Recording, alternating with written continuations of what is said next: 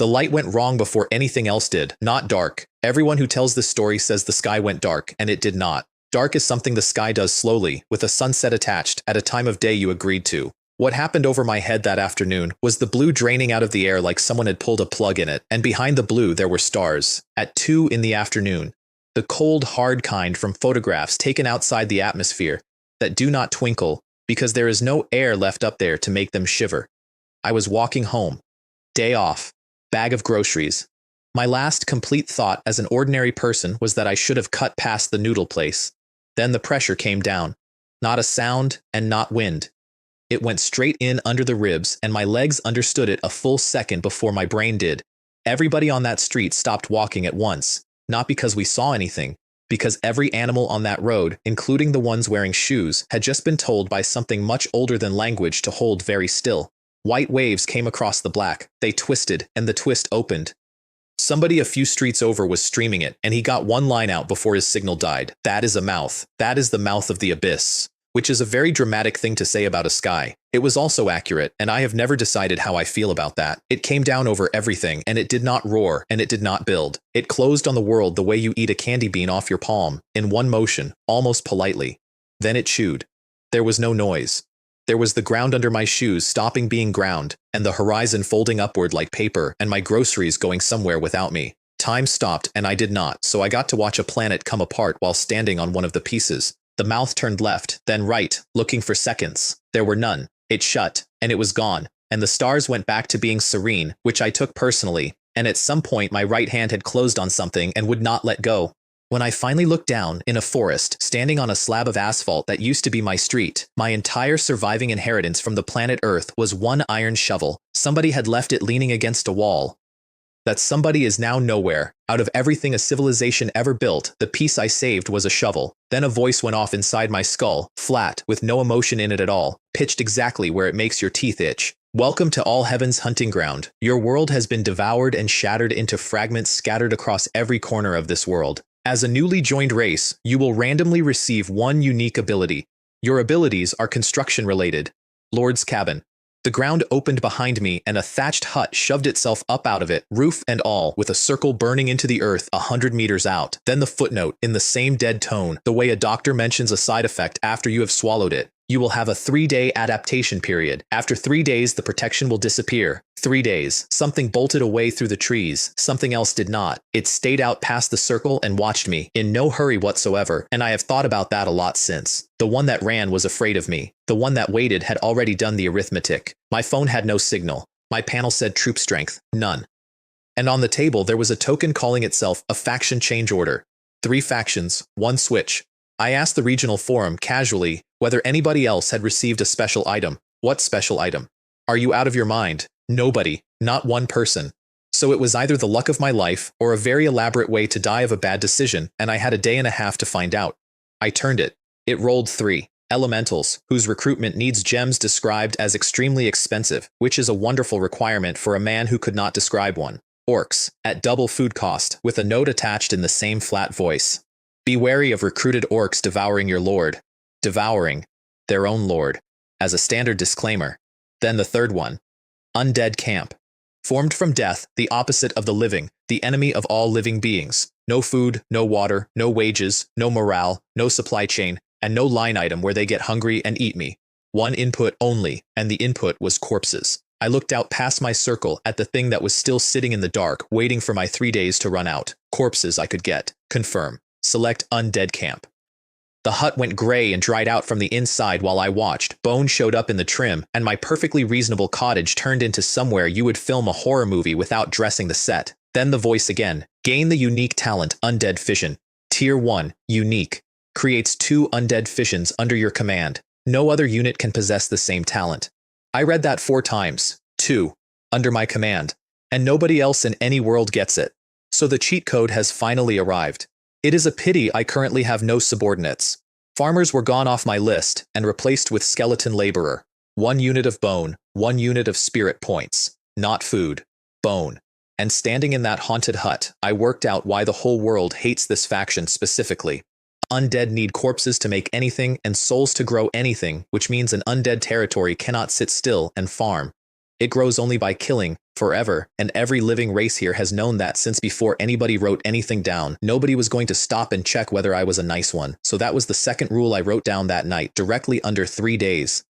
Whatever I do from here, I keep my head down. The red line on the ground was visible only to me. I found that out the hard way, about an hour later when the goblin arrived. Goblin level 1, apprentice. Green, waist high, arms slightly too long, and a face that suggested it had never once in its life been talked out of anything. It came to the edge of my circle at a dead run and then simply stopped, 1 step short, like it had walked into a shop window. It could not see the line, it could feel it. I want to say I formed a plan. What I actually did was walk up to the line and hit it in the neck with a shovel. The shovel connected. The goblin did not care. The impact came back up the handle into my hands, and my fingers went numb to the wrist, and I stood there shaking out my arm, while a knee-high monster looked at me with something I can only describe as disappointment. What incredible strength. And this is only level 1. Am I not even as strong as level 1? So I hit it again, and again, nothing. And somewhere around the 5th swing, my brain finally caught up with the evidence and pointed out that if it could not hurt me, and I could not hurt it, then the circle was not a wall. It was a rule. It went both directions. That was the moment the whole rest of my life turned on, and it did not feel like a moment. It felt like being annoyed, because if the rule went both ways, then the goblin had no reason left to be careful. So I kept swinging. 10 times 20, always the same spot, always the neck, and I watched the thing stop flinching, then stop watching the shovel, then stop watching me. By the end, it was standing there getting hit in the throat with a farming implement and thinking about something else entirely. Then I stepped over the line. Its walnut of a brain did not file an update. Same swing, same angle, same neck. Only this time there was nothing holding the edge back, and the goblin came apart at the throat and went down in the grass, and I was back inside my circle before it finished falling. I threw up. That is the honest version. I stood in my haunted little garden with my hands on my knees and lost a stomach that had nothing in it. Then I wiped my mouth and dragged the body to the pool behind the cabin. The panel had told me that was the production area, and I owned exactly 1 asset in the world, and it was lying in the grass going cold. The pool took it. 1 spirit point. 1. Low-level goblin, cheapest possible corpse, and the system priced it accordingly. Then something crawled out. It came up out of the water bone first, put its hands on the rim, and levered itself onto the grass, and it stood about my height, and it was holding a bone club with one end worked to a point and the other flattened into a blade. You even brought your own tools. That is great. Skeleton laborer, my first subordinate. It stood there dripping and waiting, and it had no eyes and no opinions, and I have honestly had worse coworkers. I pointed at it and said the words in my head, undead fission. It took 2 seconds, maybe 3. The skeleton went blurred at the edges like a badly printed photograph, and then a second one peeled sideways out of the first and stood up next to it, identical, holding an identical club. We succeeded. We are rich. The second goblin cost me nothing but time. My skeleton went in first, and I learned immediately that one-on-one the goblin was better. Faster, meaner. It ducked under the club twice. So I came around the side with the shovel and made it look at me, and while it was busy being insulted, the skeleton took it in the back of the skull. 2 corpses, 4 skeletons, then 8. Somewhere in there I got greedy and tried to fission a 4th time in a row, and the world tipped sideways and put a hand on the back of my neck. I went down on 1 knee in the grass with my ears ringing. So that was the first wall, and I found it in the first hour. The splitting does not come out of nowhere, it comes out of me, and I could feel exactly where the tank was, and exactly how empty it had gone. There was a way back, at least. I got a hand on the nearest skeleton and pulled, and a black haze came up out of it into my palm, and the skeleton dropped like a coat off a hook. Not destroyed, just switched off. Come nightfall it would get up again on its own, because that is when the dead get their strength back, and it would be exactly as useless and exactly as loyal as before. There was a second wall too, and it was cleaner. A skeleton that had already split could not split again, once each, which is the entire reason I did not simply sit in a hut for a week turning 1 goblin into a continent. But the third rule was the one I actually cared about. As long as I have enough skeletons, I can keep splitting forever. The talent had no ceiling. I had a ceiling. And ceilings on people can be raised. After that, the goblins stopped being a threat and started being a supply. They ignored walking skeletons completely. No meat on them, no soup in them, nothing worth a goblin's afternoon. They would walk right past a column of the things and only swing if something swung first, which meant I could park a dozen of my dead in a tree line and let a hunting party stroll into the middle of them. Half that party was down before the other half understood the concept. By the end of the second day, the panel said something over 100 skeleton laborers, and I sat down in the doorway of my horror cottage to appreciate the number, and my stomach made a noise like a door in an old house, because here was my situation. I commanded 100 tireless soldiers who required no food, no water, no sleep, no pay, and no persuasion, and I had not eaten in 2 days, so I did what any founder does when the business is booming and he personally is starving. I made an org chart, timber crew, stone crew, water and animals, and a fourth group whose entire job description was to walk into the woods and find things to kill. The forum, meanwhile, had gone quiet in a specific way, not empty. The volume was the same. It was the content that had changed, because on day 1, everyone was shouting about who they used to be, and by day 2, they were shouting about who had just died. We only went out to explore together, and one of us did not come back. Whoever saves me, I will call them boss for the rest of my life. That is a thing people were typing. Out loud. In public. Under their own names. And then, in the middle of all of it, a man called Chen Hao posted a wall of text that changed the shape of the whole region. And he did it in the tone of somebody explaining a train timetable. He had already upgraded his lord's cabin, and upgrading, he said, unlocked regional trade. Only one person needs to upgrade in each location. After that, resources from different regions can be traded and allocated. The feed lost its mind. Half of them were calling him a saint inside 30 seconds. I sat with it a while, because I had a problem the rest of them did not. My entire plan was to never let anyone see what I was. And trade, if I understood it right, is the one human activity where nobody looks at your face. A number goes out, a number comes back. The counterparty does not get to ask what your soldiers are made of. Hiding and trading were compatible. That was the day the whole shape of the next year clicked into place, and I made the decision in about 4 seconds, sitting in the dirt, chewing nothing. Upgrade cost was 10 wood, 10 stone, and 10 units of bone. 10 bone, which is to say, 10 goblins I had already killed, converted, and would now be throwing directly into a wall instead of into an army. I want that on the record too. My first real investment decision hurt. The cabin grew a second room, and the pool got hungrier in a good way. Skeleton Laborer Level 2 came out thicker in the bone, with better tools, and the conversion pool could now take 2 bodies at once instead of 1. Small numbers, but small numbers that multiply are the only kind that matter, and I was already very interested in multiplication. Then the flat voice came back with something new. Lord Li Wei, the third person in the region to upgrade Lord's cabin. Do you wish to claim the reward? Third. I sat with that for a second, and I would love to tell you I felt humbled. Only third here. But in troop strength, I think I am first by a distance. My reward was a blueprint, and I read the name on it twice. Skeleton Conversion Field. I built it on a stretch of sandy nothing at the edge of my circle, ground I had already written off, and watching the construction was the first genuinely eerie thing that happened to me in that world. My skeletons carried stone and wood and bone up to the marked line, and then each piece just went into the earth, not laid down, absorbed, like handing something to water. What was left when they finished was a pit. Wide, and deeper than it had any right to be, with bones spiraling down the sides into a black that my torch could not find the bottom of. And out of that pit, for 2 units of bone and 2 spirit points, came something new. Skeleton Soldier, Level 1. Taller than a laborer, whiter, cleaner, and carrying a sword grown out of its own arm bone. I did the only responsible thing and made the 2 of them fight. The soldier moved once. 1 strike, and my laborer's skull came apart like a dropped plate, and the pieces were still settling when I finished the arithmetic. Twice the price, 5 times the animal. Every unit of production I had went into that pit within the hour.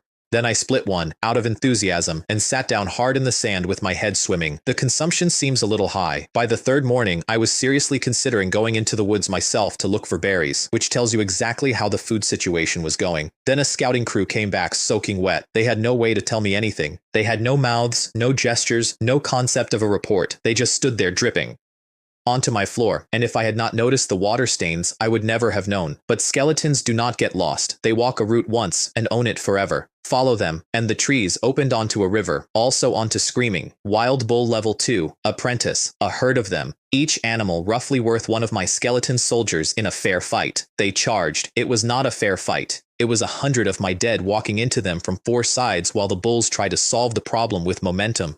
2 went down. The herd abandoned them and ran. Water problem solved. Food problem solved. And I sat on the bank and watched my soldiers start butchering a bull with the calm competence of men who have done it for years, which was disturbing, until I remembered what class they had been built from. Truly worthy of a farmer's type unit. I boiled the water before I drank it. There are no doctors here and no medicine, and dying of a stomach bug in a world with a sky that eats planets would be an embarrassing way to go. The trading area went live that afternoon, and it was a bazaar. A dozen shops, hundreds of listings, people selling literal weeds because they had nothing else and had already worked out that somebody, somewhere, needed weeds. And halfway down, I found a material warehouse blueprint listed by a seller calling himself Zhao Chen. He wanted food. Anything is fine, he said. 30 units. One bull came apart into about 50 units of beef. 1 unit feeds a person for a day. I was, without exaggeration, the richest man in that market and the only one starving. So naturally I haggled. I opened by pointing out that his blueprint was not a class blueprint. It made no soldiers. It was a shed. He countered by mentioning, very casually, the enormous crowd of survivors camped in the supermarket district who would pay anything for meat. And that is where he lost it because I had read the same forum he had. The supermarket area is densely packed with people. Their demand for food is certainly higher than mine. Silence on the other end. Long silence. He had already tried them. They had turned him down because they were sitting on a building full of food and did not need his shed either. 28 units. That is the bottom price.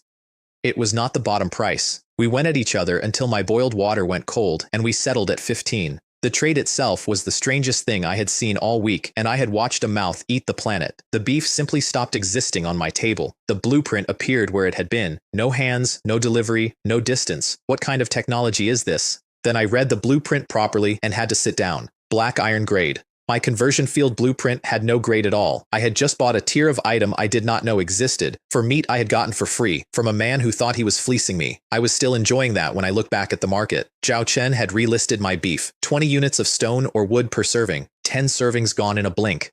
Nobody is a fool. Fine. I listed 1 bucket of river water at 20 stone or wood, and it sold in under 3 seconds. Then I listed the rest of the beef, which was going to spoil anyway, and by evening my cabin was so full of stone and timber that I had to go stand outside my own house. Dinner was beef cooked on the flat of my iron shovel, held over a fire, eaten with 2 sticks. I burned my mouth on the first piece and did not slow down. I do not have a toothbrush, but I have a frying pan. The material warehouse turned out to be worth more than the blueprint that made it. 100 square meters inside a shed the size of a garden shed. Food does not spoil in there. It sorts itself. It classifies what you put in, and it repairs anything black iron or below, which meant that from that day my shovel would never wear out, and I want you to hold on to that fact for later. It also taught me I had been wasting bulls. Butchering by hand out in the field gave me meat and hide. Butchering at the warehouse gave me significantly more of both, plus things I did not know a bull contained. Every animal I had processed before that point had been thrown away at a discount, and nobody had told me, because nobody in that world was in the business of telling me anything. Then I looked at the next upgrade and stopped. Village status, 80 wood, 80 stone, 100 bone, 50 spirit points, 100 population, and a test, not a fee, a test. That morning the forum was arguing about gold coins, which had suddenly become the bottleneck for everyone. Somebody posted the reason. Some monster lairs have treasure chests with gold inside. 18 of us went in together. 3 farmers came back and 5 people did not. Then further down, the line I actually wrote on the wall of my head. If you force these farmers to die, they will rebel. I read it twice. Every other lord in that region was running a business where the workforce could quit, argue, panic, or leave you in a cave. Mine could not. Mine had never once had an opinion. That was not a small advantage. That was the entire advantage, and it had been sitting in plain sight since day one under a label that said the enemy of all living beings. I woke to a casualty report. Overnight, the panel had gone down by a lot, and there were fewer of everything than there had been when I went to sleep. How did so many die? Is it that dangerous out there at night? The trouble with an army of brainless minions is that they cannot tell you where it happened. So I stood in the yard and guessed directions until a crew turned in the correct one, and then I followed my own dead to the place they had gone missing. Skeleton corpses on the ground, bone too damaged to reuse, which stung. A blood trail, goblin sign. And then the forest ended, and there was a ruin on the rocks. A collapsed house, not a monster den. A house, brick and window frame and a piece of gutter, sitting in an alien wilderness. A piece of earth. There was a cave mouth behind it. Nothing ventured, nothing gained. I took a torch, for me, since my soldiers had not needed eyes since the day they were made. An arrow came out of the dark and missed my head by about the width of a decision. My knees tried to fold me into a crouch with my hands over my skull, and I stopped them, because it would have been extremely embarrassing in front of the skeleton soldiers. They do not judge. It is the principle. Then they went past me into the dark, all of them at once, and about a dozen did not come out, and then there was quiet. Inside were at least 200 goblins, or had been. I suppose you could say I won against overwhelming odds. I noticed something on the walk out with the loot. I had not been sick, not once, not even a flicker. And I noticed myself noticing, which is a different and worse feeling than being sick. At the ruin on the way back, I found the last piece. A slab of rock had been lifted off the ground, and there were old stains under it. Whoever had landed here had come through fine and then been killed by falling masonry inside their own safe circle. The barrier stops monsters. It does not stop accidents. There was no Lord's cabin anywhere on that hill, which meant they had died before the hut ever came up. 3 days of protection is not protection. It is a waiting room. After that, I stopped being careful and started being efficient. Across the river, we found goblins running down a reindeer, and I put a hand up before the front rank moved. Let me handle this. Do not waste my spirit points. Level 2. Skeleton soldiers went through them at 2 goblins per swing. Nobody died. Nothing cost me anything. It was the first fight of my life that I watched instead of survived. Then the tree line opened on a goblin camp, tents and fires and a few hundred residents, and I did not make a speech. Go. Wipe them out. I walked in behind the wave with 4 soldiers boxing me on all 4 sides, which is the closest thing to a bodyguard detail a man can build out of arm bones. 8 tribes in one day, 8 camps, 8 scattered piles of dead, and 8 wooden treasure chests left sitting in the ash because apparently the universe pays a bounty and does not care who collects it. I carried them all home and did not open a single one until dark, which took a discipline I did not know I had. Then I washed my hands, sat down on the floor of my haunted cottage, and started on them one at a time like it was somebody's birthday. Open the chest, food, rope, a dagger, basic resources. Then the 4th one gave me a card that summoned 20 level 3 skeleton soldiers, which I immediately split into 40. Better than nothing, I suppose. The rest was resources, spirit points, and bone. Corpse bone, specifically. The chests were reading my faction and paying me in the currency I actually used, which was flattering and slightly unnerving. There were 18 gold coins in there too, and no way on earth to spend them yet. No blueprints. What terrible luck. By the time I finished counting, the panel said 800 laborers and over 1,000 soldiers, which was 2,000 goblins worth of afterlife stacked in my yard. I split everything that had not been split. Around 1,800 level 3 skeleton soldiers standing in the dark, waiting for someone to want something. Then I hit upgrade and the cabin did not change. The village has reached the critical point for upgrading. Do you wish to continue upgrading or do you wish to accept the test? If you do not accept the test, you will lose the opportunity to awaken your territory talent. Then it listed the difficulties: easy, normal, dangerous, hell, disaster. Here was my reasoning, and I stand by it. The requirement was 100 population. I had roughly 2,000 elite dead plus 1,000 ordinary ones stacked 3 deep around a hut. If the test scaled to the requirement and not to me, then the gap between what it expected and what was actually standing in my yard was the biggest edge I would ever get handed. No matter what, whether I become somebody in this world depends on this. Disaster.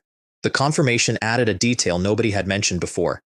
After passing the test, you may switch factions. If you keep your current faction, your awakened ability will be stronger, which told me something ugly. Everyone gets offered the switch eventually. My head start was not a secret, it was a schedule. Please prepare yourself. The village upgrade test, Goblin's Revenge, will begin in 1 hour. I spent that hour stacking stone and timber into barricades and throwing up a low wall around the cabin and the buildings. Then the voice came back one more time, pleasantly.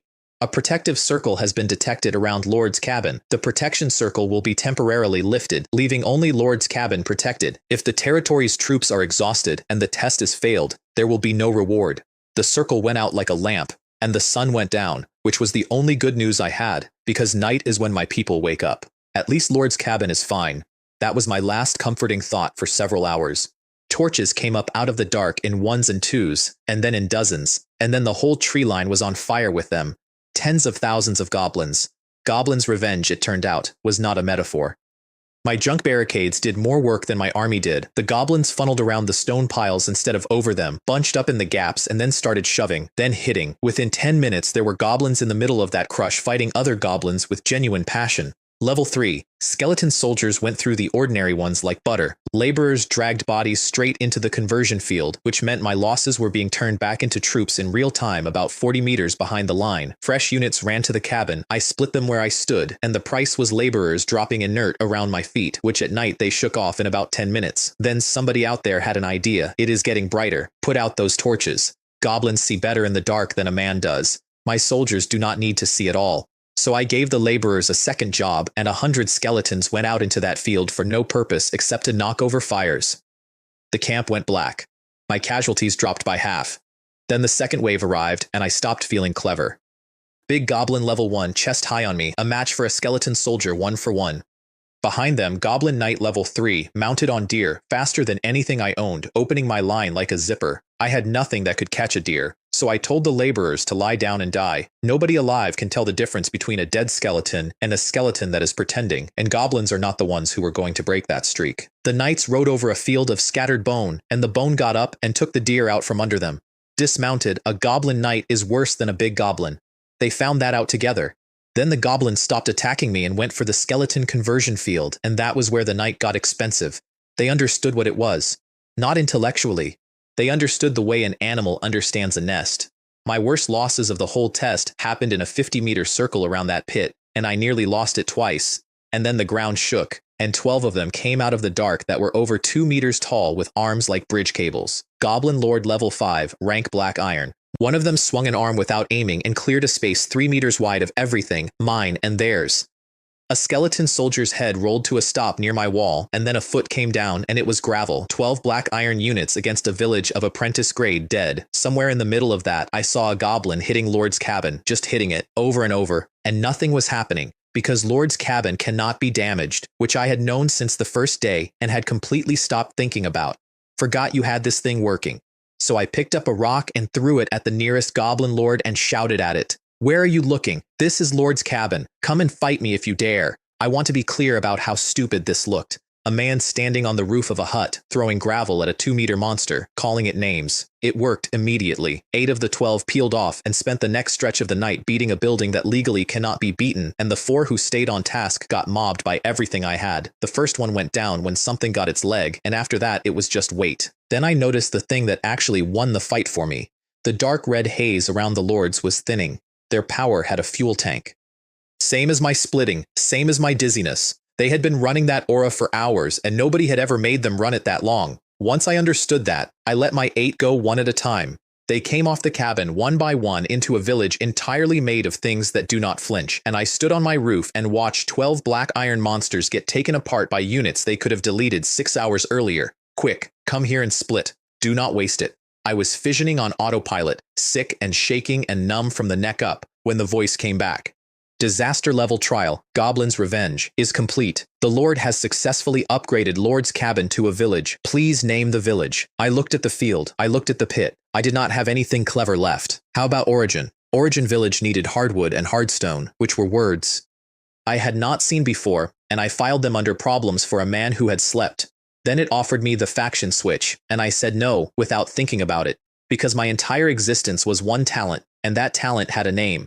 And then it offered the real choice. Take a brand new powerful talent, or bless the one you already have. After enhancement, the territory talent will be equivalent to your own talent.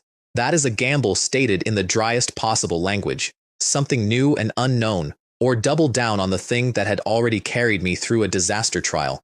I doubled down. Territory talent. Undead fission level 1. Unique.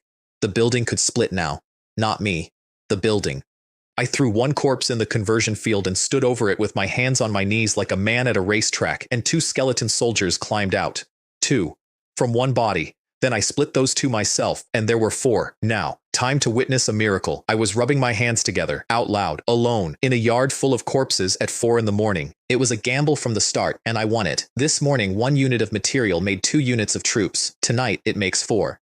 There were 2 disappointments in the fine print. Draining a skeleton soldier back out took 5 pulls instead of 1, so my emergency reserve was worse than I thought. And now that I had a village, buildings no longer erupted out of the ground on command. My laborers had to build them, piece by piece, like people. I put up a second conversion field and took it straight to level 3, and worked until the sun came up, and I did not touch the 12 Goblin Lord corpses. Black iron bodies were far too good to spend on ordinary soldiers. They went into the warehouse, and I went to sleep.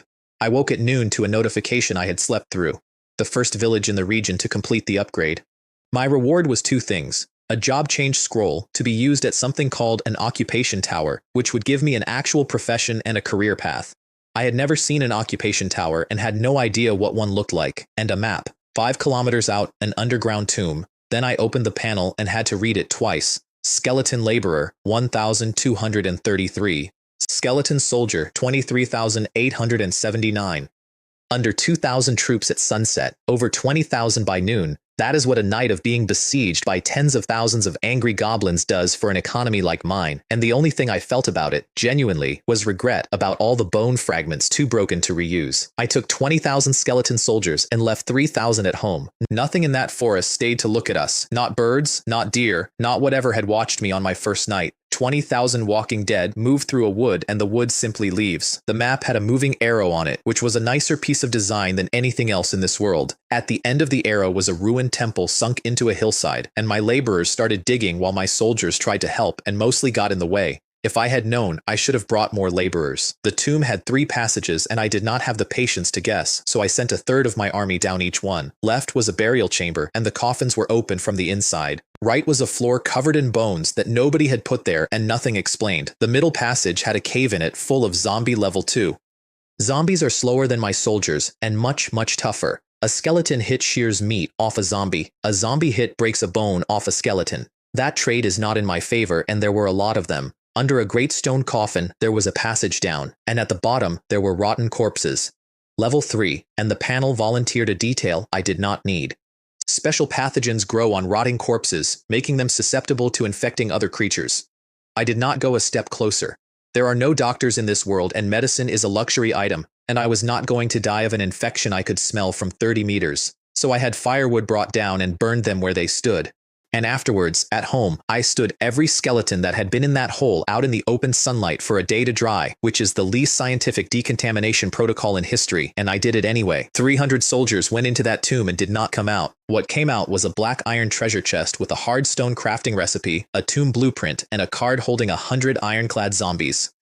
Also a lesson, crafting blueprints only work if you own a material warehouse, which I did by luck because a stranger had tried to cheat me on beef. The tomb needed 200 hardstone, 100 corpses, and 20 black iron corpses. Total black iron corpses in that entire tomb, after 300 of my dead had died for them, was 10. The zombies had killed my army with weight, not with quality. Then I remembered the 12 goblin lords sitting in my warehouse and felt considerably better. It is worth saying the honest thing here. Earth had joined this place last week. There were worlds swallowed before us that had been living here for who knows how long, building, breeding, learning the rules. I was not early. I was the newest thing in the room by an enormous margin. On the walk home, something very tall was standing on the horizon that had not been there when we came out. It looks like an awl. That was not here this morning. The tower was built like something a child assembles out of blocks, and it had about 1,000 tenants. Tree monster level 2, a whole forest of them, and 2 treants at black iron who swatted groups of my soldiers out of the air with branch arms. On the roof of the thing, a translucent disc turned slowly and got smaller each time it came around. A countdown. The tower shows up somewhere at random and then it leaves. The fight took an hour and I hated all of it. Wood is harder than flesh. A sword in a torso does nothing to something with no organs, and the only fast kill is cutting the core, which is buried. 3,000 skeleton soldiers to kill 1,000 trees. What terrible luck. We lost more than they did. Then the dead Trents turned out to be made of hardwood, which was a material I had been unable to buy for a week, and I forgave everybody. At the door, I hit a wall I could not see, and my entire army hit it with me. Nobody comes in, just the Lord. So I walked into an unknown tower alone, holding a shovel, and a voice said, "Welcome to Occupation Tower. Shall we begin career selection?" Inside were statues going back further than my torch reached. Warrior, Knight, Elemental Mage, Beastmaster, Assassin, Scout, Shadow Mage. The common ones first, the strange ones deeper in, and I did not get to browse because my scroll unrolled itself in midair and started working, initiating class matching. The most compatible classes are Undead Mage and Death Knight. Death Knight was almost certainly the stronger of the two. Death Knight also required me to stop being alive. Undead Mage. Final. Then the scroll explained what it had actually been worth, and it was more than I thought. Without it, your class talent is generated automatically. It might be good, it might be useless, it might actively be a problem. With it, you pick Mana Restoration, Bone Specialization, Zombie Specialization, Death Power Specialization, Undead Regeneration. A mage with no magic is just a weakling. Mana Restoration. Then it offered me the same 5 difficulties, and I looked at Disaster and thought about the last time. The last time had been tens of thousands of goblins, and I had won it by throwing rocks at a monster from a roof. So what if I fail? I get another scroll and try again. Disaster. I was allowed one. temporary skill, and I took Summon Skeleton over the 2 attack spells because attack spells kill one thing and summoning kills as many as I can find bodies for. Then I tried to import my Ironclad zombie card and got refused. Black Iron, over the limit. Fine, new idea. My troops are my personal property. So I stood skeleton soldiers in the entry hall hugging each other in a heap and kept adding until the tower said no, and the number was 100. 100 elite level 3 soldiers walked into a career trial as luggage. Then the tower mentioned, as an afterthought, that failing meant no second attempt for 1 year. What? There is a time limit. Why did you not say that earlier? I found out much later that no other candidate in that world could have brought a single soldier in with them. Only an undead lord. The tower had not been built with me in mind. I dropped into the trial at the edge of a village that was on fire. Smoke first, then flame taking the roofs, and a man staggering out of it covered in his own blood. He made it as far as my feet and got one sentence out. Lord Malcor is colluding with demons. He is taking villagers everywhere for blood sacrifice. Please stop him. Then he was gone, and the script arrived in my head. I was a man who had left home years ago to seek power alone and had come back to find his homeland like this. Malcor held the border town. The sacrifice completed in 3 days, and then something came through. 3 ways to solve it: kill the Lord and the demon together, prevent the summoning, or ride to the neighboring villages and raise them. I dropped the third one immediately. Nobody raises a militia by knocking on doors as an undead mage. Best case, they refuse. Realistic case, they decide the smoke is my fault, and I fight 2 enemies instead of 1. My panel in there was humiliating. Strength 1, Agility 1, Physique 1, Intelligence 2, Spirit 1, Magic 20. I put my hand on the dead villager and cast for the first time. A gray-black haze came off my palm and went into him, and the body cracked, and the skeleton inside stood up and pulled the remaining flesh off itself like a man taking off a wet coat. Weaker than my laborers. 5 mana each. 4 of them, and my tank was empty. Then I tried the talent on them, and everything changed. Undead Fission worked on summons. It worked on summons for free.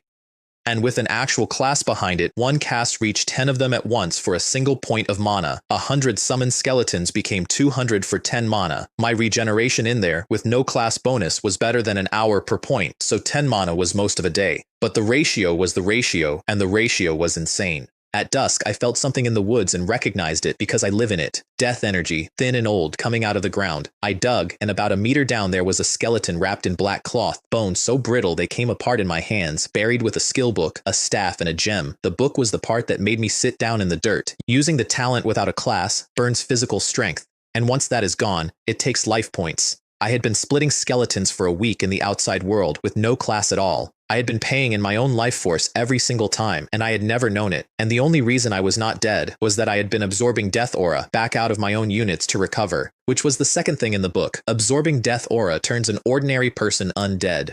I had been shielded by the 3-day newbie protection. That was it. That was the entire margin. People in the undead mage profession, said the book, often gradually transform into undead creatures because they neglect certain aspects. I thought about the man who had been buried out here with his own staff and stopped reading for a minute. The staff raised spirit, which meant stronger summons and stronger spells. The gem held 10,000 magic power in one use, and then it was a rock forever, and it was obvious what this cache was for. Without it, a normal candidate would fail this trial on the first evening. It was the tower's mercy, hidden under a tree. Then I went to the burned village and walked through it properly, and there were bodies in the road and in doorways and in a well. I will lead you to avenge yourselves. With the staff amplifying me, one corpse made one skeleton soldier, which was better than my conversion field could do at home. Then I found my ceiling. 1 point of spirit controls 10 undead. Nothing black iron or above without backlash. That would have capped a normal undead mage at 100. I am not a normal undead mage. I am a lord, and a lord commands at 10 times the rate. 100 base, another 100 from the talent, up to 400 under my hand at once. For everyone else, this world is a catastrophe. It keeps arranging itself in my favor. I scouted the town from a tree line and did not like what I saw. The patrolling soldiers had skin like clay and short horns coming through the hair. Malcor was not just sacrificing people, he was converting his own garrison, which, and I am aware of how this sounds, was a relief. At least now I do not have to worry about killing innocent people. I have a bottom line. It is not a high one. It is still there. Then I followed a cart that was dripping out past the wall to a pit. They had been drained, all of them, and the expressions had stayed on. That is genuinely cruel. Even I would not do that. And I am the undead camp. Every mass grave outside that town became a battalion. Summon, then split. 2 soldiers per body. I sent only the summoned ones forward and kept my 100 imported elites standing around me because I had learned exactly one lesson from Goblin's Revenge, and it was about where the Lord stands. Bells started up on the wall. Get back inside. There are a lot of skeletons out there. The town had wooden walls and the wood had rotted through in places, and there were gaps in it you could walk a cart through. Without these gaps, we genuinely could not attack this place. Their archers were bad, and it did not matter that they were bad, because a body shot on a skeleton is a hole in the air. Only skulls count, and skulls are small and moving. Their mutated soldiers were strong, 2 or 3 of my summons for each one, and they were still losing because their men could be discouraged and mine could not. The skeletons that could not reach a person started chopping the fence instead. Behind the line I ran a conveyor belt. Every skeleton that went down became material again, got summoned again, got split again, and walked back into the same gap it had died in 20 minutes earlier. From the wall it must have looked like the dead simply did not go down. How are there so many of them? What are you all good for? Their real garrison was under 500, and by then it was under 300, and I found out why later. A lot of that town's soldiers had objected to what their lord was doing. Malkor had put those men down himself before I ever arrived. Then he came out onto the steps, and I got my first proper look at him. Horns well past decorative. More demon in the face than man. Kill them all. Now. Then, when that did not work, a correction to his officers. If you cannot destroy them, hold them for 2 days. When the great demon god descends, those damned undead will regret it. And then the line that settled it for me. I need 200 more people for the sacrifice. If I cannot get them from outside, I will get them from inside the town. The wall came down about an hour later, and here is the part I did not plan and have thought about ever since. A civilian broke and ran through the breach, straight through my line, and a skeleton soldier standing right there could have killed him with one motion, and did not. It just let him go. Passed. Somebody in that crowd noticed. Then somebody tested it. Then the whole town emptied out through my army like water through a grate. Hundreds of people walking between ranks of the dead and not one of them being touched, because I had never told my soldiers to kill anyone who was not fighting, and my soldiers do exactly what I tell them and nothing else at all. The demonized garrison could not run. They were not being controlled by their own opinions anymore. By deep night, about 20 of them were backed into Malkor's mansion. I put 300 soldiers in a ring around it, took my 100 elites into an empty civilian house across the square, sat down on somebody's floor, and waited. I waited 2 days, not because I had to, because I did not. This trial was hard for the person it was designed for, and it was not hard for me, and I had picked disaster on purpose, so I was going to let it finish loading and see the whole product. On the 3rd day, the pressure in that square went up like a lid coming off, and the mansion fell in on itself. Malkor came up out of the rubble with his arms spread, mutated past any argument about it. Ha ha ha ha. Great demon god, your apostle has come to this world, and he will bring new life to it. Then the pool came up, and things climbed out of it. 12 of them at level 2, and 1 at level 3, which is black iron. The black iron one covered 5 meters in a single jump, landed in the middle of my skeletons, and swept once. 30 of them came apart. No wonder they call it disaster. This demon is the disaster. Anybody else, even with 100 elite soldiers, would be finished right here. Scatter. All of you, scatter. Do not bunch up. The 12 small ones could not project anything. They had to touch what they killed, one at a time, and I had hundreds, and they went under. The big one took 200 skeletons to run its power dry, and another 100 to run its legs off. That is what killing it consisted of. Not a plan. A cue. Malkor never fought at all. He stood there in the middle of it and could not make the picture fit. No. You sinners. How could you kill the messenger of the demon god? You will be punished. He was still explaining when the swords went in. When it was over, I had under a quarter of the gem left and fewer than 100 skeletons standing, and I will admit something. Somewhere in the middle of that, I had started to panic. I hid well. That is all that saved me. If that thing had found the house I was sitting in, this would be a much shorter story. Then the settlement came through, and it was worth every hour.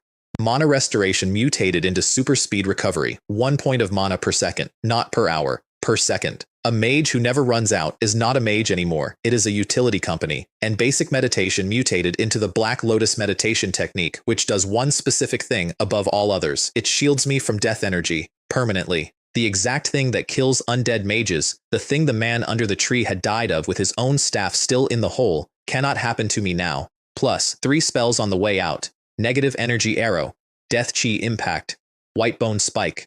Then the trial world broke like a mirror around me and I was standing outside the tower, and outside, no time had passed at all. My panel had changed shape. Magic 30, Intelligence 3, Spirit 2.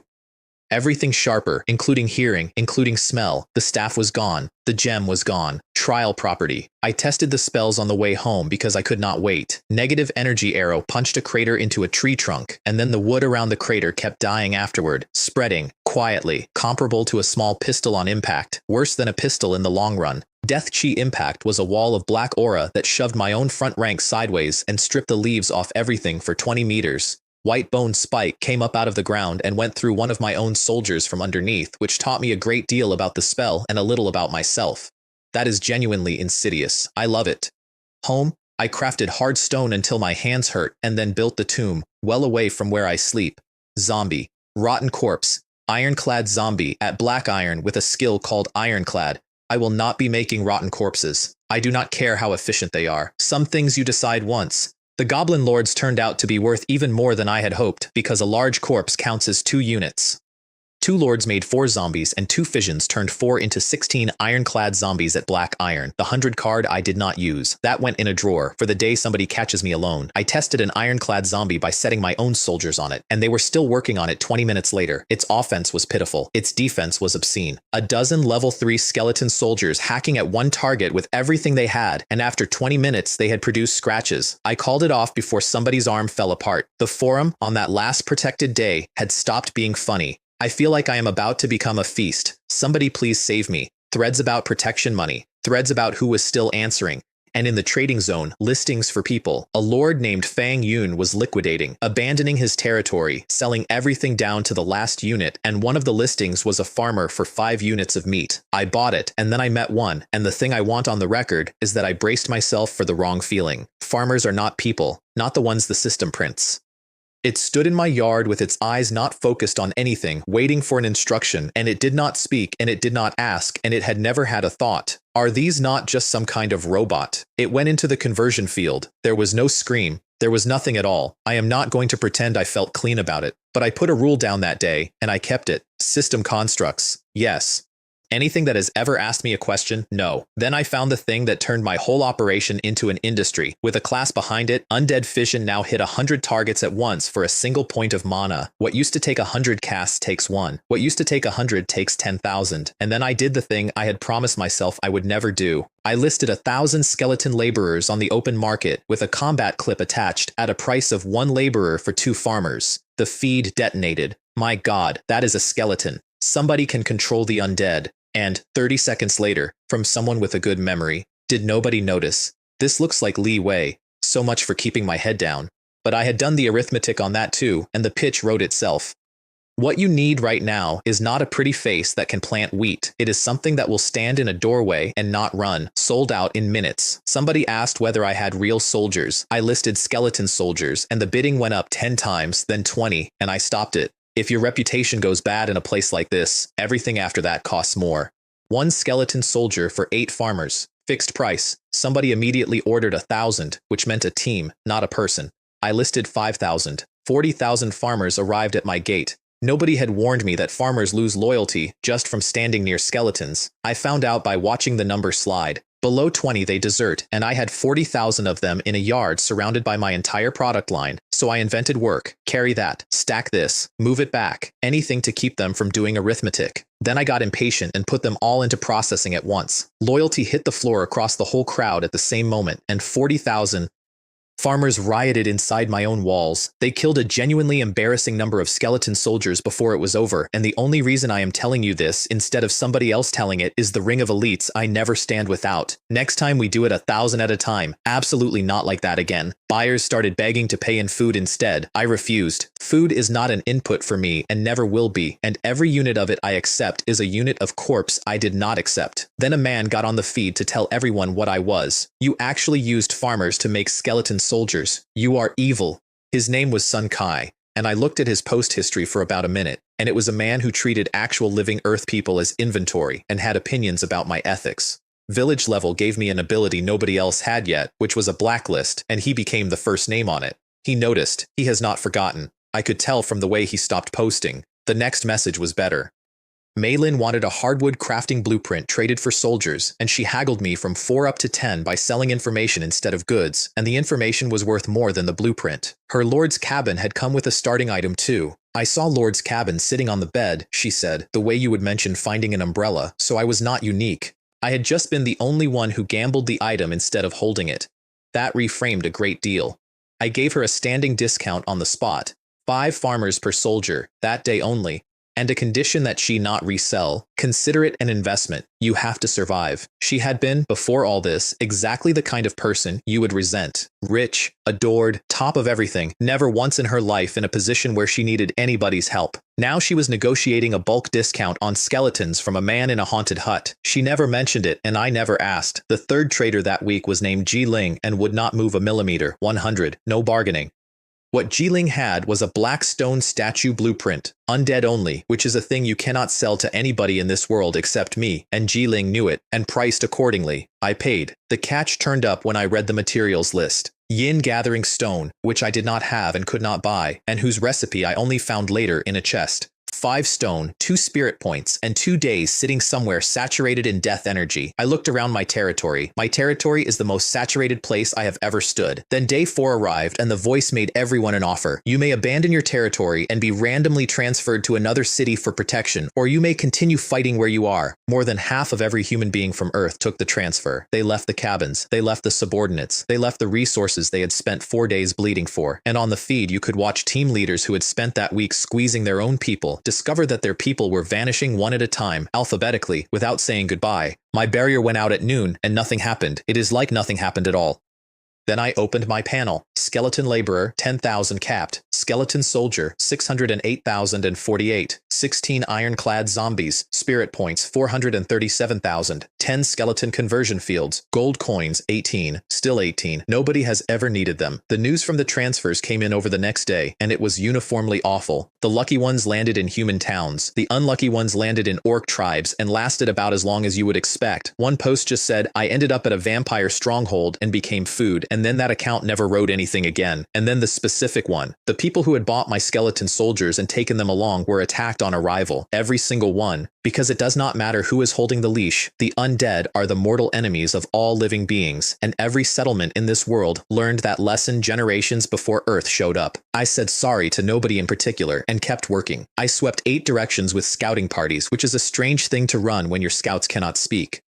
They report by coming back and standing somewhere odd, and you learn to read it the way you learn to read a dog. I built up to 5 material warehouses. I discovered my laborers could farm, and then that undead cannot farm without proper land blueprints, and then the real problem underneath both of those. The ground around my territory was going wrong. Crops planted normally came up thin and pale, and then stopped. The death aura I lived in was leaking outward, and my land was getting steadily better at making corpses and steadily worse at making food. Which is fine for me. I do not eat what I grow. It is going to matter later, and I knew it at the time. Meanwhile, several hundred kilometers south, a werewolf was reading a report about me. I did not know any of this at the time. I learned it afterward, and it is worth telling properly because it is the first time I found out what I looked like from outside. Vargos was chieftain of the Wolf Riders, nomads on the southern grassland, and a scout had brought him a number. Tens of thousands of skeletons in the northern forest, no black iron units, no heroes, nothing above a common soldier anywhere in the mass. Any other chieftain files that is good news. Vargos did not. A drifting undead swarm can be devoured, he said. A drifting swarm wanders. This one holds a border and stays on it. Something is telling it where to stand.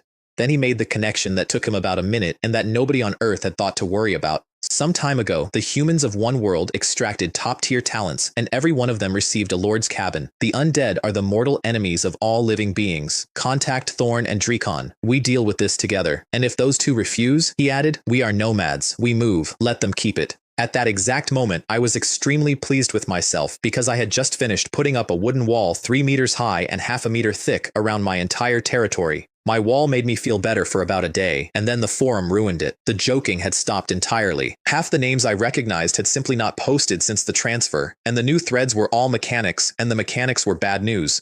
Other races can take a lord's cabin, not destroy it. Take it and convert it and run it. And a lord can also surrender voluntarily and change faction, which costs him his special talent immediately and degrades everything he has later. This world keeps getting worse the more of it I understand. So I built the statue, a 2-meter pillar with 4 skulls on top, one facing each direction, and when it woke up the eye sockets lit and each skull put out a gray beam.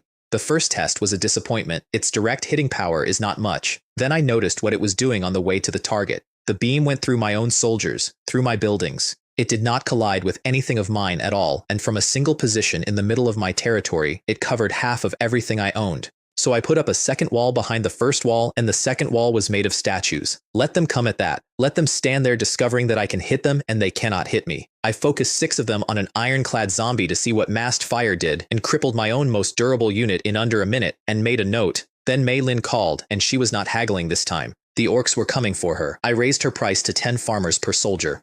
I would like to dress that up. I cannot. She was in trouble. She had nowhere else to buy, and I moved the number, and she paid it because there was nothing else to do. Her farmers arrived, and I had never seen anything like them. Little fairies, tier 3, green-skinned, knee-high, basic farmers of the elf race. She had picked elves. They were also worse than human farmers at everything. A competent human farmer handles 2 of them. So everyone gets to pick elves. How nice for everyone, because it was not just her. The orcs were hitting every human territory in the region at once, and the rules had quietly changed underneath us. Abandoning a cabin no longer teleported anybody anywhere. It just left the building standing there, empty, waiting to be occupied or knocked down. I listed 10,000 soldiers at 10 farmers each. They were gone in seconds. 100,000 farmers came in, and a large share of them were useless to me, which I discovered by trying. Tree monsters, earth elementals, wooden puppets. Non-biological farmers cannot be converted and cannot be broken down. They just stand in your yard losing loyalty until they hit 0, and you have to put them down. So I banned them from the trade, and the feed came apart. For the sake of humanity's survival, please have some mercy. I hate this kind of saintly behavior most of all. Why do you not sacrifice yourself instead? I did not argue. I opened a second trade line instead. Animal carcasses and bones, 2 units of anything per farmer's worth of credit. The mood turned inside an hour, because every single person out there had a heap of ruined bone behind their cabin that they had been stepping over for a week. It is remarkable. All these useless people just found something to sell me. Then somebody listed a hero upgrade scroll and added a line to the description that told me everything about his week. I would not be selling this if things were not so bad. 1,000 soldiers. I did not haggle for a second, because the requirement on that scroll was loyalty 100, and every single unit I own has been sitting at 100 since the day it climbed out of a pool, without effort, without wages, and without me ever once having to be likable. I used it on a skeleton soldier, and the light went into it, and it came out taller. The bone was flawless. It looked less like a skeleton and more like something a sculptor had spent a winter on. Please name it. You are the first hero unit under my command, so you take my family name. From now on, you are Li Jun. His panel came up, and it was the first time I had seen numbers like that. Skeleton warrior. Talent. Swordsmanship specialization. Rank black iron. Strength 12, agility 12, constitution 10, death power 100. And 2 skills I did not have any use for yet and would have a great deal of use for shortly, called Infantry Legion Command and Skull Phalanx, which is where I learned the rule that organizes this entire world. Ordinary creatures cap at 9 in any attribute. 9 is the roof of normal. Anything over 9 is black iron, and it is not a step, it is a different kind of thing. I sent him south to look at the orcs. 2 days later, a man tried to sell me a corpse processing plant blueprint, and I have rarely moved so fast in my life. It is an undead building. It was being sold by somebody who was very obviously not undead and had no idea what he was holding. I paid the asking price without a word, which for me is unheard of, and then sat there afterward feeling slightly guilty and mostly delighted. Once word got out that I paid skeleton soldiers for blueprints, the trading zone buried me in garbage, decorative wall tiles, fence posts. Somebody sent me a blueprint for manufacturing toilets. I bought all of it at a flat rate, because a blueprint I do not own might be a blueprint I need in 3 months, and because refusing publicly would have shut the pipeline. Nobody is stupid, unless a man is truly cornered, who sells a valuable blueprint for a price like that. I did turn down one offer, a lot of 100 iron swords. What exactly am I going to do with 100 of them? The corpse processing plant went up in a week and changed my economics again. Corpses go in one end, small gray-black cubes come out the other, stacked and stable, and 1 cube is 1 unit of skeleton. More yield per body, no spoilage, and conversion runs a third faster. I never once picked a cube up with my bare hands after the first day. I know what they are. There is no reason to hold one. The only thing that worried me was floor space. Functional buildings have to sit inside the territory, and every square meter I filled with a plant today was a square meter I could not give to something better later. I was building a city out of the cheapest available thing, which is exactly what a man does when he has never had money. Then Li Jun's first report arrived, and it arrived on a piece of hide, carried in by a skeleton that had walked for 2 days. That was how I found out that hero units learn to read and write and speak. The south is held by orc forces, mainly werewolves. They have allied with the porcupine men and the lizard men and are preparing to attack us. And I sat with that hide in my hands and had a wobble I am not proud of. I wonder whether orcs are like class units. If they have real intelligence, I wonder whether killing them will sit on me. Then I answered myself, because there was nobody else in the room. No, they are enemies. Eventually this ends with human beings on the other side of a field too, and I had better be used to it before that day and not during it. What I did not know was that the meeting had already happened. Vargos called it, and he had to, because the other two did not like him. Thorn came in first, a porcupine man, and I have his measure now, and porcupine men are exactly what they sound like and considerably worse in a fight. They fire their own quills out of heavy bows, they are rare, and they breed badly, which makes every one of them expensive to lose and makes Thorn extremely careful with his arithmetic. We are not enemies, Thorn said, but our relationship is not exactly good either. How much benefit are you planning to give us? Drekken came in for the lizardmen, weaker bloodline, larger numbers, fewer opinions. Vargos laid out the case. 10,000 skeletons in the northern forest and climbing. They patrol. They hold a line. They do not leave the trees. That means orders, and undead obey orders absolutely, which means somewhere behind them there is one mind running all of it. Then he said the thing that got him his army. The most terrifying thing about undead is that they multiply as long as you keep killing. Their commitments, all of which I read months later. Werewolves, 50,000 wolf riders, 400 black iron, and Vargos himself at bronze. Porcupine men, 70,600 black iron, Thorn at bronze, which was 2/3 of the entire race, and which Vargos privately believed was a lie. Lizardmen, 100,500 black iron, Drekon at bronze. Halfway through, a scout came through the door without knocking. The skeleton count has passed 100,000. If we run out of goblin corpses, said Vargos, we are probably next. They broke up to mobilize. And on the floor of that tent, among the general debris of a war council, a skull that had been lying there the entire time started very quietly scratching notes into the dirt with its own teeth. The next useful thing came from a quitter. A man named Kieran had taken the transfer on day 4 and landed inside an actual human city, and the city had a market, and the market restored his access to the trading zone, so he started selling the only thing he had, which was a view. Human society here runs something like our own Middle Ages, nobles and a king jointly, with the nobles doing most of the actual holding. There are real cultivation methods, taught and inherited, and the part that reframed everything. Natives who meet certain conditions can obtain something like a lord's cabin. The locals envy us. We are not aliens with a cheat. We are amateurs who were handed the local professional standard for free. Kieran was assembling a caravan and recruiting, and he needed troops, and he could not use mine. This is the human camp. Bringing a skeleton soldier here gets us surrounded and killed. I sent him goods anyway. 2 farmers per soldier, at cost, for anyone who contributed troops to the caravan, plus 100 wooden puppets I could not process and had been quietly resenting. I want to be honest about why. It was not kindness. It is not only about whether the price is right. It is about how much people hate you for being the one with everything. So I put it in public and made it a policy. There is a big battle coming. When it is over, I lower prices for everybody. Then the second hide arrived from Lee Jun, and it was much shorter than the first. The werewolves have joined with the porcupine men and the lizard men. Total force over 100,000. Black iron over 1,000. They attack within 2 days. My panel said 1,200,000 skeleton soldiers, and I was still uneasy, which tells you something about the undead. We are the fragile ones. Everybody in this world knows it. Bone armor, bone swords, and a body plan with no organs to protect because there is nothing in there worth protecting. Lee Jun came home and gave me a soldier's reed instead of a scout's. They will not commit more than 300,000, and when it hurts, they will run. If they run, all we get is corpses, and corpses are not worth what this will cost. Then he told me his doctrine, and it was the purest undead sentence I have ever heard.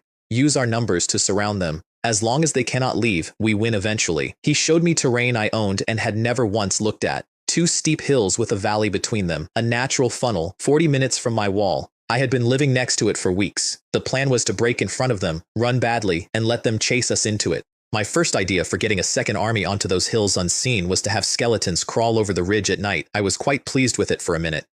Then I slapped my own forehead. Wait, I am stuck inside my own head. Why does anyone have to sneak? We could just walk them over there, in daylight, on patrol. The orcs already watch my patrols and have stopped counting them, because patrols are boring, and a patrol that goes out and does not come back looks exactly like a patrol. So they walked over in ordinary shifts, and then they lay down, and my laborers buried them under grass and soil. Lee Jun went quiet. Everything he knew, he had received the day he stopped being a common soldier. He had professional skill and no habit of improvising, and he noted, in the way he had, that my consciousness was very young. Coming from a talking skeleton, I decided to take it well. One warning before he left. There is a bronze on the other side. Do not let anyone find where you are standing. Black iron is an attribute over 9. Bronze is an attribute over 29. 1 million skeleton soldiers went into that valley floor under the grass. The orcs, meanwhile, spent 2 full days on food. That is the difference between us in one sentence. The living have so much more to prepare.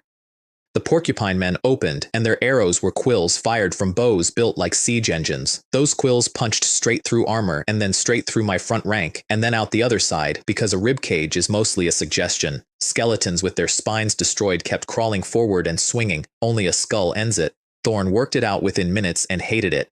No. Skeleton soldiers are the worst possible target for us. The wolf riders were better. Mounted momentum takes heads off wholesale, and my line came apart wherever they crossed it. But a wolf rider who rides too deep gets pulled off his wolf and buried, and some of them went down with their own longsword still stuck between somebody's ribs. The lizardmen did best. Long harpoons, tight formation, no heroics. And Vargos, watching from the rear, was having a very bad realization. His entire people's way of war is mobility and shock with no defense in it anywhere, and mobility does nothing to a thing that does not rout. So he called in a favor, and Thorn released the porcupines. Not the men. The animals. Armored, spiked, and charging in a mass. My line broke, on schedule, and I want to be clear that a great deal of the breaking was genuine. We put roughly 100,000 skeletons into that fight, and under 20,000 walked away from it. They lost under 2,000. Keep up. Do not let them get away. Vargos came through the trees, cutting skeletons in half with a longsword that did not just break bone, it put the death power out entirely, which I had never seen anything do. They poured down the slope after us and out into the valley, and the valley had a wall in it. Skeletons packed shoulder to shoulder, all the way across, stretching further than the eye handles. And then behind them, more coming out of the trees in square formation. Vargos stood in the middle of my valley doing arithmetic that would not work. There are not enough living things in this whole region for them to use. Creating one undead takes several corpses. Where did this come from? It is a good question, and he had no way to answer it, because the answer was 100,000 farmers bought from panicking strangers on a message board, and then split and split again. From above, it must have looked simple. 2 green hills, a knot of bright orc color trapped in the middle, and white filling every other part of the picture, so that the whole thing looked like a strange flower. Then his alliance came apart under pressure, exactly the way alliances do. Vargos wanted to charge forward and break through the front. Thorn wanted to turn around and go back up the valley, and his argument was actually the better one, because whoever was running those formations was behind them, and undead without a commander fall apart. His argument was also, conveniently, in the direction of his own territory and his own people. I know what you are trying to do, Thorn told him. I am not letting my people die with yours. And he left, in the middle of a battle, with his entire race. Meanwhile, I could see nothing at all. White, and noise, and no way to give an order, and the absolute certainty that if I stepped forward far enough to see anything, I would be seen. Li Jun fought that whole battle disguised as a common soldier in the middle of the crowd. His own words about it: as long as you do not reveal yourself, nobody knows you are Black Iron. He plugged the porcupine charge with my 16 ironclad zombies, which is the only correct use for something that cannot hurt anybody and cannot be hurt by anybody. Then a Black Iron porcupine group found his weak point in return, carved a corridor out of the encirclement with yellow light, and shouted a thing I only heard about later. Get through. The message has to get back. Most of them did not. A few did. Vargos broke out of the valley expecting sky and found more white. Could this be an undead empire? Nothing else has an army this size. His riders told him to go. His own child told him to go. Father, leave. As long as some of us live, the tribe can be rebuilt. He cried. Then he took a teleport scroll that carries 10 people and left with 9, and the moment he was gone, the morale of the abandoned wolf riders went straight up. The chief is out. Nothing to worry about now. Kill one each. Thorn died on the ground, refusing to give in, and his last recorded words were aimed sideways at Drekon. Useless trash. No wonder the orcs never wanted you, because Drekon surrendered, loudly and immediately, and he made his entire clan shout it with him. Li Jun would not show himself to accept it. Even standing on a one field, he stayed a common soldier in a crowd, and wrote his terms on a hide, and had a skull hold it up for the lizard men to read. Village-level territory cannot fully control another race, so we did it with binding oaths instead. Not perfect. Real enough that Drekon said out loud that breaking it even slightly would leave them no way to survive. The whole tribe swore at once, and the ones still at home, hundreds of kilometers away, felt it land on them. Vargos got home and had to say it out loud to his own people. The plan failed. Right now, our people are buying us time. The old and the sick looked north and did not say anything. The werewolves are the most disciplined of the orc races, and they proved it that night by abandoning nearly everything they owned and being gone by morning. Fighting stopped around midnight. Here is the bill. 2 million skeleton soldiers committed, nearly 800,000 destroyed.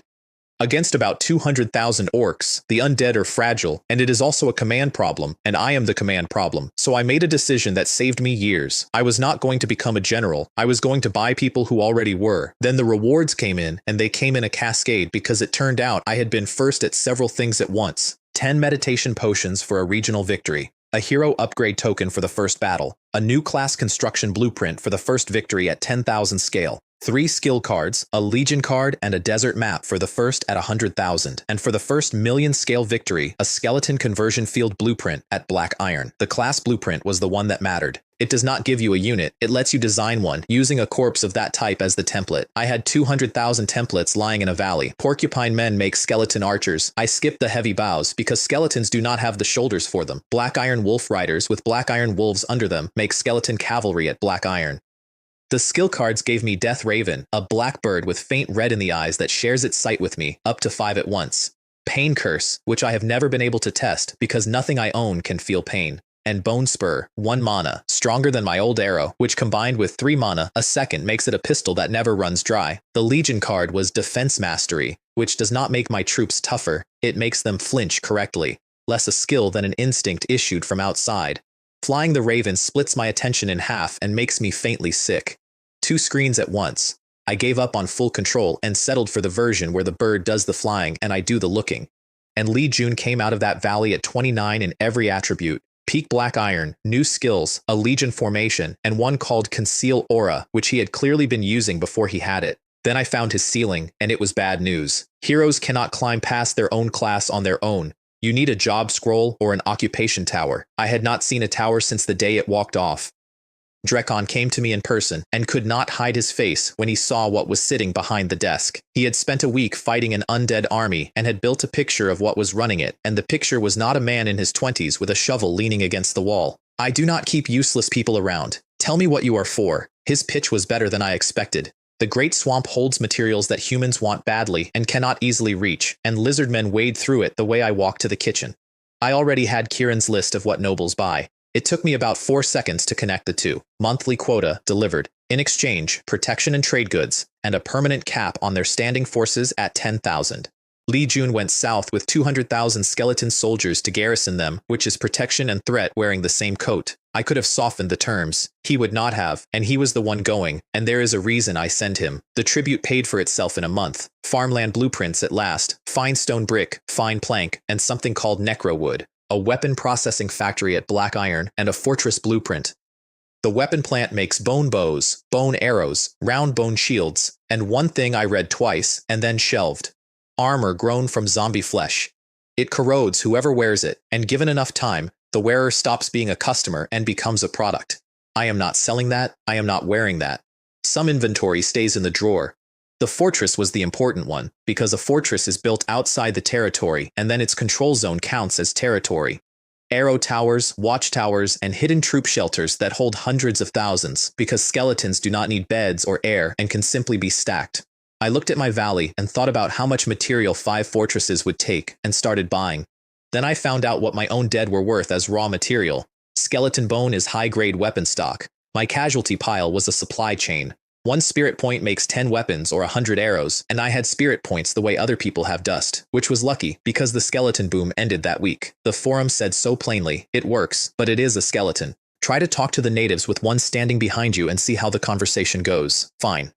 I stopped selling soldiers and started selling swords. I listed bone swords and knives, and the market lost its composure because until that morning, every survivor in the region had been fighting with sharpened farm tools. Then I did the thing I am actually proud of. I re-equipped my own troops with the good gear and put their used weapons on the market at 1/5 of the price.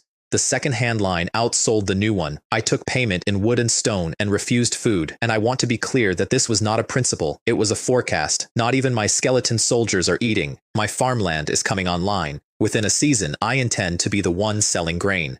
Kieran bought tens of thousands of weapons in a single order for the noble and adventurer market, and that was the day my business stopped being a stall and became a supplier. Meanwhile, Li Jun was in the swamp, and I was seeing it through a raven, and I noticed something under the water. Logs. Submerged, dark, and very old. Bring up the underwater logs. The raven's range is bad, and everything through it is blurred, and both of us end up shouting, which is how I learned to give orders in as few words as physically possible. Origin Village hit level 5, which is the ceiling, and the next step was a town, and a town meant another test. You already know which difficulty I picked. Quest generated. Disaster level. Orcish counterattack. You have 1 hour to prepare. I spent part of that hour planting, because the farmland had a quirk I liked. 1 unit of wood makes about an acre, and sowing costs 1 unit of any food at all, whatever it is. Somewhere in the material warehouse, quietly, my stored meat was being turned into seed grain, and nobody was explaining how. Then the panel, because it was worth reading once. Skeleton Laborer, 200,000. Skeleton Soldier, 3,091,000. Skeleton Archer, 1,900,000. 40 Ironclad Zombies. 500 Skeleton Warriors, 1,000 Skeleton Cavalry, Spirit Points, 2,300,000, Gold, 89,680. It had gone from 18 to that, and I still had nothing to spend it on. My second hero came up out of the Skeleton Cavalry, and I had been looking forward to naming him all week, and the system took it off me. Black Iron classes arrive with their own names. Kalen, Skeleton Knight, Talent Charge, Death Power 150, and 2 Legion skills, Cavalry Command and Legion Charge. Stronger at promotion than Li Jun had been, I triggered the trial at night on purpose. My people work better in the dark, and everyone else's do not. They came through glowing discs in the air. Werewolves, porcupine men, lizard men, and rat men I had never met, and behind all of them, 100 orc war elephants at level 5 black iron with their tusks plated in iron. Somebody on the other side said the funniest thing of the whole night. Did we just walk into a skeleton den? We came here to kill heretics. The elephants could not be stopped. Arrows did nothing. My front rank came apart on contact like a fence in a flood, so I told my army to get out of the way, open the middle, let them through, close behind them. An elephant that keeps going is a disaster. An elephant that has to turn around is a very large animal standing in a crowd, and the infantry behind them got cut off from the only thing that was working. I watched the orc commanders realize that their own signature move had just been used on them, and I would pay money to have seen those faces properly. Then the elephants rolled into the range of my black stone statues, and massed statue fire killed exactly 2 at a time, over and over, patiently. I burned the card I had been saving since the tomb. 100 ironclad zombies, fissioned to 200, dropped in front of the survivors as a speed bump that could not die and could not hurt anyone. And Kalen took 1,000 skeleton cavalry out through a side gate and into their rear, and every group that tried to form up back there stopped being a group. 1 elephant made it through the wooden palisade and then died standing in the hole it had made, which I thought was fitting. From 100, they were under 30. They switched to the statues, and the statues turned out to be harder than the wall. Somewhere in there, I finally understood the difficulty tiers from forum gossip. Easy arms 1/5 of your population. Normal arms, all of it. Dangerous needs real regular troops. Hell is described by everyone who has read about it as practically impossible, and disaster is picked, almost exclusively, by people who knew nothing at the start. A number of them died. They did not report back on account of the dying, which is when I checked my own first trial against the reports and found something interesting. Nobody else's disaster had contained 12 black iron goblin lords. Because I am too strong. It scaled to me and gave me a bonus. This one had 500,000, which was more than the entire alliance had brought last time, with more black iron in it. Li Jun offered to hold the line and let me sleep. No. I stay and watch. Then I felt Kalen change. He broke through in the middle of the fight. Bronze, Strength 38, Agility 40, Constitution 40. His death power turned into Death Battle Chi at 450, and he picked up Critical Strike on the way past. Li Jun, at peak Black Iron, did not move at all. The cavalry class has a higher ceiling. Good to know, expensive to find out, and Kalen did not celebrate. He turned his horse and went straight at the orc command group, where 10 and more bronze orcs and 1 orc shaman had been standing untouched all night. The shaman started chanting and the orcs around him went red, and my cavalry slowed like they were riding into mud. What if he cannot win? What if he dies out there? Li Jun answered me without looking away from his own front. He chose it, so he had a reason. I believe he can win. Kalen rode through the entire command group. He took an arrow on his shield, put down a porcupine archer at full gallop, and then split the shaman and his staff into 2 pieces in one motion. Every buff and every curse on that battlefield went out at the same instant. He went through 3 times. When he was done, there was no command post. 1 bronze wolf rider lived, purely because he was fast, and rode out into the open to find his entire army already underneath a white tide. Damn it, what are those bastards even doing? He came back and made a last charge at Li Jun, and it was close enough that I felt it in my chest. I nearly lost a hero over a man who had already lost everything. Origin Town increased my territory tenfold and gave me a house. An actual house. 2 stories, a garden, a reception room at the front, which was funny, because I had nobody to receive. My haunted hut got upgraded into a place where a person might live, and it took me a day to stop expecting the walls to be gray. The town added ghost servants, 5 spirit points each, no bone required. Translucent, faintly luminous, with telekinesis, illusion, and materialization. Still not clever, but a considerable improvement on things that cannot open a door. Their illusion is not a trick they cast. Their illusion is the fact that they look like anything at all. I put them on the house. Looks like we can plant some flowers now. Then the 2 big ones. Towns produce elite units. More skills, more strength, and actual thinking. They sit between a hero and a common soldier, and they can run a squad without me, which meant for the first time my army had middle management. And the talent moved. Undead Fission Level 2. Unique. 2 fissions. 1 undead becomes 16. The first town in the region reward was 4 buildings at once, and one of them made me sit down. Hero Training Tower. Elites can grow into heroes in it. Heroes can level in it. It caps at silver, which is far above anything I own, and it requires no materials and upgrades automatically with the territory, a building that costs nothing and never needs feeding. In a world like this that is not a reward, that is a religion. The other 3 were a market, a death dungeon, and a sun tower. And then, alone in a new house with an empty reception room, I had a thought I did not enjoy. Hero units can talk properly. If nobody keeps talking to me face to face, I wonder whether I will forget how. Li Jun went into the tower first, which felt right. The market gave me caravans, long-distance trade, resident merchants, and about a dozen reachable cities. Unlike the trading zone, market goods physically travel. A day locally, much longer far out. Then it asked what kind of merchant I wanted. Skeleton, zombie, or ghost. 5 spirit each. The skeleton merchant is a skeleton. The zombie merchant does not really look like a zombie. He looks like a slightly unwell man. The ghost merchant looks like my ghost servants. Is there not a more normal option? There was not.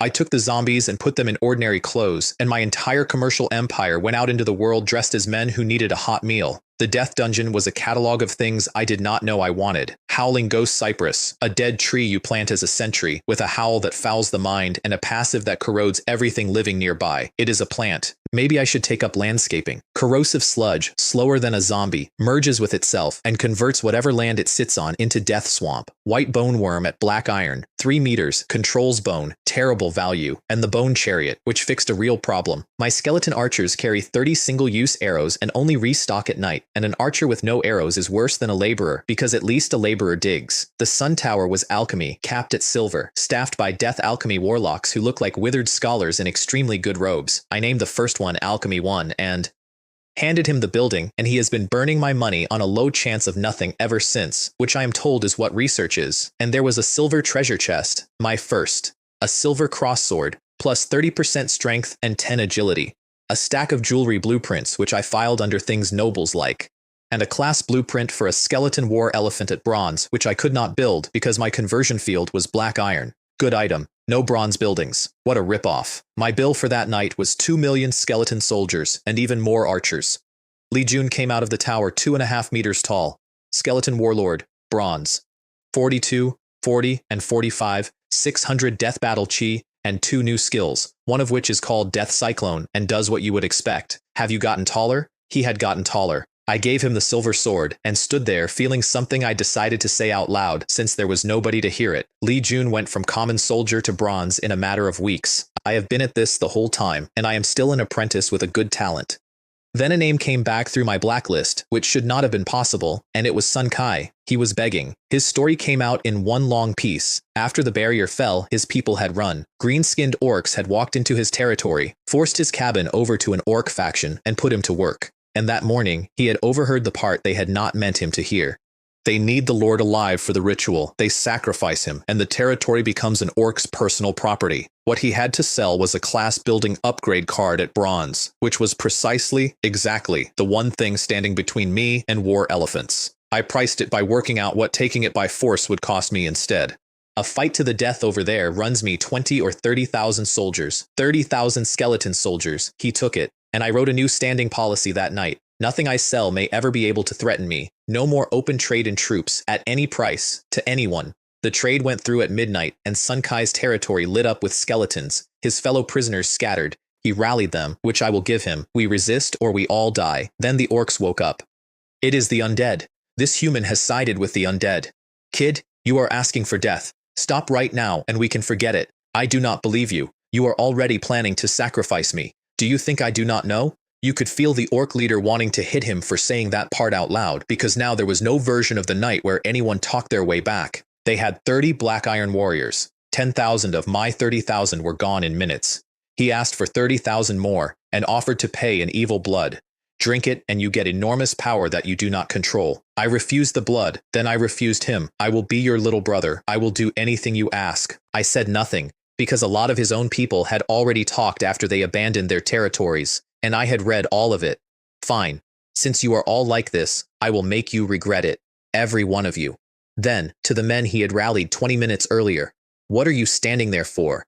Burn this place down, destroy a lord's core building, and the lord loses lordship permanently.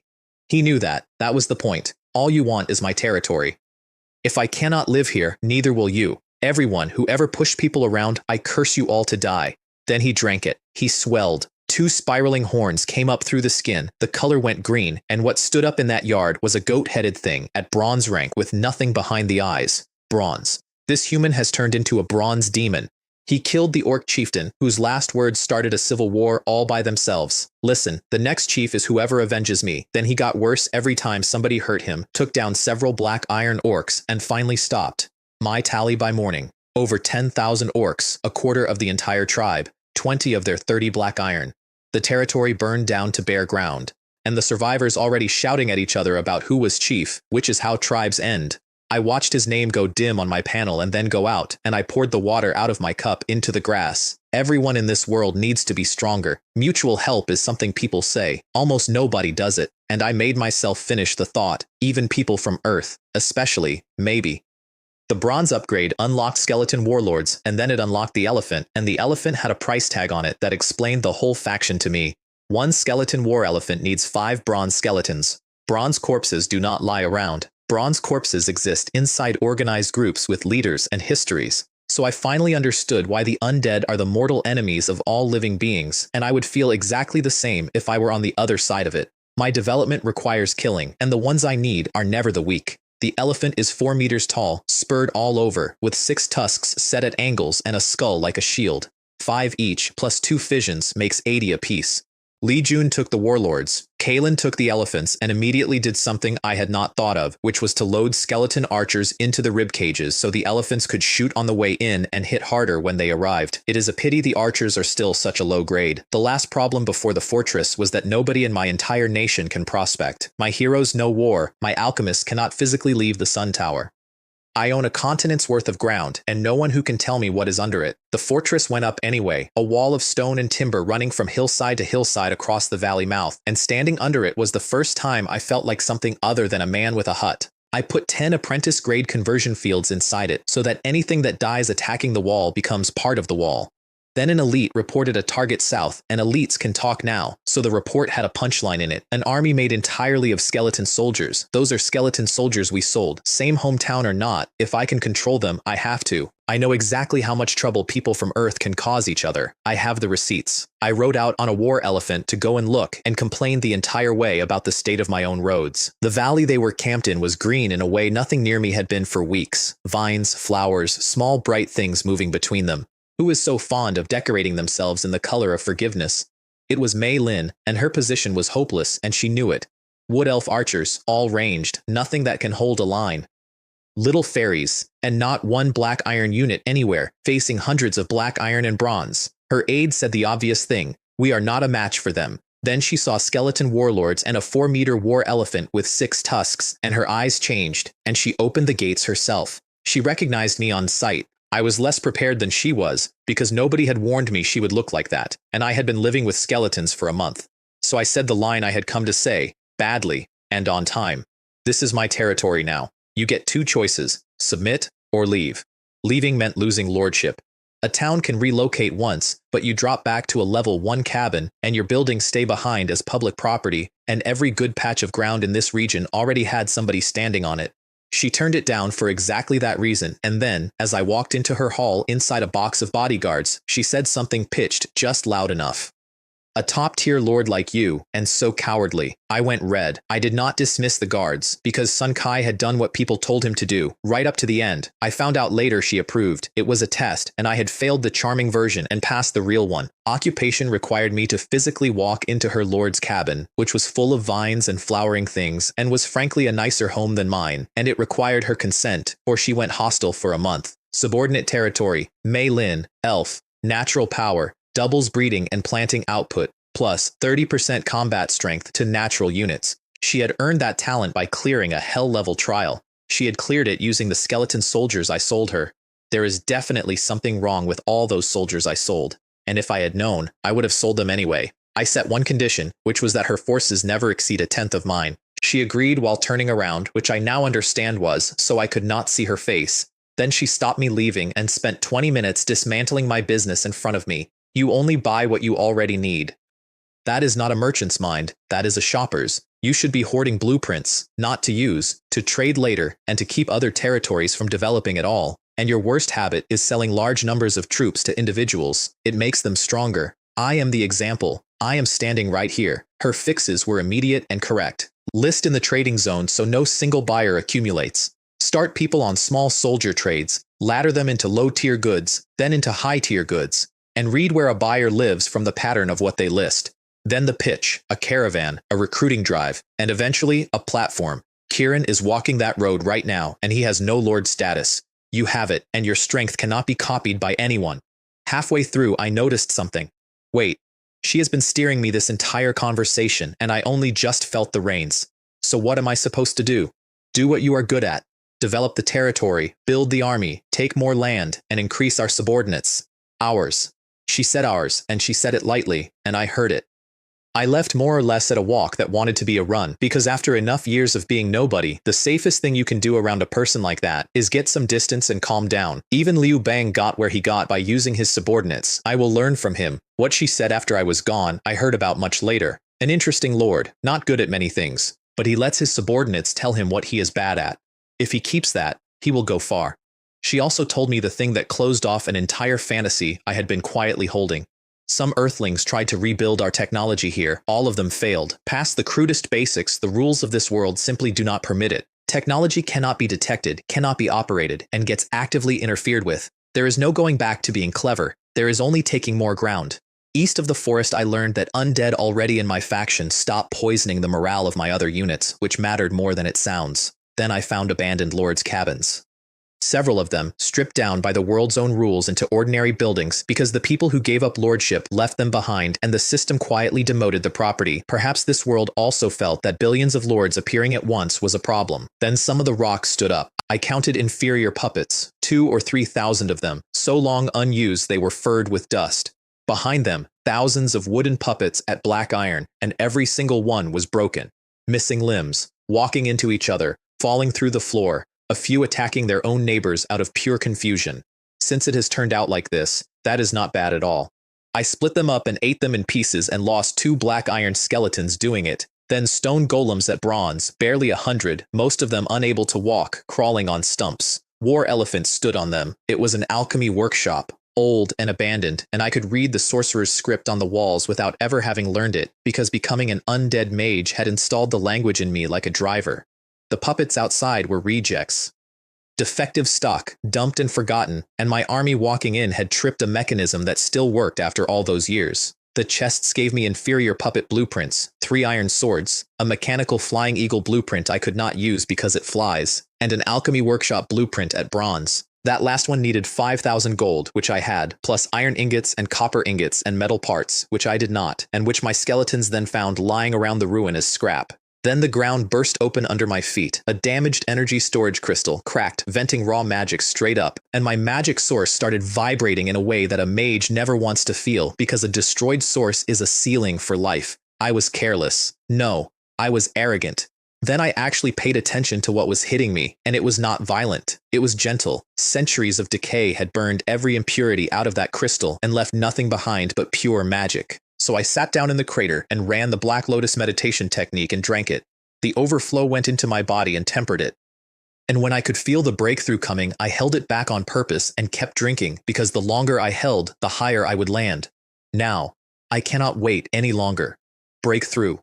The lotus in my head sharpened to a point, and then my skull went white and empty. Grade, black iron, strength 12, agility 12, physique 15, intelligence 18, spirit 20, magic 180, and super speed recovery level 2, 3 mana a second, full tank in 1 minute. Based on what my spells actually cost, I am now a perpetual motion machine. The catch is that I own no black iron spells. Getting them means luck, or grinding the ones I have upward myself, and I do not know how long that takes because nobody has ever written it down. The magic wash also killed several hundred of my own soldiers standing too close, and turned several hundred more into elite units, which is the most undead camp exchange rate imaginable. One of them managed to speak. Lord, it said, in a voice like a door. The Raven found the eastern border, and it was water that did not stop. The ocean, my whole east side. I got lucky. I could easily have landed directly in that. I reasoned it out and got somewhere useful. Fragments that fell in the sea are now islands, which means the ocean is not one empty sheet, which means there is something out there worth reaching, and no way at all for me to reach it. On the way back, I found a nest of wild little fairies feeding inside an abandoned territory, intelligent and with no affection for humans whatsoever, which makes them worse company than a goblin. I surrounded them without a sound and left none.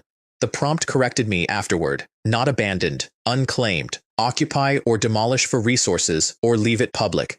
10,000 spirit points, and the wooden architecture went gray and grew bone at the corners as I watched.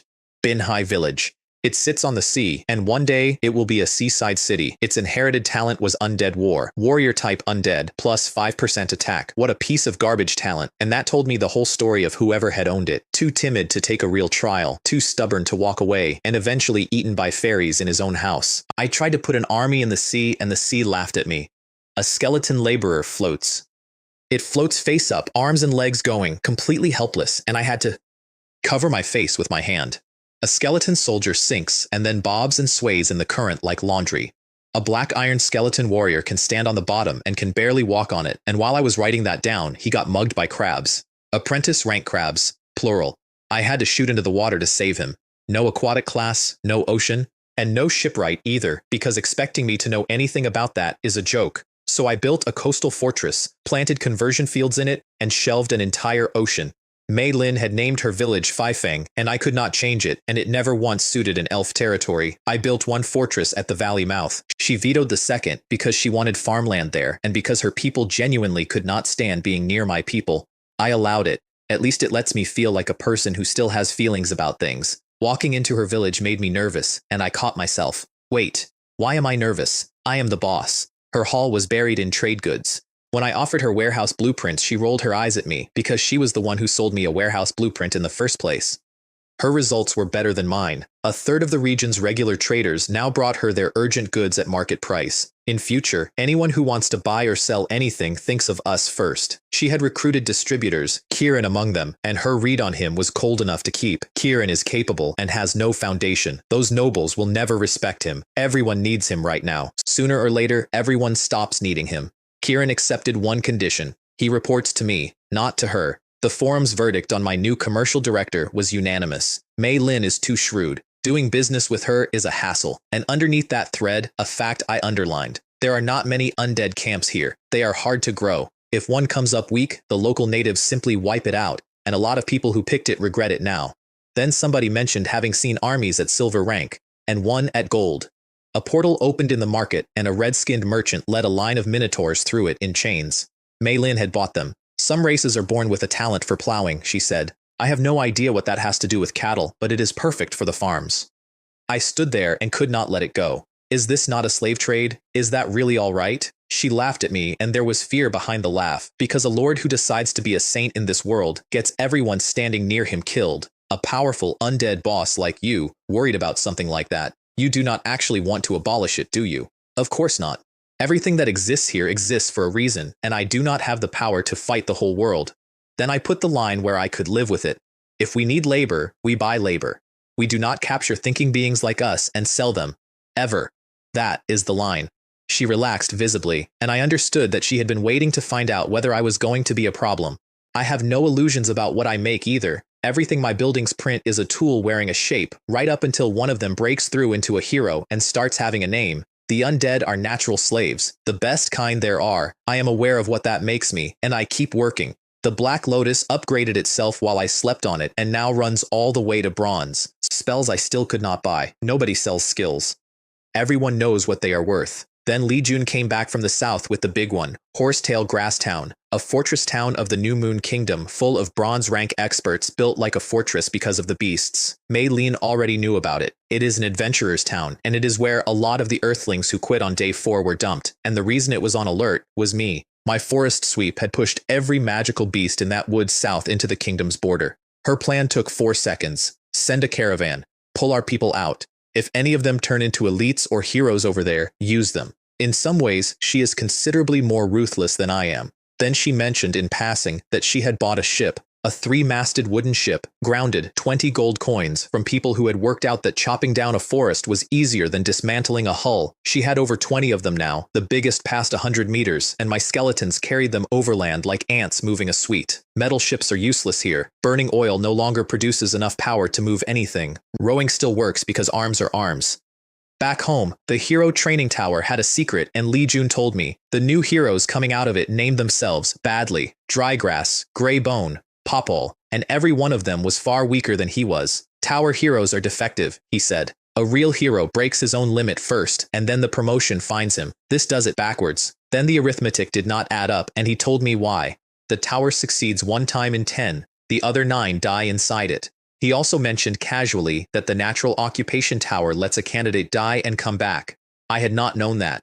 I sat with the knowledge that if I had known, I would have been reckless in there, and I would probably not be here, and failing any trial permanently reduces every reward you will ever get afterward. So I did the accounting out loud because somebody had to. 1,000 spirit points a try, 10,000 per hero that survives, 1,000,000 for 100 heroes. Tools are tools. If 9 fail and 1 works, it is still the cheapest thing I buy. Then Li Jun mentioned that heroes can do my crafting for me, and had been able to for weeks, and I looked at him for a long moment.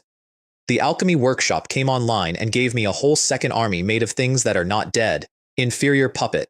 Wooden puppet at black iron, which beat my skeleton warrior in a straight fight because the material is simply harder. Stone golem at bronze, 3 meters, hits harder than a war elephant, and the mechanical flying eagle, which looked like the worst item in the catalog. Melee only, weak, slow to build. Then I watched one pick up a wooden puppet and carry it into the air. That is a lot of lift. Wait, can it carry people? It can carry people. 10 minutes to Faifeng. 10 minutes, instead of 2 days on a road I had been complaining about since spring. At level 5, the eagle doubles in size and carries 5 times as much, and I was already sketching boxes to hang under them. Cargo boxes, passenger boxes, boxes you could live in. An air route. I had an air route before I had a paved road. Monsters harassed the flights for a week, lost badly, and stopped coming. After that, the sky over my territory belonged to me, and nobody has ever contested it since. Mei Lin's valuation was immediate. You know, private jets.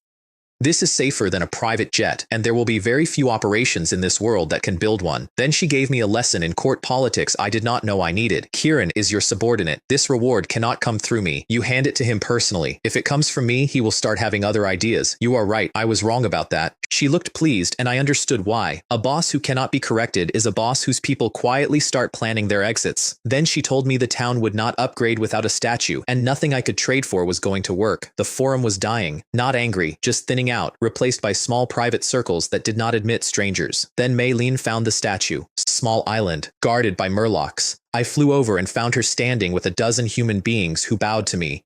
Earthlings. She had extracted them out of Horsetail Grass Town with her caravan, one at a time, and I stood there for a second not knowing what to do with my face. Are these all our own people? We cannot guarantee their loyalty, but they are Earthlings, and they will lean on us naturally, and their minds are far more flexible than anything you and I can manufacture. I gave her all of them because I knew my limits. A handful I could handle, a crowd I could not. They talked behind me on the walkout, the way people do. That is Li Wei. He looks pretty ordinary. Ordinary. Mei Lin is already that powerful, and she still went to him. Work out how strong he must be. I did not turn around. It was the nicest thing anyone had said about me in months. The new one was Liu Yuan. Small, round-faced, nervous, competent, and completely without ambition, which was precisely why Mei Lin was grooming her as a deputy. Capable, no ambition, a little slow. Is there a better second in command than that? Liu Yuan meanwhile was worried that the young lord might make a move on her boss. Mei Lin strung her along with a straight face and then let her off the hook. What she did not say out loud, and what I only learned later, was the real calculation. As I rose, there would be others. Her position rested on being useful and not on being irreplaceable. She thought about the other route people take in that situation and rejected it because she had never in her life been the kind of person who takes it. Mist Island is visible for 5 hours a day and hidden by fog the rest of the time. 2,000 murlocs on it, possibly 10,000 more in the water around it. I cannot fight in water, and ordinary boats get holed from underneath by things you never see. So I did not go by sea, I went by air, at night, and I did my homework first. Captured murlocs told me what I needed. On land their hearing collapses, their water sense goes blind, and their eyesight is poor to begin with. All night, 80 mechanical flying eagles ferried troops to the center of the island, which the murlocs avoid, and every unit that landed lay down flat and did not move. Ironclad zombies, because in a confined space, zombies beat skeletons, warlords, archers, soldiers. At dawn, the murlocs came ashore and went to sleep. Very good. Kill them.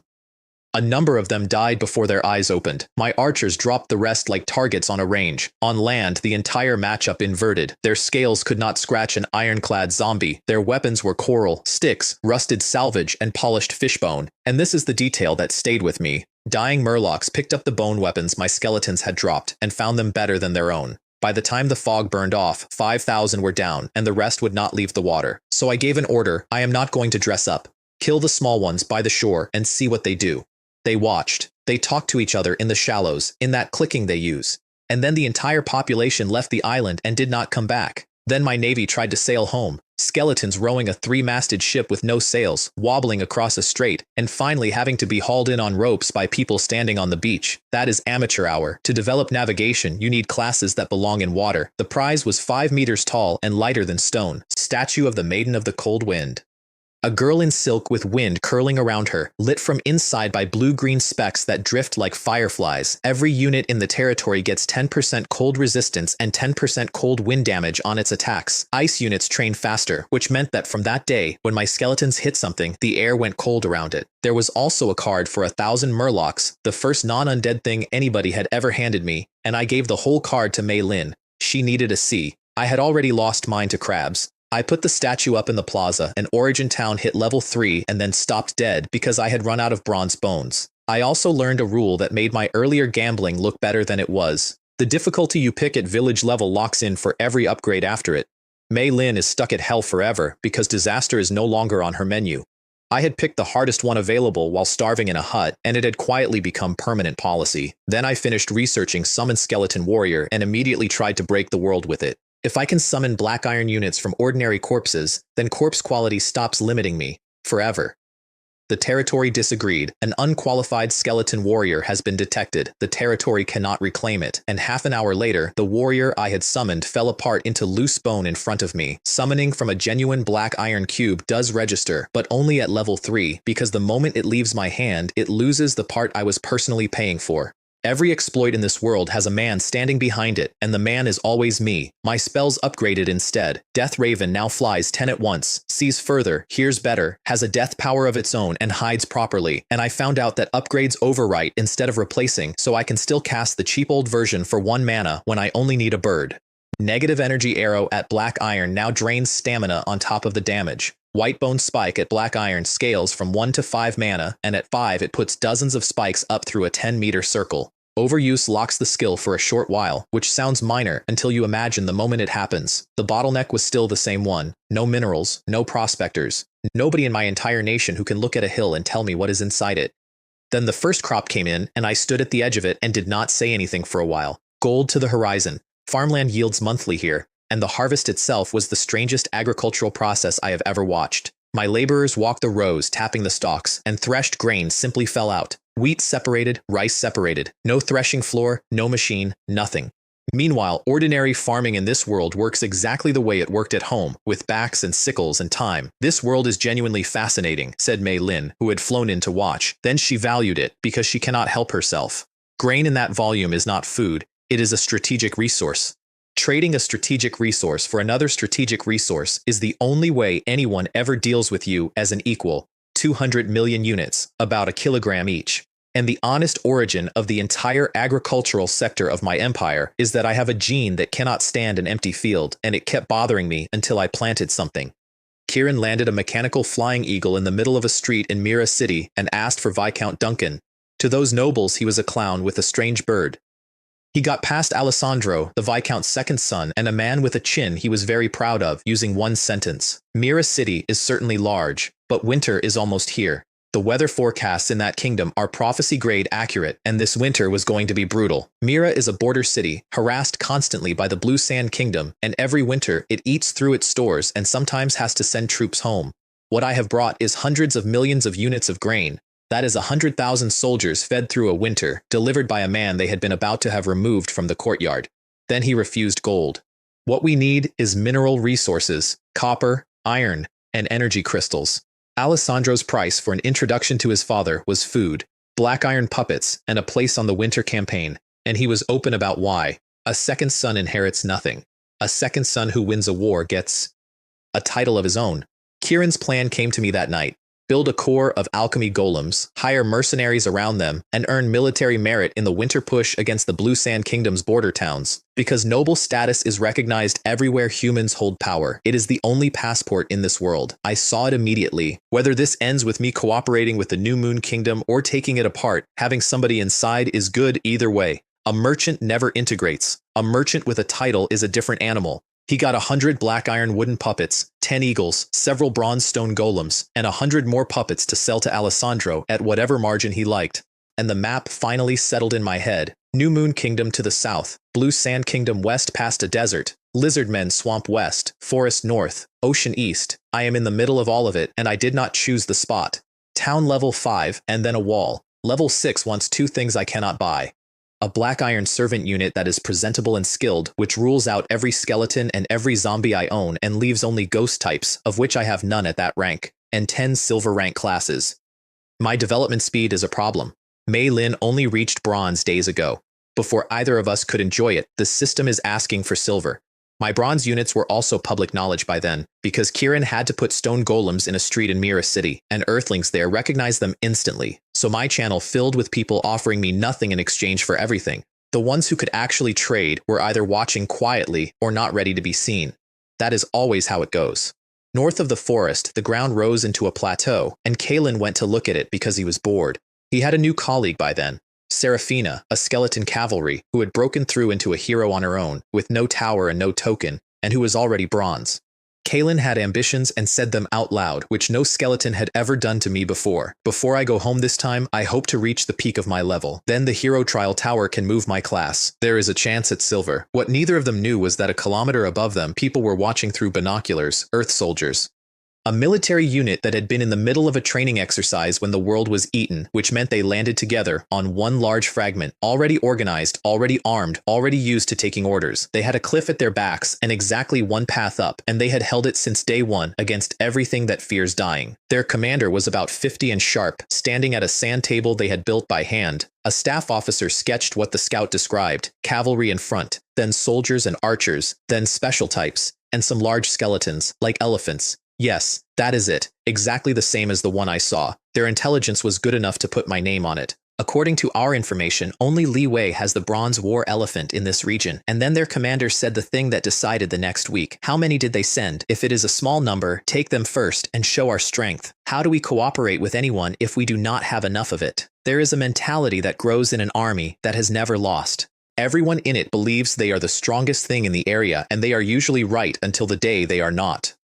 They had been the first in the whole region to upgrade a lord's cabin. They knew that. It sat under everything they thought about me. Their estimate of the mass under the trees was at least 100,000. The real number was 500,000 and climbing toward 1,000,000. Their own regular troops were a little over 2,000 men. Kalen looked up the path and said the only thing on his mind. If we can take this place, it becomes our territory. Their army was human and orc together because they had developed orc territories early for the power and then kept humans in the front rank anyway, for reasons nobody wrote down. The approach had 3 parts, a gentle stretch, then a narrow stretch, then 200 meters of 45-degree weathered rock that you climb with your hands, and they dropped boulders down it from a kilometer up. Getting hit by one of those and losing an arm would be the good outcome. They could not miss because there were too many skeletons to miss. They also could not stop them for exactly the same reason. Falling skeletons took more skeletons with them, and even an ironclad zombie does not survive that drop. My archers were useless.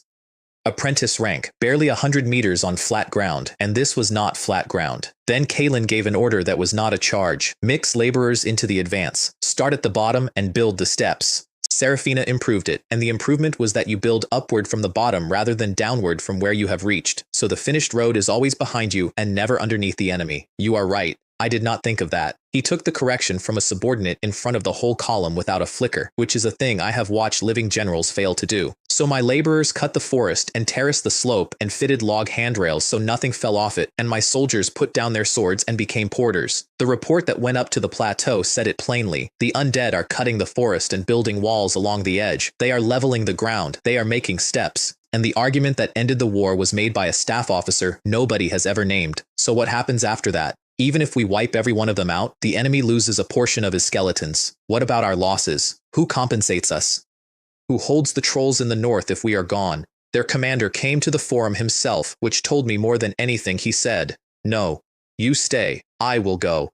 We are the weaker party right now, and we have to show sincerity." To reach the forum, he had to walk out of his own mansion, and he told me afterward that he had spent the whole way hoping I would be sitting at mine. Zhou Tianfu, Colonel, Regimental Commander. I saw the rank on the tag and went straight to being deferential, because every ordinary person from where I am from has the same reflex about the army, and it does not switch off just because the planet is gone.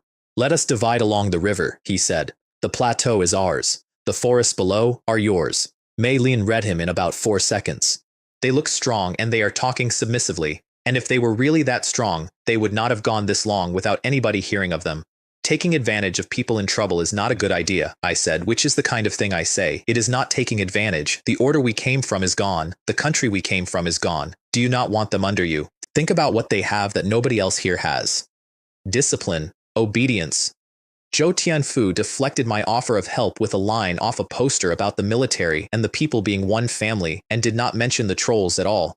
I learned one more thing from that call, and it made me laugh out loud afterward. His people had already tried to tell Kalen's heroes that a man named Li Wei existed and was in charge. The heroes had refused to believe it. They had also refused to show their faces, in case it was an attempt to identify and remove a commander. My own soldiers had been protecting me from the truth about myself. I flew north in a transport box under 100 eagles with Mei Lin sitting across from me and met Serafina on the ground. Bronze.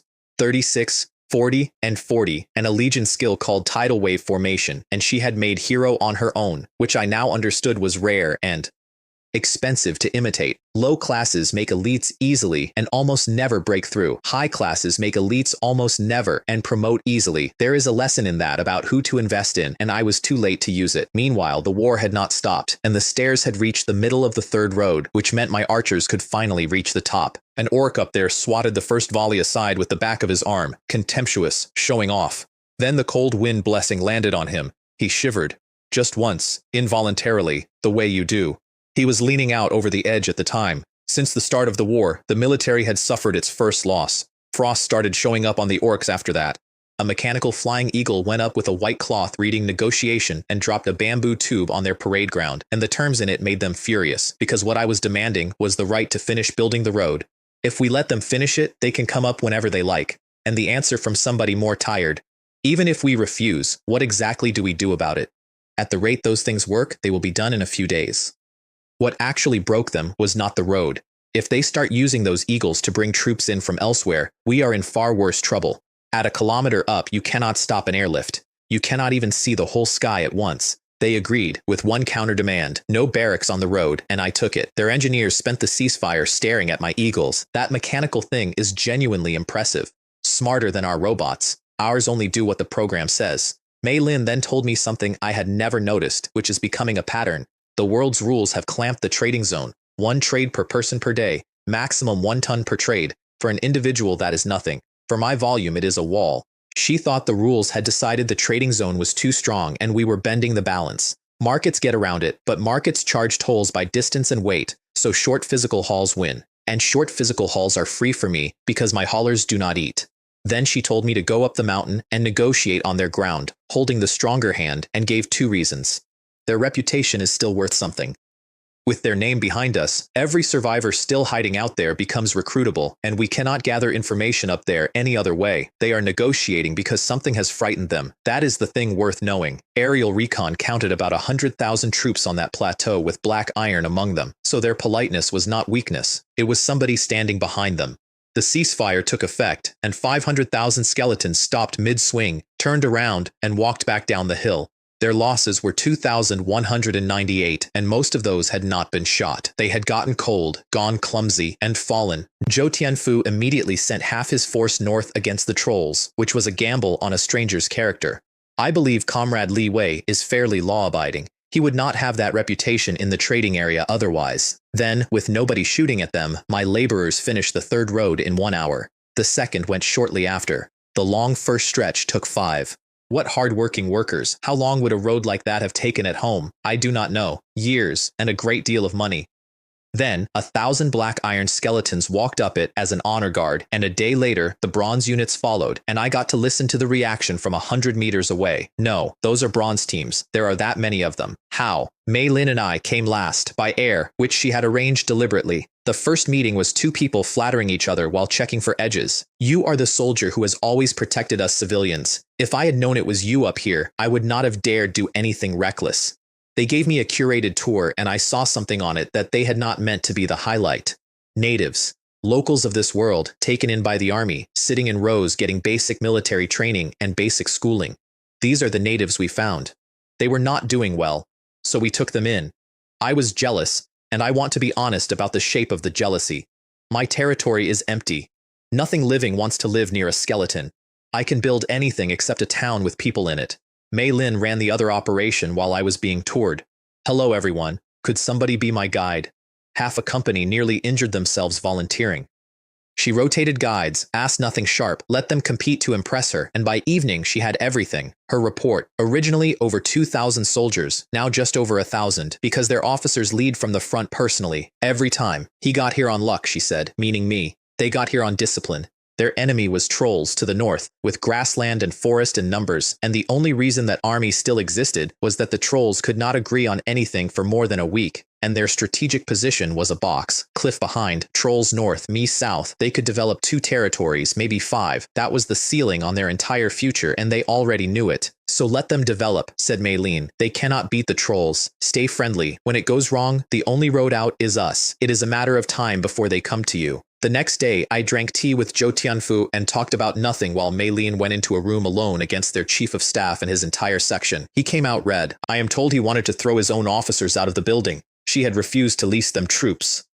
If we lease them troops and give them room to grow, what do we do when they are too strong to control? I asked her afterward how she does that for 6 hours without blinking. I used to watch my parents negotiate for a month at a time. This is nothing. Then my farming reflex relapsed, and I built a fortress, a market, cleared forest, and put in farmland, directly underneath their position, in about a week. Their soldiers watched the wall going up. Do not think about it too much. One day we will be as good as him. Zhou Tianfu quietly ordered 3 walls built in case I was not as law-abiding as advertised, and I do not blame him for a second. Then a runner found me. My lord, the lizardmen have betrayed us. The transport route was cut, and Li Jun's communications were severed, and it mattered more than it sounds, because the herbs and the agar wood feeding my entire noble trade come out of that swamp, and I had 2 months of stock. What I could not understand was the oath. Breaking it should have crippled most of them. I marched with 5 million. The great swamp is mud and standing water and trees growing straight out of it, and my skeleton soldiers sank to the knee in it and stayed there. My war elephants walked across the top because their feet are so wide that a 4-meter elephant puts less pressure on the ground than a skeleton does. The ravens found lizardmen farming, which is not a thing lizardmen do. They are famously, gloriously lazy. Eat, then stop. Then the ravens found the oath-breakers, gray-white, scales coming away, in too much pain to work, being kept alive by the others. They had taken that on themselves and rebelled anyway. That was the first sign that somebody was pushing them. The second sign was lizard men standing in square formations wearing standard leather armor and carrying standard tridents, when lizard men cannot forge anything at all because they cannot bear to be near a fire. That looks exactly like a manufactured class. The ravens found an island with buildings on it and a wooden village wall, and A lizardman climbing out of a production pool. It was a territory. Somebody had a lord's cabin down there, almost certainly one taken off an earthling, and was running an entire race as a faction. Then a javelin came out of the trees and took my raven out of the sky in the middle of the thought. Discovered already, and you have anti-air. Fine, now I know your trump card too. Seraphina had solved the swamp before I even arrived. White bone worms raised a skeleton frame up out of the mud. Laborers dumped stone onto the frame. Behind them, a road across a swamp that was supposed to be impassable. She thought of it herself, the way she thinks of everything herself, because she never went through a tower. The man behind the lizardmen was called Jia Honglei, and he had gotten his territory by capturing Drekon and then talking a human out of a lord's cabin. If that human had not been so easily fooled, how would I have this place? And his reason for rebelling was the reason people always give: a strong person who will eventually stand at the peak. Why would he be somebody's subordinate? His whole plan was to hide behind a swamp and grow, and it was not a bad plan, and it collapsed entirely because it had never occurred to him that someone would simply build a road. So I built more road than I needed. I widened it to a fake 200 meters because lizardmen fight beautifully in water and badly on solid ground, and a wide dry road is bait. They came out onto it. Then, about 10 minutes in, somebody threw a trident into the mud. I quit. I am not killing my own people. It went through that army like water through sand. His loyalty numbers had been dropping for weeks, and he had never once looked at them, because he had been using his manufactured soldiers as supervisors driving native lizardmen forward, and that works right up until it does not. At zero loyalty, a class stops belonging to a territory and becomes wild. And a wild lizardman does not hate me. He has never met me. He hates the man who has been standing behind him with a spear. The two halves of that army took each other apart in front of my army, and I kept my archers firing and my road crews working because there was nothing to add. Seraphina watched it and said the most undead thing I have ever heard. Ignorant creatures. They have never known what loyalty is. In the dictionary of the undead, there is no such word as betrayal. I made a note to have Maylene study the whole affair, so we never learn that lesson the expensive way. The silver chest from that battle had 3 things in it.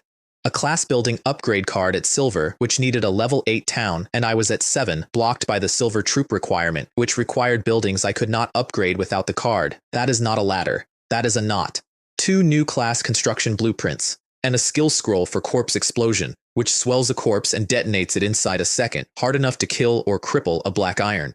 Using a spell that detonates a black iron corpse is such a waste of good material. Then the surrendered lizardmen came out to beg me to end the oath backlash, and while they were on their knees, a poisoned javelin came out of the trees at my head. Seraphina batted it out of the air with a greatsword, and then Kalen arrived, and Kalen was silver, Bone Knight, 55, 60, 60, 1,000 death battle chi. And a legion skill called Twin Dragon Formation. You dare attack the Lord. My lord, I am too late. Not too late. Right on time. He asked permission to capture Jia Honglei alive. No need. Kill him. It avoids trouble. Then he showed me what a Silver Legion skill looks like. 2 cavalry columns weaving through each other at speed, and the weave compresses them so tightly that they can gallop across a swamp without sinking into it. They went through the remaining lizardmen without slowing down once. Kalen threw a bone dart that shattered the next javelin in midair, went through a wooden wall, went through the man behind it, and then he took the head. The moment a lord dies, every soldier he owns loses morale at the same instant. The whole field went quiet in one breath. Natives who surrender can be spared. Every manufactured soldier who surrenders gets arrested. That is not sentimentality. One of those categories has parents. The chest at the end gave me a Death Chi tower at bronze, which is my Blackstone statue grown up. Enough of those firing together, I was told, and even a silver has a problem. I occupied and converted the place. Swamp Village, talent glory of the wetlands, plus 10% movement in swamp, which reads like nothing and means that from that day my armies stopped sinking. One thing I noticed and did not like, battle rewards across the whole forum were shrinking. Everyone was getting less for more. The world's rules again, and if that is somebody rather than something, I would rather not know yet. We found Drekon in a crate at the back of the settlement, bones broken, chained, and alive only because bronze is very hard to kill. I did not look at the details, and I am not going to describe them. These people have no flexibility at all. Get all of this off him, now. His first words to me were not about himself. You came. I am sorry. I could not keep watch on them. He was dying, and he knew it, and then he asked me for the one thing his kind never asks for. I wonder if I can keep serving you. I think I want to become undead. I want to keep leading my people so they survive. The hero training tower can do the conversion, and it burns the subject's potential permanently. I did not hesitate, and I have thought about that since. Serafina fed him a healing potion first, and I stood there and watched it work and realized I had been selling medicine for 2 months and had never once seen any of it used. He came back as Drekon, Death Lizardman Warrior, Silver, 65 and 65, 1200 Death Battle Chi, capped forever, with 1 Legion skill that only works in a swamp. From a purely military standpoint, Drekon is now a nearly useless hero, and I do not know whether he would have chosen it if he had been able to see it from here. His feelings about his people are still in there. The mind that had those feelings is not exactly the same mind anymore. My Death Lizard men came out of that pool looking appalling. Zombie crossed with rotten corpse, meat still hanging on the bone, and once they go into the swamp they wear a coat of rotten mud over the top of that. The undead system bones really are the best. Everything else is a compromise. So for the sea, I went shopping instead. Mei Lin shipped me candidate corpses to use as templates, a water snake, a lizard thing, lobster men, crab men. I turned down the crabs on sight. On land they can only walk sideways. Look at those legs. They are struggling. Death lobstermen at black iron. 1.70 meters, gray-white, 4 thick legs, walks upright like a person and drops onto all 4 to sprint, which makes it a mount as well. Mediocre on land. In water, it is a different animal entirely. Agile, twin claws, and a head spike called Water Splitter that turns the whole body into a launched projectile that parts the water in front of it. If they all use Water Splitter at once, that is a swarm of torpedoes. Then Kalen noticed something and mentioned it as a cargo idea, which shows the difference between us. They take in water, they hold it, so they can be filled. Poison, which bursts out of them when they die, or kerosene, which does something worse. Better than any burning ox formation anyone ever ran, because these are troops with no fear of dying and no opinion about being a delivery system. Kalen got visibly embarrassed. He had only been thinking about carrying things. Li Jun came back from the west at silver, and unlike Kalen, he had needed no tower at all. I am a skeleton. Warlord, silver is my natural limit, 60 and 60, 1500 death battle chi, and a skill called 100 battles that does what the name says. His report was a foothold in the desert, taken and held against desert snake people who hide under the sand and come up underneath you. Their poison is not very effective on us. Then the sentence that reorganized my entire year. If we sweep at full scale, I am confident we clear the desert inside a month. Because the desert map I had won months earlier finally lined up with real ground, and the desert had copper, iron, gold, special metals, and energy crystal veins. That is a treasure house. That is the exact thing that has been strangling my alchemy workshop since the day I built it. And politically, it was better than that. The desert sits inside the Blue Sand Kingdom, and the Blue Sand Kingdom ignores it completely because it is worthless sand. If it runs deep enough into their territory, then I can reach them whenever I want. There was one worry underneath all of it, and I said it out loud on the march. The territory keeps getting bigger. If I cannot solve fast transport, eventually I will not be able to hold what I have. I wanted teleport arrays and could not get them. I wanted, honestly, a railway. I went west with 5 million more, about 7 million in the field. I routed the whole army through Swamp Village so they could cross the marsh without sinking, and then the ground changed to sand with no transition at all, and the sun turned its attention to me personally. I forgot. This place is not friendly to me. I was soaked through in minutes, and the only reason I stayed upright was a black iron constitution, which is a humiliating thing to spend on weather. The desert snake people are upright cobras with hoods and yellow scales and claws that catch the light, and they explode out of the sand underneath you, and they are magnificent ambushers and completely irrelevant against 7 million things that cannot be startled. I took the forward base, and its talent was desert walking, which cancels the environment. I stopped sweating that afternoon. Mining was a farce at first. My laborers dug, and the sand poured back into the hole behind them. So I stopped digging holes and dug one absurd pit instead, wide enough that the sides could not close, and then the rules noticed. A mineral vein has been discovered in the territory's controlled area. Establish a mining site. Medium iron mine, 1,000 units of iron ore per day, forever, permanent. It keeps producing after the vein should be empty, because it is not really a vein anymore. It is a rule wearing a vein's clothes. A dozen of them went in that night. Copper, iron, a small crystal vein, silver. The single bottleneck that had strangled everything I owned since the day I built the alchemy workshop stopped existing in about 11 hours. The snake people had exactly one person who could think, and his name was Shadowhide. Gray coloring among his people usually means a weaker specimen, which is why nobody had ever paid attention to him, and he was the exception, which is why he ended up leading anything at all. He was ordered into an ambush and he refused. This little obstacle will not stop those undead. Going there is suicide. He was right, and it went ahead anyway. 300,000 of them burrowed under the sand at the edge of a dead forest. My answer came from the sky. Mechanical flying eagles dropped crates of resin spheres that shattered on impact, and the resin melted like fat and ran and burned everything it touched. That resin is terrifying, not poisonous, otherwise near enough to white phosphorus. The buried ones came up on fire or got trampled by their own panicking neighbors. And the funniest part of the whole campaign is where that weapon came from. Mei Lin had found the resin plant while researching crops. She had intended to make candles. Then she heard how I fight and shipped the whole crop instead, and by the next week, she had farmland growing it deliberately. Li Jun's verdict on the enemy was 3 words long. No real commander. I left a few prisoners alive on purpose because I had learned that natives held long enough inside a territory become dependent on it, and their children register as territory units. The disaster trial out there was called Test Your Eyes, the Grim Reaper, and it was a joke. Desert lizardmen crawled out of ground-level portals directly into a standing ring of skeleton soldiers. My reward was not a joke. Random territory talent, or Project the Main Territory's talent. And in reading it, I learned an inheritance rule that explained a great deal. A conquered territory loses its talent permanently and can never test above its original level or above its conquerors. Territory talent in this world only ever goes down. Projection is offered only to a disaster tier main territory. I projected undead fission, and that desert base stopped being a supply problem and started being a factory a continent away from home. Then Mei Lin passed her own trial as an elementalist, with a talent called Elemental Control that runs all 4 elements at once. And in the conversation afterward, she said something that quietly reorganized my entire understanding of myself. I could not see disaster difficulty. It was not on the list. The highest anyone is offered is hell. Her read on it was almost certainly correct. The top tier is a perk for lords, and only a lord who passed a disaster level test before he had any profession at all can be offered it afterward, which is a condition so specific that almost nobody in any world would ever meet it. I met it by being ignorant, starving, and unable to imagine consequences. The other tell was smaller and worse.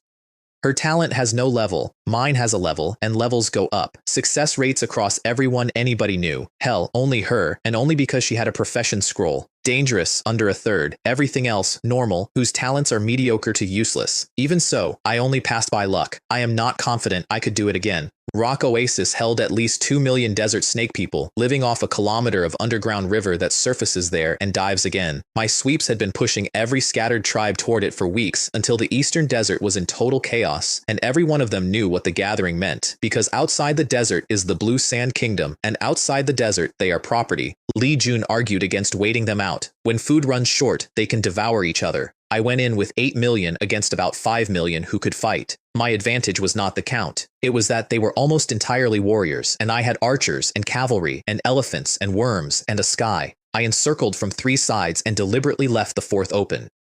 Shadowhide read that in an afternoon and walked his people straight out through the gap over furious objections. An ambush. Do not be ridiculous. In a battle this size, what would a few hidden troops accomplish? His real reason, he said quietly to nobody. Look at them. Every one of them thinking about his own tribe. They will never unite. And if they cannot unite, the only ending is this one. The Snake People leader let him go and covered for him and admitted privately that he would run too if he were not the one everybody was looking at. Then I saw why they could not simply leave, and it stopped being a battle in my head. One oasis cannot feed that many. There is no food on the road out either. They were not standing there out of courage. They were standing there because standing still was the only direction left. Li Jun could not process it at all. Food. What is that? He is a born skeleton. He has never once in his existence been hungry, and he rewrote the entire plan in 10 minutes once I explained it. The attack opened. With death lobstermen carrying a torch in each claw, sprinting on all 4 legs, venting flammable liquid from their side ports straight through the flame. Living flamethrowers with no fear and no reverse gear. Nothing could get near the front. Cavalry went through the burning gap behind them. And then the sentence that ended it came from a small tribe near the middle. I cannot do this anymore. I quit. Neither side wants us to live. They had lost half their fighting age to a front line that was not theirs, and they broke and ran, and I gave the order that mattered more than any of the fighting. Let the deserters through. Do not stop them. Panic travels faster through a friendly crowd than any weapon does. Within 2 hours, the whole front was gone. Lizardmen ran before contact. The Snake People stopped dying for tribes that were not their own. Their biggest mistake was never putting their own loyal troops in front. And I want to be fair about them, because they earned it. The desert races carry a far higher share of black iron than any grassland tribe, bronze in real numbers, a few silver. Their scales are thick enough that a skeleton soldier strike barely registers unless it lands on the belly. If they had ever united, half of them would have been more than my whole army could handle. It also told me something about my own catalog. Skeleton soldier is on its way off the stage. I have been carrying that unit since the second day of my life here, and it is running out of world to be useful in. At the end, their leader stood in the middle of it saying it was all his fault and his own people picked him up. Chief, this is not your fault. We were wrong too. Let us give the young ones a chance to get out. Then they turned around and attacked, and for 1 hour they were the most frightening thing I have ever watched. People who have stopped valuing their own lives are genuinely terrifying. They opened a breach and 50,000 got out through it before Serafina closed it personally. The last of them died at dawn. Out of millions, under 2,000 surrendered. The cost on my side was 8 million committed and over 4 million destroyed, and the reward for a first victory at 10 million scale was the thing I had needed since the beginning. Nether God Tower, gold.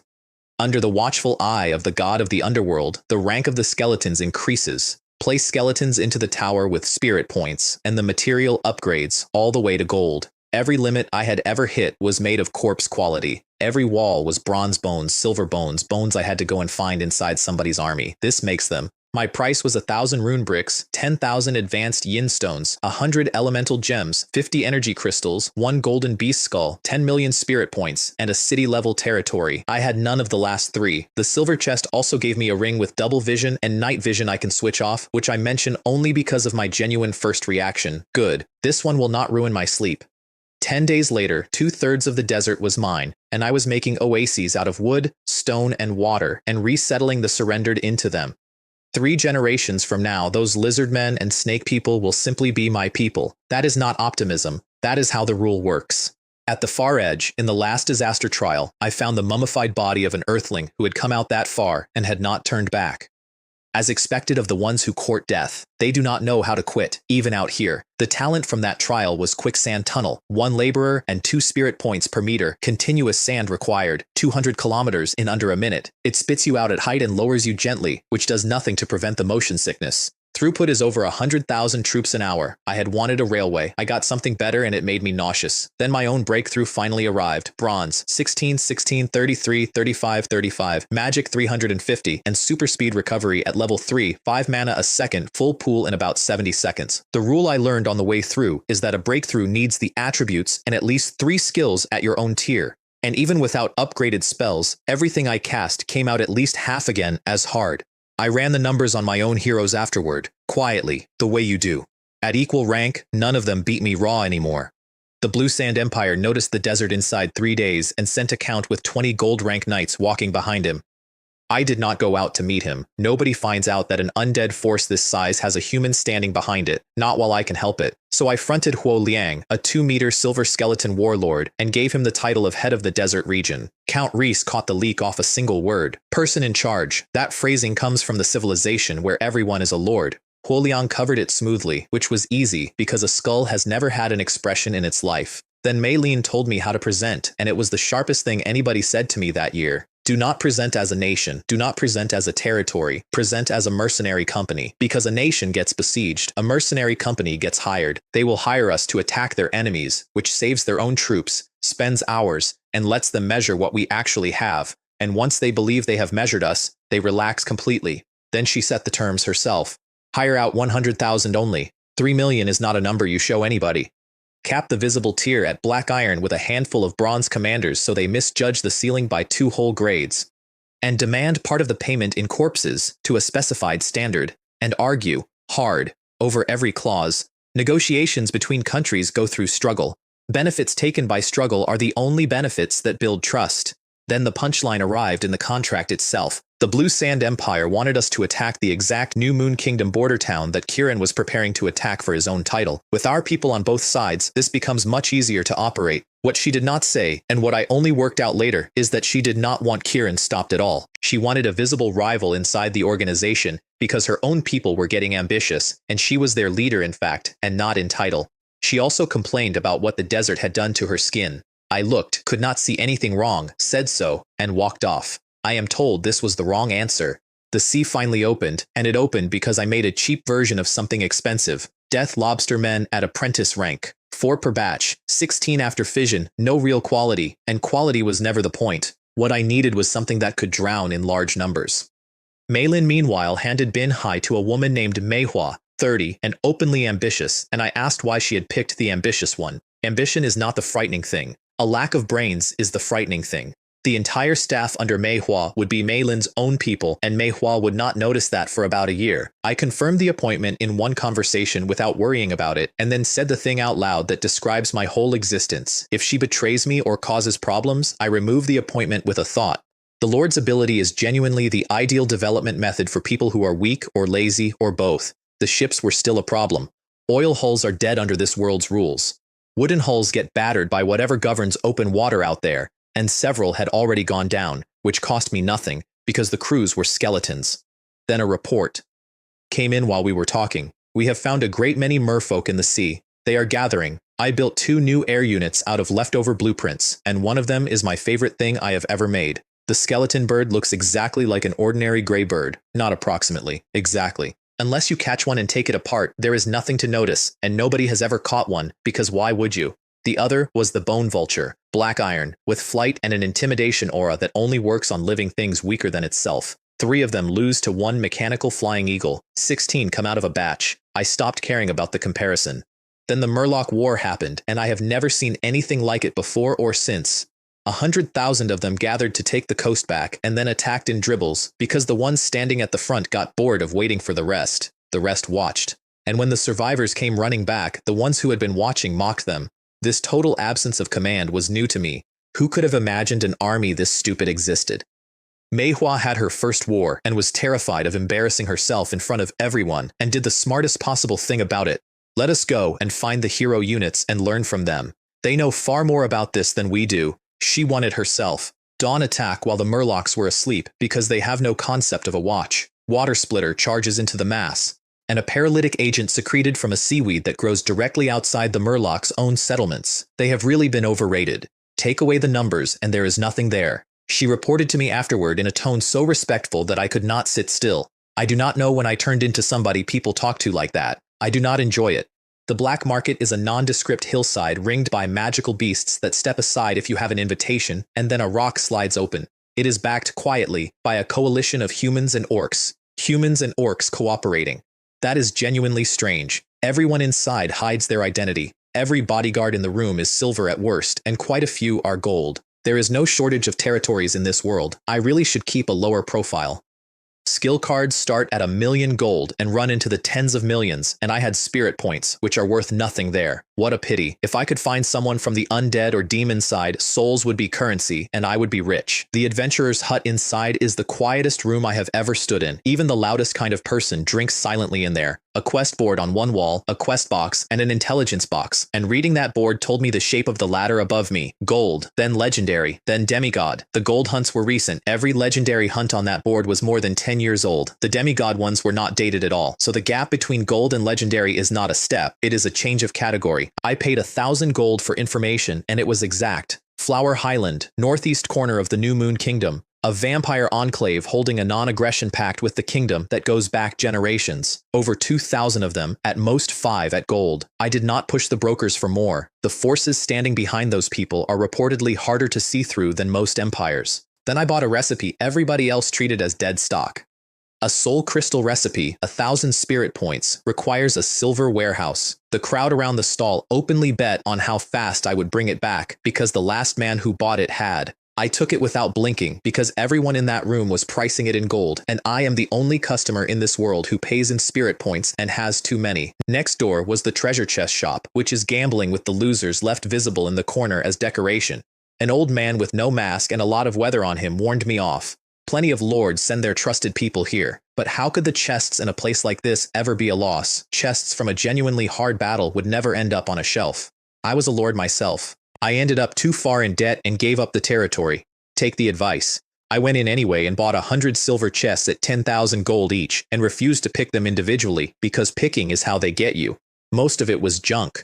These people do not know how to run a business. Mix in a few good ones. Increase the attraction. 3 things justify the whole million. A rune crystal plate recipe. A sun amulet recipe, which gives constant low-grade healing plus 1 bronze-grade heal and cleanse, and which for an ordinary person is near enough immunity to disease. I own a sun tower and an elemental gem mine. That amulet is a goose that lays, and a research lab blueprint for the alchemy workshop, which lets me research higher golems and upgrade the workshop itself. That is amazing. That is a treasure made specifically for me. I sold the junk back for 300,000 of the million. Meanwhile, Mei Lin sold all 500 of her level 7 stone golems and had buyers climbing over each other because a puppet is a one-time purchase that works forever and never betrays anybody. She came back with over 7 million gold, more than I had brought in, and she had bought the thing I would never have looked at twice, a gargoyle blueprint at Black Iron. Weak, cheap, and endlessly researchable, which is to say, fuel for a research lab that I had mentioned to her about 10 minutes earlier. What a subordinate. She came up with something I never even imagined. Her last purchase was a mysterious garden for 5 million gold and a cage of flower fairies that came with it, palm-sized and half-dead. She paid nothing toward it. I paid for all of it. She benefits, because flower fairies bond to forest factions. On the way out, my raven spotted people following us, so we flew, and they stood in the road looking up. Mei Lin refused my help with her own trial and refused it flatly. No, if you come and help, I get nothing out of it. Her defense was cliffside arrow towers with elven archers shooting downward, my skeleton warriors and soldiers holding the gate, and her black iron archers behind them. 50,000 tree demons came at her, 100 black iron, not 1 bronze, no ranged attacks of any kind, funneled into a valley they could not climb out of. I sat on a rock and watched a hell difficulty trial after surviving 2 disasters, and I had a complicated feeling about it. Is it that weak? Are hell and disaster genuinely different things? I was mostly just missing something to snack on. The best image of the whole afternoon was an elven arrow passing clean between a skeleton soldier's ribs and killing the Trent standing behind him. Skeletons and archers are an extremely good match. Nobody planned that. She became Fifeng Town. Her talent gained rank caps rather than raw power, which is how elf talents grow, and her reward was a hunting hall. The part that stayed with me was not the battle. Liu Yuanyuan went down onto the ground when it ended, white in the face. How terrifying. It is finally over. We won. Nothing had reached the walls. Nothing had come within 200 meters of her. And outside, in the yard, Mei Lin's recruited earthlings were being quietly sick behind a building. We all come from peacetime. We still have not adapted. The natives were fine, calm, busy, already helping with the defense because they grew up here, and this is Tuesday. And then one by one the earthlings got up off the ground and went to help clear the field, gagging while they worked, and did not stop. Those ones can be used again. Liu Yuanyuan stood up too, because she knows exactly how many people want her job. The mysterious garden went into my own backyard, which meant a riot of color and scent standing in the middle of a town made of bone and rot. Taking a breath in, there was the first time in months I felt anything except busy. Leveling it ate 100 elemental gems, then 300 more, over half my stock, and it was still not black iron. My steward was standing outside the fairy cage when I arrived. Lyra, the only ghost servant ever to survive the trial tower and come out a hero, now head of my household, and she had been studying the fairies for some time. They were pressed against the far bars, shaking. When I walked up, they nearly came through the bars at me. Humans, we surrender. Just do not let the ghosts come near. Their leader stated her own value before I asked for it. I can accelerate plant growth, so I suppose I am useful. If you can protect us, we will help you. It is impressive that you know exactly what you are for. I like people with self-awareness. Her name was Daisy. She was the size of my palm, and she offered me an oath. I took the oath seriously, which surprised her. Forest creatures actually keep them. Humans spend the whole time looking for the gap in the wording. Work hard, and I will not harm you, and I will keep you safe. Then I let them into the garden, and they went out of their minds, because it was where their kind is born, and Daisy was put in charge of raising the new ones. That was the point of buying them. Not gardening. Never gardening. Mei Hua opened the sea route to Flower Highland herself, and it cost 5 large ships and tens of thousands of death lobstermen before anybody fought anybody. 3 of the ships went down to weather alone. There's a major storm through that region every 2 weeks, and it does not negotiate. She led it in person, and she knew what she was standing on. If this goes wrong, my future is finished, and so am I.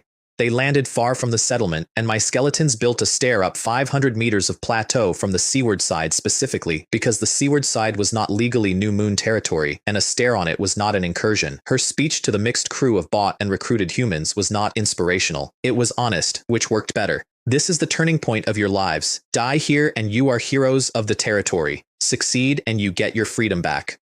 And do not imagine surrendering to the vampires. They will not believe a human. The infiltration was elegant. Her agents walked up to a town gate as winter refugees, and the story held because the winter was real and everybody had heard about it, and because the towns of Flower Highland get credit for taking outsiders in. The price of residency up there is a blood tax, and outsiders pay double, and people who are not strong enough get weaker every year until they stop. Her people paid it and smiled. Let the monsters enjoy themselves once, then they are finished.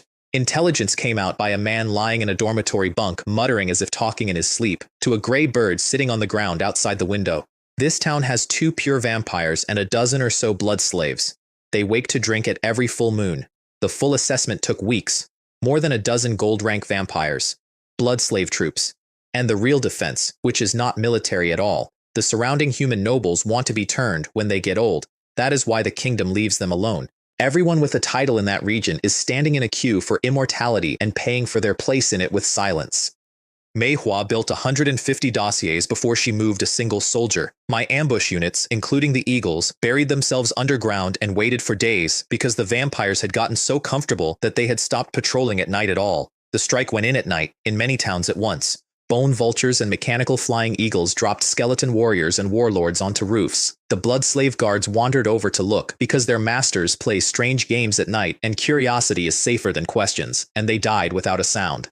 2 coffins opened in the biggest house. Father, the smell of blood is strong. It is not mealtime yet. There was an attack. These wretches have had peace so long they have forgotten the rules of this world. 3 silver skeleton warlords took the older one, and one of them deliberately ate a wound in order to pin him in place. Nailed to his own floor, he still demanded his rights. I am Baron Brira. Who are you? I demand the treatment due to a nobleman. My skeletons said nothing at all. They tied both of them up, put them back inside their own coffins, and an eagle lifted the coffin out through the roof.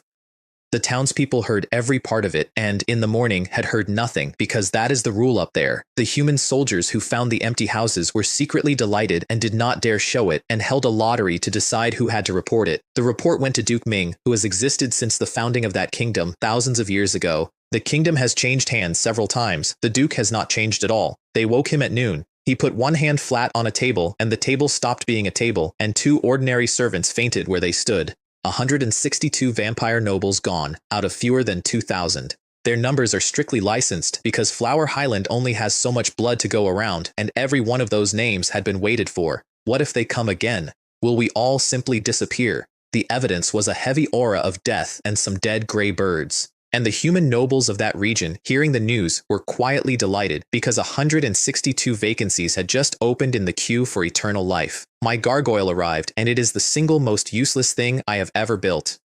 2 meters, no wings, slower than an ironclad zombie, worth keeping only because it can be researched forever. While it was disappointing me, my coastal defense went up. Dozens of Death Chi towers, 15 meters each, standing along the shoreline like black telephone poles with a small storm on top of everyone. Each hits like a bronze expert with much more reach. With that many focusing together, a silver would not survive the first second.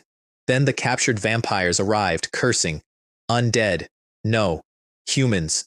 Release us immediately, or your souls will be pulled out and burned forever. I did not answer them. I was checking the panel to see whether they qualified, with silver warlords standing behind me under orders to kill all of them if they did not. They qualified. 1 million spirit points. The death aura closed over the coffins and the cursing stopped, and when it cleared, there were no vampires and no coffins, only their possessions lying on the floor.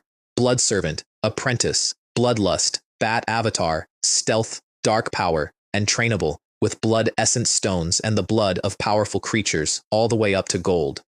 I have a blood essence stone vein in the desert that I had been stockpiling for no reason whatsoever. They come out beautiful, every one of them, which is a strange thing for a production line to do. I pinched one's arm out of curiosity, and it was like pinching a chair. When am I going to acquire a subordinate who is warm? My counterfeits lose 2 things against real vampires. They do not need blood to live, only to grow, which is an improvement, and they cannot make more of their own kind. That second one matters enormously, because the entire human nobility of that region is queuing for exactly the ability my counterfeits do not have. Mei Hua got the C, formally, as an independent department reporting directly to me. And the plan for Flower Highland became the plan I liked best of anything we ever did. Blood servants dressed as vampires, holding a vampire enclave, gambling everything on the fact that nobody outside knows what they cannot do. Origin Town hit level 9, which is the ceiling, and level 9 gave me something better than troops. I could build my own subordinate territories, not conquer them. Build them. They inherit my talents wholesale. They upgrade without trials, and they stay legally mine even if somebody occupies them. Then I read the requirements for a city and had to put the panel down.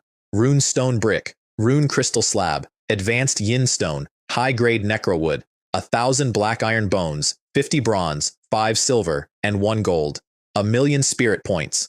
500,000 population, 20 functional buildings, 5 silver buildings, a statue, 10 gold tier combat units, and a mage tower, which I have never seen and could not describe. Then I thought about the trial attached to it. If the entrance requirement is 10 gold units, the test is obvious, so I need to prepare for 1,000, no, 2,000 gold rank opponents. Over-preparing is fine. Under-preparing kills you. The fortress went to level 9 with it and grew things I had not asked for.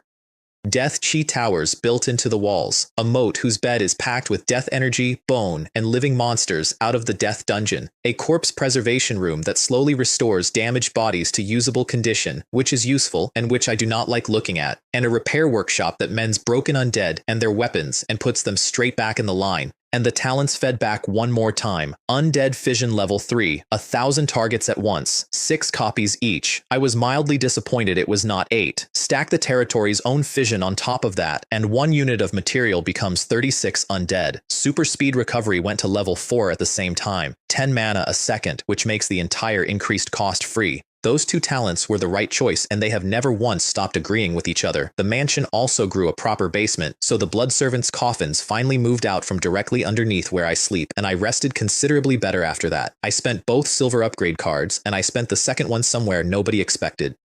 The first went into the skeleton conversion field, which put silver skeleton warlords into mass production at 1 silver corpse and 20,000 spirit points each. The second went into the alchemy workshop. I am not an alchemist faction. I will never be offered an alchemy upgrade in 100 years, but a card does not check what faction you are. That gave me a bronze gargoyle, which finally grew wings and became a 3-meter gray-black bat and stopped being a joke, and it gave me the iron golem at silver, which punches a silver warlord hard enough to fracture bone, takes shallow scratches in return, repairs itself, and can burst into terrifying speed by spending its own energy crystal. Each one costs as much crystal powder as 10 stone golems. Each one is worth it. Meanwhile, the flower fairies had adapted to my house completely, which I know because they had started bullying the brainless skeletons for entertainment. Daisy had taken to sitting on my shoulder, which is a privilege I granted on the grounds that she is very small and I am very tired. Their loyalty caps at 80 and stalls there. They still cannot fully accept living in an undead camp.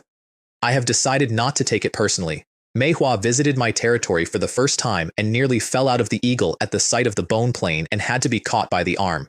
Then she laid out her plan for Flower Highland, and it was better than mine. Send blood servants to the surrounding human nobles, with formal letters, properly addressed, because in every legend about vampires they are a noble race, and it turns out that is not a legend. They genuinely do appreciate correct etiquette. So every noble who receives a letter reads the coming attack as a vampire internal feud, and some of them will absolutely leak it to Flower Highland, said Mei Lin, and then the vampires up there will also read it as their own kind coming to settle a score, and their guard against us drops to nothing. Timed for winter, when the New Moon Kingdom is busy on the blue sand border, Zayden Marquise received our blood servant openly and did not blink at any of it. This is an internal matter of our clan. Those ones have fallen and hidden in a human kingdom without ambition. They must be punished. It is indeed your internal matter. It is also inside the New Moon Kingdom. So, what do we get? The price was 2 million territory-grade gold coins, which is enough to buy an entire territory outright, plus trade terms, plus the clause that mattered. We do not want quantities controlled. Flower Highland licenses new vampires strictly, because there is only so much blood up there. Unlimited turnings means every aging noble in that region finally gets his turn. Zayden laughed and invented his own cover story on the spot, which was better than anything we had prepared. The 2 million was not a gift, it was payment. You bought land from me, and what he sold was exquisite. A deserted island directly beside Flower Highland, and the beach at the foot of the plateau. Neither existed when the vampires were granted the highland, so neither belongs to Duke Ming, and a legal sale by a marquis is not something a duke can contest while the royal family is standing there looking for an excuse. Then he watched our envoy turn into a bat and go out the window. What a perfect race. The panel that winter, capital only, 500,000 laborers, 500,000 skeleton birds, 3 million soldiers, 3 million archers, 80,000 warriors, 60,000 cavalry, 100,000 bone vultures, 40,000 white bone worms, 50,000 bronze skeleton warlords, and 18,000 at silver, 20,000 war elephants, 10,000 eagles, 5,000 stone golems, 1,000 gargoyles, 300 iron golems. If I sent 18,000 silvers to Flower Highland, they could plow that plateau flat. The only thing stopping me was that I did not have enough ships. Duke Ming, meanwhile, was being fed information by the same human nobles who were queuing for his gift, and he had no illusions about them. You are uncomfortable being managed by us, wanting immortality and eternal youth without paying for it. How exactly would that work? Because a vampire who turns you owns you afterward, near enough completely. Every noble getting his wish becomes property with a title. His intelligence was decent. Newcomers from the west, by sea, fielding undead, possibly fallen, and his conclusion about our strength was reasonable and wrong, and I am grateful for it. Needing to rely on the undead to fight shows how weak they are. The usual method for vampires is that a few powerful individuals go directly to a target and kill it or take it. They did not do that, which proves they cannot. He also knew exactly what we were, that race where the entire population has the Lord's Cabin ability. Their strength is not in the race, it is in their luck. Fortunately, their descendants did not inherit it. Otherwise, they would be a real problem. His countermove was economical and nasty. They want to move troops by sea. Let us add some spice to the seawater. Bats went out over the ocean dropping something into it, and the sea monsters lost their minds. Rathos got Flower Highland. He was the standout among the blood servants, and he accepted the command the way they all talk. Your subordinate will present the most beautiful fruit to his master. Then Li Jun came in with the sea monsters, which were massing and charging and, in his words, all seemed to have gone mad. Mei Lin solved it by shooting down a stray bat over open water and looking at the body. It was not a bat monster, it was a vampire. Let them. It would be strange if they did nothing. This is probably the limit of what they can do, and it actually helped, because a sea full of enraged monsters is excellent cover for moving troops through. By then, the island and the bot beach were both hollow. My laborers had dug troop caves so deep that a wrong step would have collapsed the island, and tunnels running under 500 meters of plateau. I packed them full of things that need no food, no water, and no encouragement, and that will simply come up out of the ground when the war starts. The underwater fighting was ugly and one-sided in a way I did not enjoy watching. My Death Lobstermen traded badly and did not care. Some of them let the big monsters swallow them whole and then vented their poison from inside. The water went dark for kilometers, which drew more monsters, which made it worse. And it reached Flower Highland on the wind, where the blood slaves went red-eyed and had to be restrained by their own masters on the spot. Even the vampires pulled back from the shoreline. That much blood in the air starts a frenzy that has destroyed entire clans, and controlling that instinct requires gold rank. Nothing in my army noticed at all. The thing running that swarm was over 50 meters long, with the body of a ribbon fish and the head of a lion, and it was gold. My lobster heroes decided on their own that it could not be allowed to leave. We absolutely cannot let it escape. The Lord needs the corpse of a golden sea beast. They were right, and I had not asked, and that is what a hero is. It never noticed its escort thinning out, for two reasons. It was absorbed in leading, because leading a battle raises its own potential, and the blood frenzy that had every living thing in that ocean out of its mind did not touch a single one of mine. When its magic dropped below a fifth, it tried to run, and running cost me more than fighting had. Underwater whirlwinds shot through with lightning that turned lobstermen into gravel. It killed 3 silver heroes in a row on its way out. I never want to fight the undead again. Then, magic spent, it swam straight into a wall of things that do not belong in the sea. Gargoyles, flying underwater, harder than it expected. It shattered several and got dizzy doing it. After that, it was arithmetic. Ringed, dragged, wrapped in lobstermen until it was a ball, and cut 100 small times. I really should not have come here. A silver water splitter opened its throat. It cost me 5 silver heroes, dozens of bronze, and over 1,000 black iron. Take the body back and collect the blood. Do not waste any of it. My lobstermen drank the bloodied seawater and carried it ashore in their own bodies, and we purified it and fed it to the blood servants.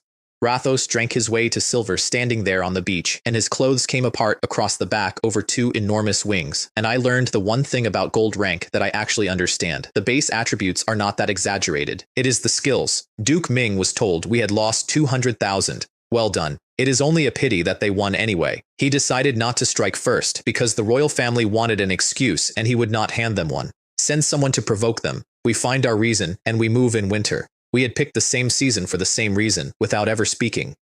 A gold kill pays a gold chest, and mine had a shipyard in it. Shipyard at Gold, which builds ocean-going hulls and researches new ones. A dock at Silver, which repairs ships, suppresses anything hostile under the water inside its area, and keeps its own water from freezing. And a ghostfish nest. The problem was that my territory did not touch the sea, so I had my laborers dig a river, from my land to the ocean, straight, widening a natural depression into a lake along the way.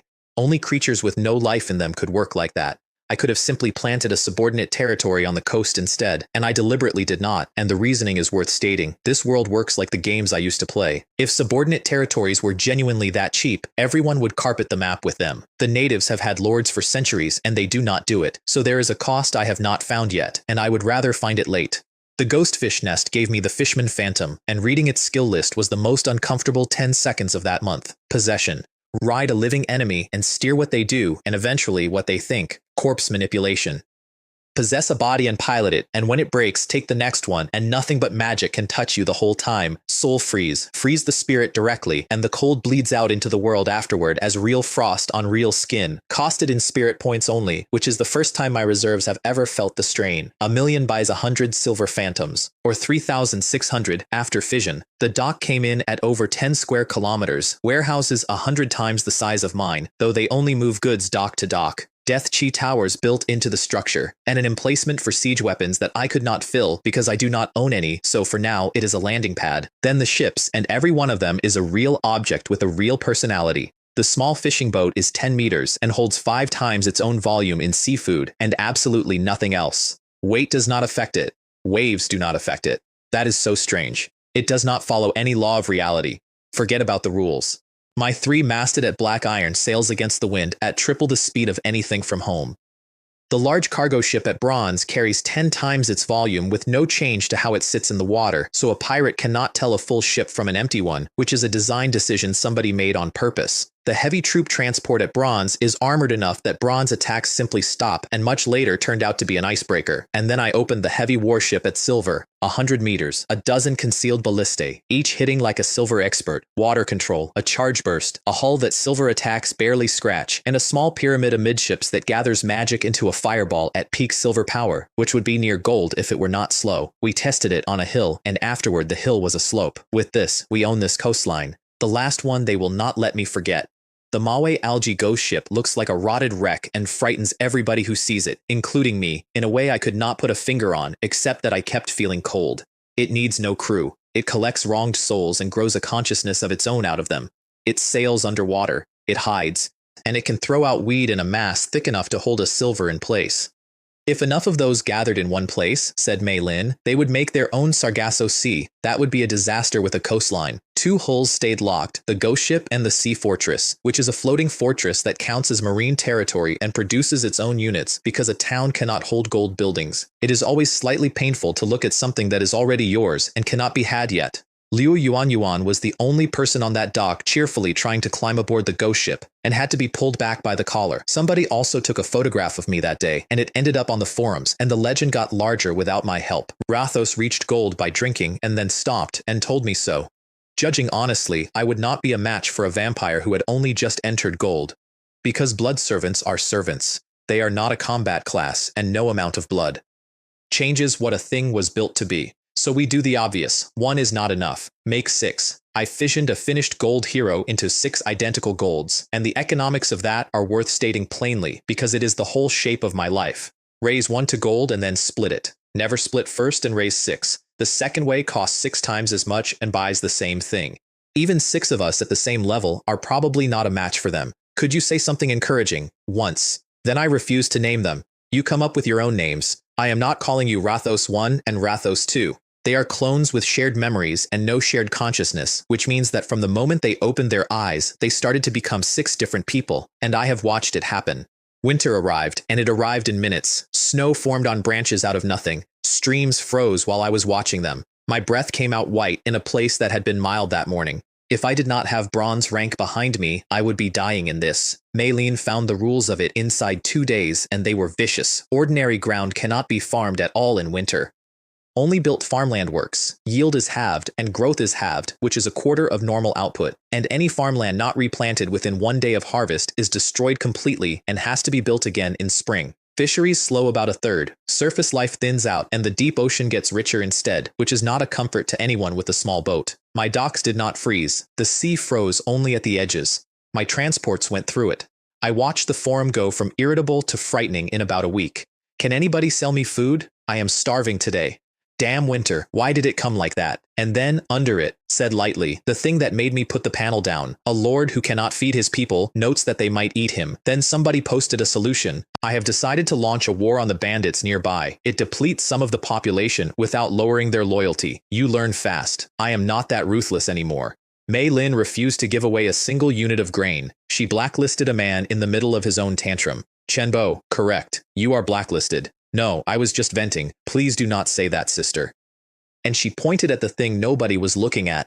The truly tragic cases are the ones you cannot reach on the forums at all. Inside 3 days, the number of Earthlings under her command tripled, and the natives who came in outnumbered them 10 to 1, and the Earthlings immediately organized themselves into bickering factions. Mei Lin did well. They cannot unite at all, and they are no threat to us. Winter also bought me 2 blueprints I would have paid anything for. A logging camp and a quarry. Permanent, rule-based, infinite wood and infinite stone that never consume an actual tree or an actual rock. I very nearly cried. And a sailor camp, won by a Khan. Mei Lin photographed our own fishing boats deliberately iced in, ordered everyone to stop posting icebreaker footage, and convinced the seller that ships were worthless until spring. He came down from 10 million gold to 1 million plus 5 silver skeleton warlords and left the conversation delighted because 5 real silvers beat an unsellable blueprint. I will definitely surpass all of you in future. I hope so. It matters because skeleton laborers crew a warship at 30% effectiveness, and I had been pretending not to know that for a month. The winter campaign started without warning, and Kirin found out that even Alessandro had not been told. The kingdom kept its own nobles in the dark to keep the surprise, he wrote. And I read the sentence underneath it. If they did not tell Alessandro, then Alessandro does not matter. I sent Kirin an iron golem to keep hidden, purely as a bodyguard, and one line of advice. Be especially careful of the people standing next to you. He understood immediately. If I make too many contributions, some of them will get jealous. He wrapped his golems in heavy robes, and Alessandro laughed at him for it. You can tell they are puppets just from how they move. He never once wondered whether there was a silver inside one. Alessandro had taken the 100 stone golems Kirin gave him, spent them entirely on family politics, and now fielded 500 bronze and had decided he was the chosen son. You should learn from us nobles. Drop the merchant habits. Then he twisted it because he could not help himself. The mercenaries Kirin had been feeding for weeks had deserted the day before the battle and were laughing about it, and there was nothing Kirin could do because a merchant cannot have deserters hunted, only a noble can. Kirin took all of it without a word, submissively, which bored Alessandro, who had wanted an argument so he could be gracious about winning it. My own troops fought their first battle as hired mercenaries that week, and Blue Sand put us in as the first of 8 waves. They made us the first wave. What a clever plan. A note on my heroes, since it came up. They are not afraid of dying. That is not at all the same as being willing to die for somebody else for nothing, and they know the difference perfectly well. Being manufactured, they carry no hatred of the living and no hunger for flesh. They fight because I said to. That is the whole of it. The target was a cliff fortress with every weapon facing the valley so that nothing could pass underneath it. So my army spent 3 days climbing up the cliff behind it. Laborers first, smoothing the impossible stretches for the ones coming after. Then they came down onto the roofs. Some of them missed the roof, fell straight in through it, and kept fighting with broken bones on the way down. This is bad. Every installation we have faces outward. Bone vultures blacked out the sky over that fortress, each one dropping a skeleton warrior and then joining in, and a silver warlord took an alley apart from one end. Silver rank. Damn it, what is going on this time? He did not have a single silver in that fortress. Half an hour, and there was nobody left, and not one human surrendered. My skeletons discussed it afterward, and it is the closest thing to a conversation about values that my army has ever had. They were all elites. They fought to the end, and none of them surrendered. We are undead. How would the undead have a sense of justice? Even so. We do not meet many enemies who will fight to the end. Then, immediately after that, one of them said the most practical thing I have ever heard. It would be a shame to demolish it. Whoever occupies it owns it. How about we sell it to the Blue Sand Kingdom? The border city came next, hit before its army could assemble, and the only real resistance in it was a silver mage called Casa who refused to leave. This is my homeland. I cannot retreat. He dropped 2 bone vultures with fireballs, shattered a silver warlord outright, and killed 2 more even after my warlords had landed among his mages, and then he was cut in half. I want him on the record. He was the best thing that city had, and he knew what was coming and stayed anyway. And then the image that describes my entire army better than any panel. The siege ladders were never the point. The skeleton soldiers at the base simply climbed on each other, packed in, and became a ramp, and the wall stopped being a wall and became a road. Blue Sand's terms were that the population be spared and handed over, because for humans, population is the asset. Everything else was ours. One more thing happened in that battle. A skeleton bird broke through into a hero. I now have a dozen hero rank birds. Low ceiling, no combat value, and they can talk, which makes them the best messengers anybody in this world has. Kieran marched last and slowest on purpose, and every noble in that column read it as exclusion. Alessandro raced ahead with 500 bronze and ran directly into a white semicircle closing around his camp, with more skeletons being dropped from the sky into the middle of his tents. Oh no, my puppets. His stone golems were cut off and buried. His advisors told him the puppets were not worth his life, which was the only true thing anybody said to him all week. Then his hired troops started quietly leaving and then stopped being quiet about it. You deserters, when I get back, you will all be wanted men. Half his own household died covering his run. My orders on him had been explicit before the battle started. No need. Kieran says spare him. He is more useful alive. And the pursuit was quietly reorganized on the move, not to catch the fleeing nobles, but to steer them along a particular route, which put every one of them directly into Kieran, who had somehow sped up. Form ranks. Resist the undead. Lord Alessandro, quickly, over here. His puppets formed a hollow square that my skeletons obligingly failed to break, and he withdrew in perfect order all afternoon while Alessandro screamed at him to run faster. We cannot retreat immediately. These puppets are not built for speed, they are built for holding ground. All day long, one panicking noble son after another was scooped out of the snow. 5 never came back at all. Over 70% of the ones who lived were saved by a merchant they had spent the whole campaign mocking. Fewer than a third thanked him. Some of them told a version afterward in which he had been in the way. Less than 30%. That is the mindset of the nobility. And later, Alessandro brought him a piece of intelligence, breathless with discovery. That damned Blue Sand Empire actually hired undead. Some necromancer lord up north running a mercenary business. Probably not very strong. I see, said Kieran. The con was arranged before the campaign and it ran itself. Kieran said aloud, to nobody, that he wished he could buy more puppets if only there were a market for it. Alessandro volunteered to be the market inside of 10 seconds. Set your prices wherever you like. Just do not go too high. Then Wei walked in. Another second son from a bigger family who had come to prove something and had been wrecked just as thoroughly, and he bought in mid-sentence. Kieran set the hook with one line. I can even get an iron golem if the price is right. Silver rank combat power. For border nobles, silver is normally the ceiling of what exists. The shape of the thing was this. I sold to Kieran at cost. Kieran marked it up to Alessandro and Wei. They marked it up again to everyone else, and every buyer in that chain believed he was getting a friendly price, because wartime puppets normally go for 5 times that. All 3 of them brought crates to the meeting, deliberately padded with nothing, to look richer than they were. Kieran brought the most. The nobles who had spent a season despising him started doing arithmetic. And the joke inside the joke is that a large share of those supplies had been paid for with his own troops, and none of them knew it, using their money to buy back their own goods, and getting thanked for it afterward. He also blacklisted everyone who had slandered him, which delighted Wei, since it left them all available to recruit. Final tally. Alessandro, 2 iron golems and 7,000 stone golems. Wei, 5 and 5,000. Kieran, 10, plus the hidden one, so 11 and 8,000. More silver rank combat power than the entire city they were standing in, whose lord came out personally to look at it, and the 3 of them ended that winter as the leaders of the noble alliance, with the merchant on top. The crown's reward to him was deliberately insulting. Lord, the lowest rank that is not a knighthood, not hereditary. One of his men complained out loud and Kieran shut him down with the real lesson. Be quiet, we were commoners. If I had not kept cooperating and given them their chance, do you think they would have given us even this? No empire lets the poor rise easily. And the nobles came knocking the same day the order issued, before the letter had even arrived, because an appointment can still be revoked right up until the paper is in your hand, so the goods had better be real. The Blue Sand Border Command spent an evening discussing me and reached the conclusion I had been engineering for months. These undead are cheap. Pay some wealth and resources and they take cities for you. Is there a better offer anywhere? Reese, to his credit, was the one who kept pointing at the shape of it. We should not trust them too far.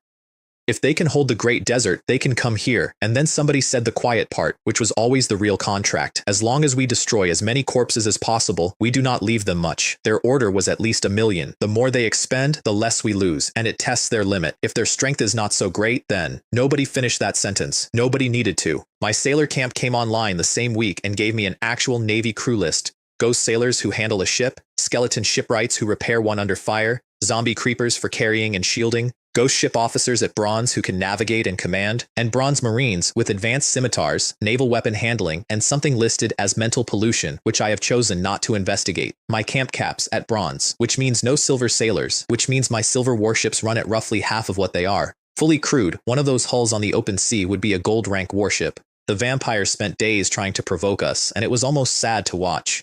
They strutted along the edge of the territory, making gestures at things that do not have eyes.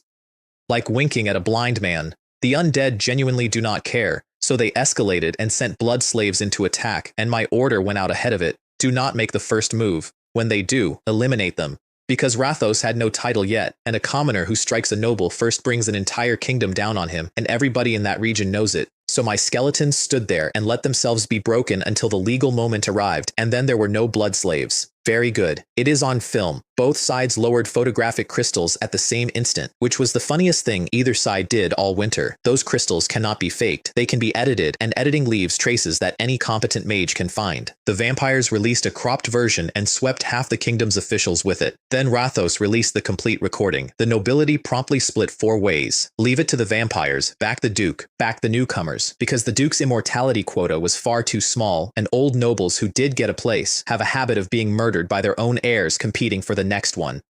And a small quiet group who hoped both sides would kill each other thoroughly. The crown ruled through Xaden Marquis. Settle it internally. Do not let it spill outside Flower Highland. Do not harm ordinary humans. Soldiers, of course, being fair game, and privately, from the same mouth. Occupy a piece of land and we will grant you a title and recognize you as legitimate.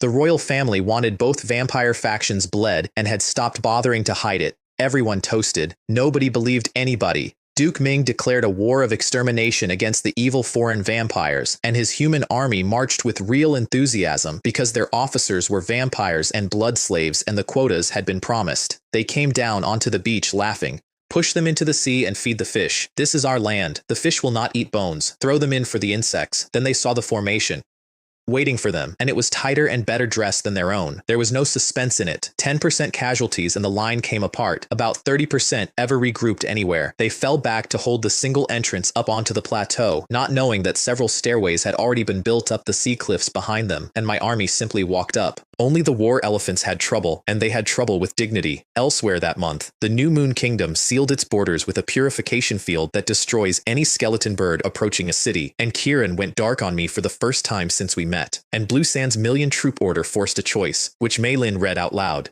They are paying us to fight for them, which weakens New Moon and weakens us at the same time. And it is a test. If we can produce that many quickly, they conclude we are strong, and they stay on guard instead of attacking. And if we cannot, then they will spend whatever it takes to finish us, and they will consider it worth the attrition.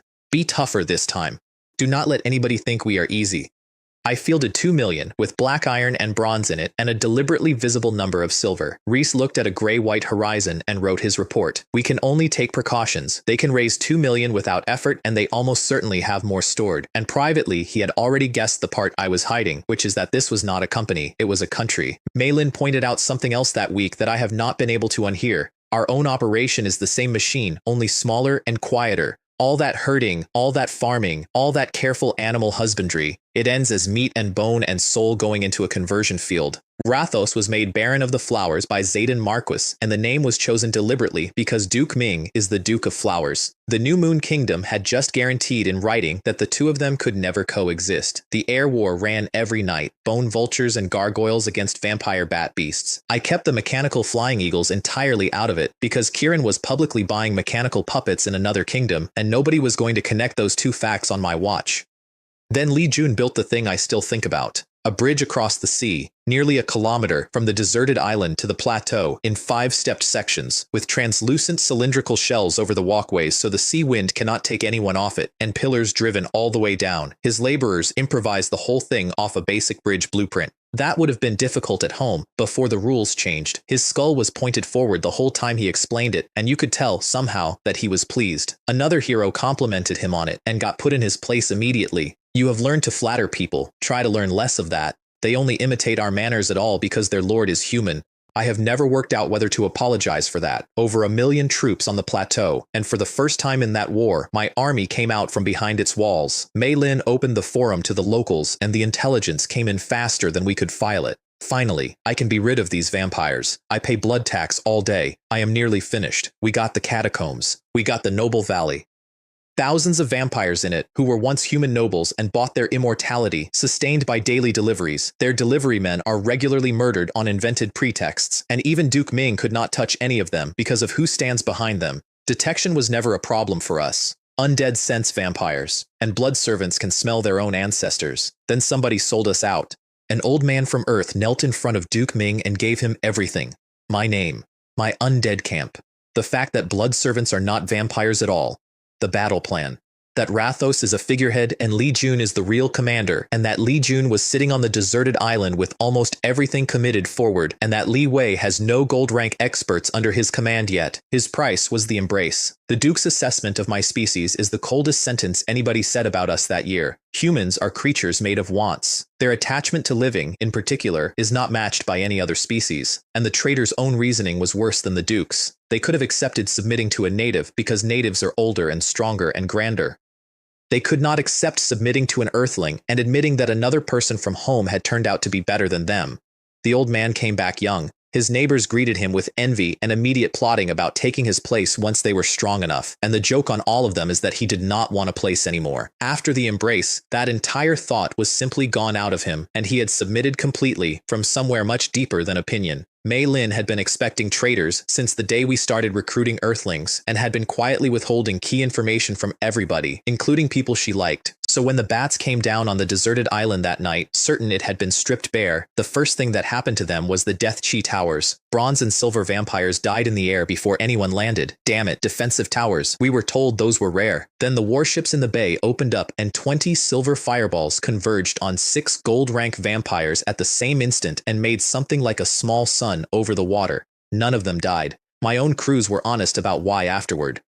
The fireballs are not powerful enough, and they are slow to launch and slow to travel. If those 6 had not been caught off guard, nothing would have landed at all. 2 were crippled, 4 were badly hurt, then 12 gold rank blood servants dropped out of the sky, and I would give a great deal to have seen the faces. Wait, you all look identical. These are sextuplets. Wait. How are there 2 sets of sextuplets? At the same moment, at the front, Duke Ming arrived alone with a handful of low-ranking kin to kill Rathos personally, because the prestige of doing it himself was the entire point. Rathos, come out. I know you are in there. I have met the Duke before. I did not expect you to come here on your own. You reached gold. That wretch lied to me. You are not a puppet at all. Rathos told me later that he had privately disagreed with that part. He is a puppet. He is his master's puppet, which he considers a prestigious position and which nobody else has the honor of holding. Submit now and I might spare your life. Otherwise, today is the day you die. No. Today is the day you die. 6 more Rathos walked out. Then 6 more. Then 6 more. 3 sets of sextuplets.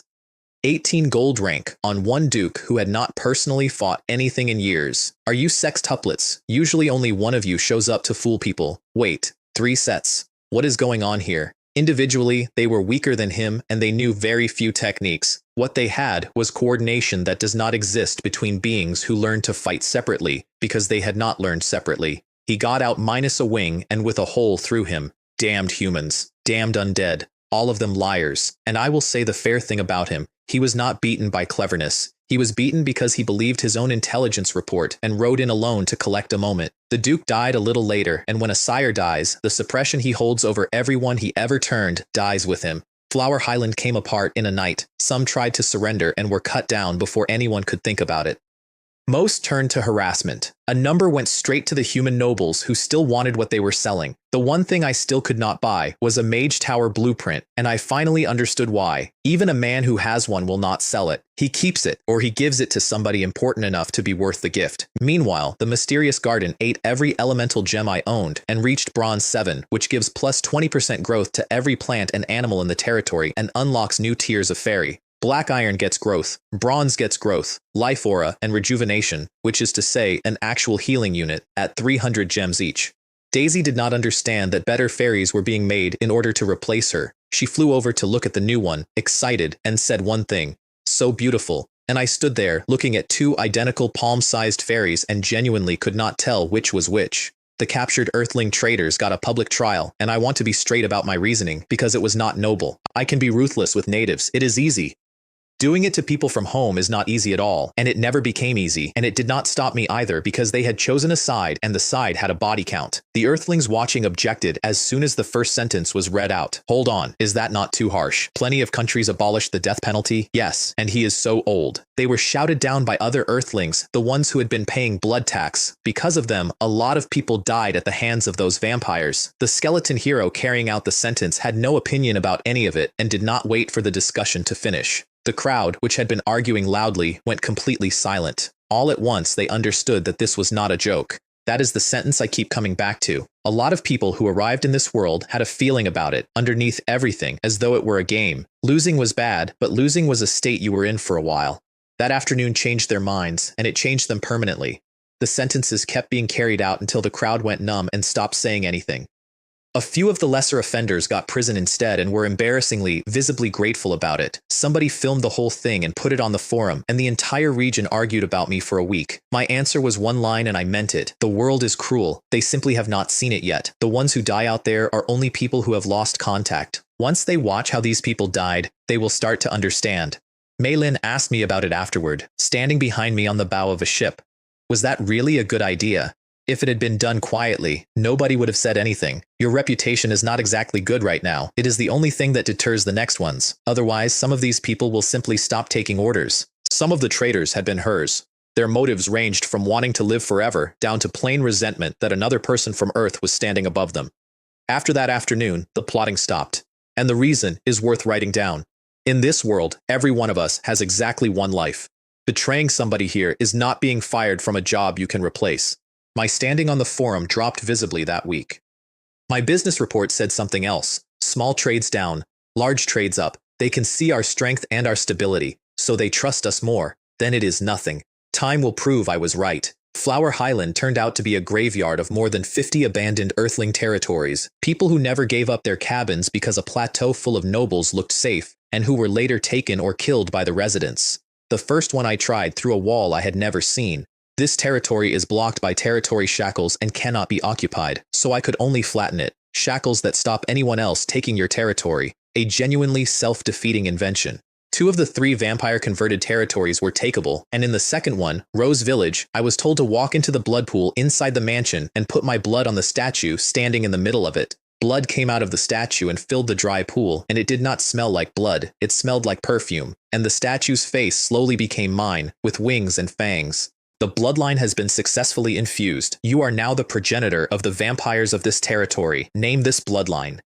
The Rose bloodline. What it gave me is that any wild vampire can be captured and assimilated into my line, and as progenitor, my control over my own line is absolute. Over other bloodlines, I have nothing at all, which is a very deliberate piece of design. Vampire mechanics turned out to be the most interesting economy I had touched.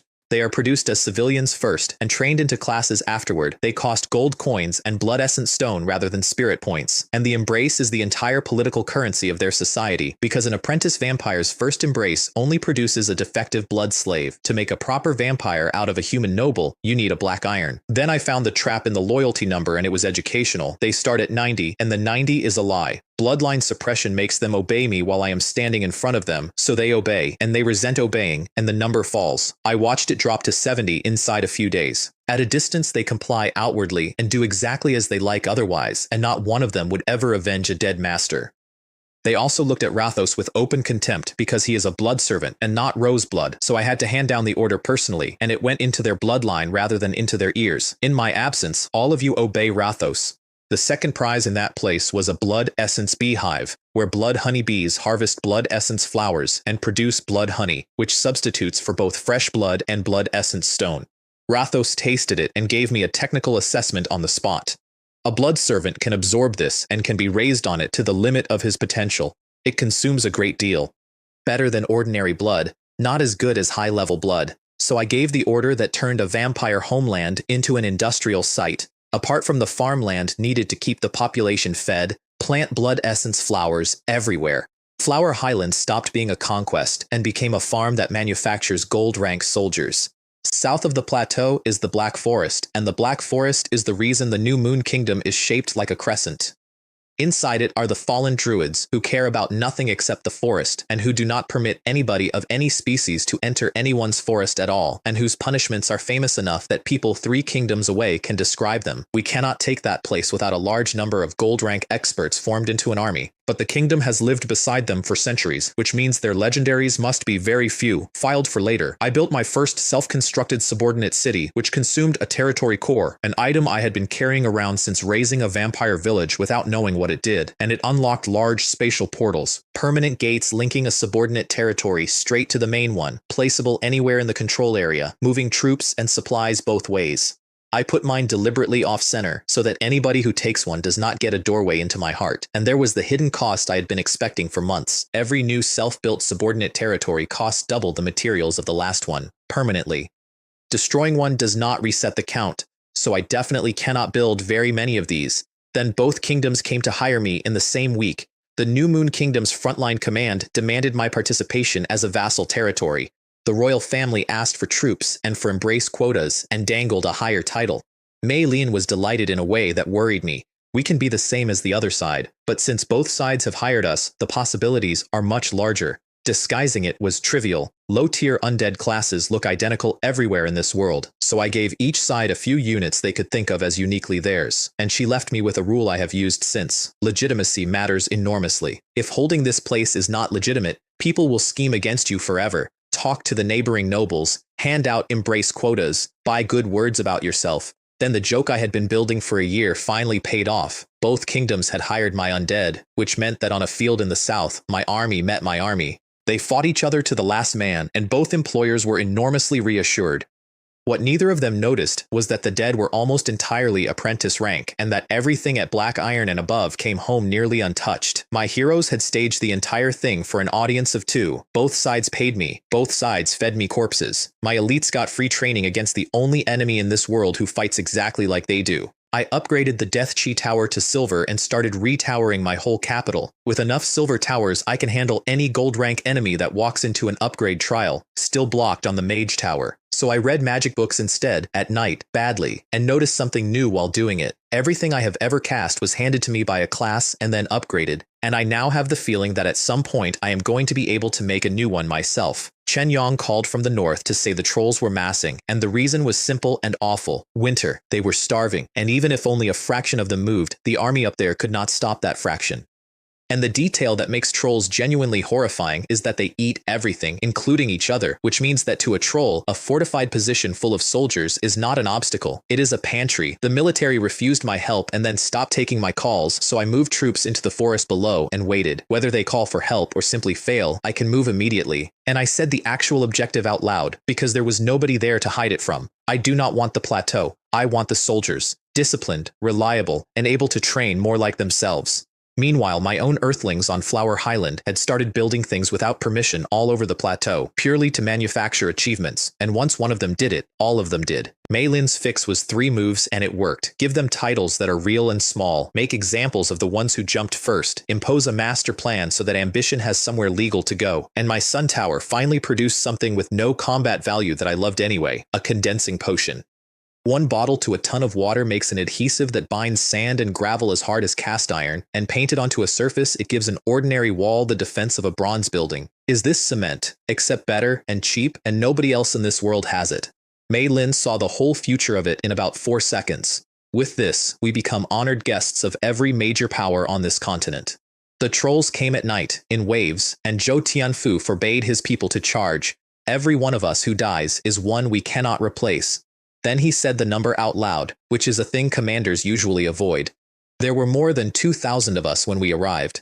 There are fewer than 700 now. They still had no professions. They had searched for an occupation tower for a year and never found one, and had decided to be commanders instead, and their training genuinely doubled what their classes could do, especially the orc classes, which are the real headache because orcs do not naturally hold a line. Trolls heal while you are hitting them, they barely bleed. They die if you take the head or cut them in half and not otherwise.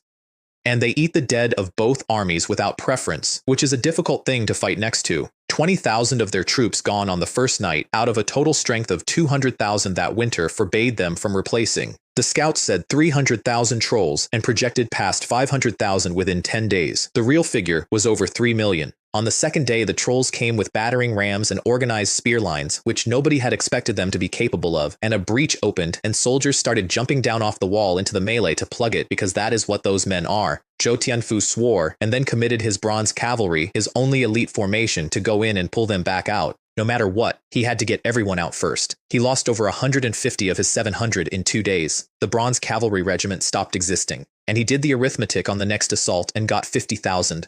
That is enough. We have held long enough. It is time to find a new backer. Then he called me. I am here to ask for help. I can help. What do I get? I am not spending troops for nothing.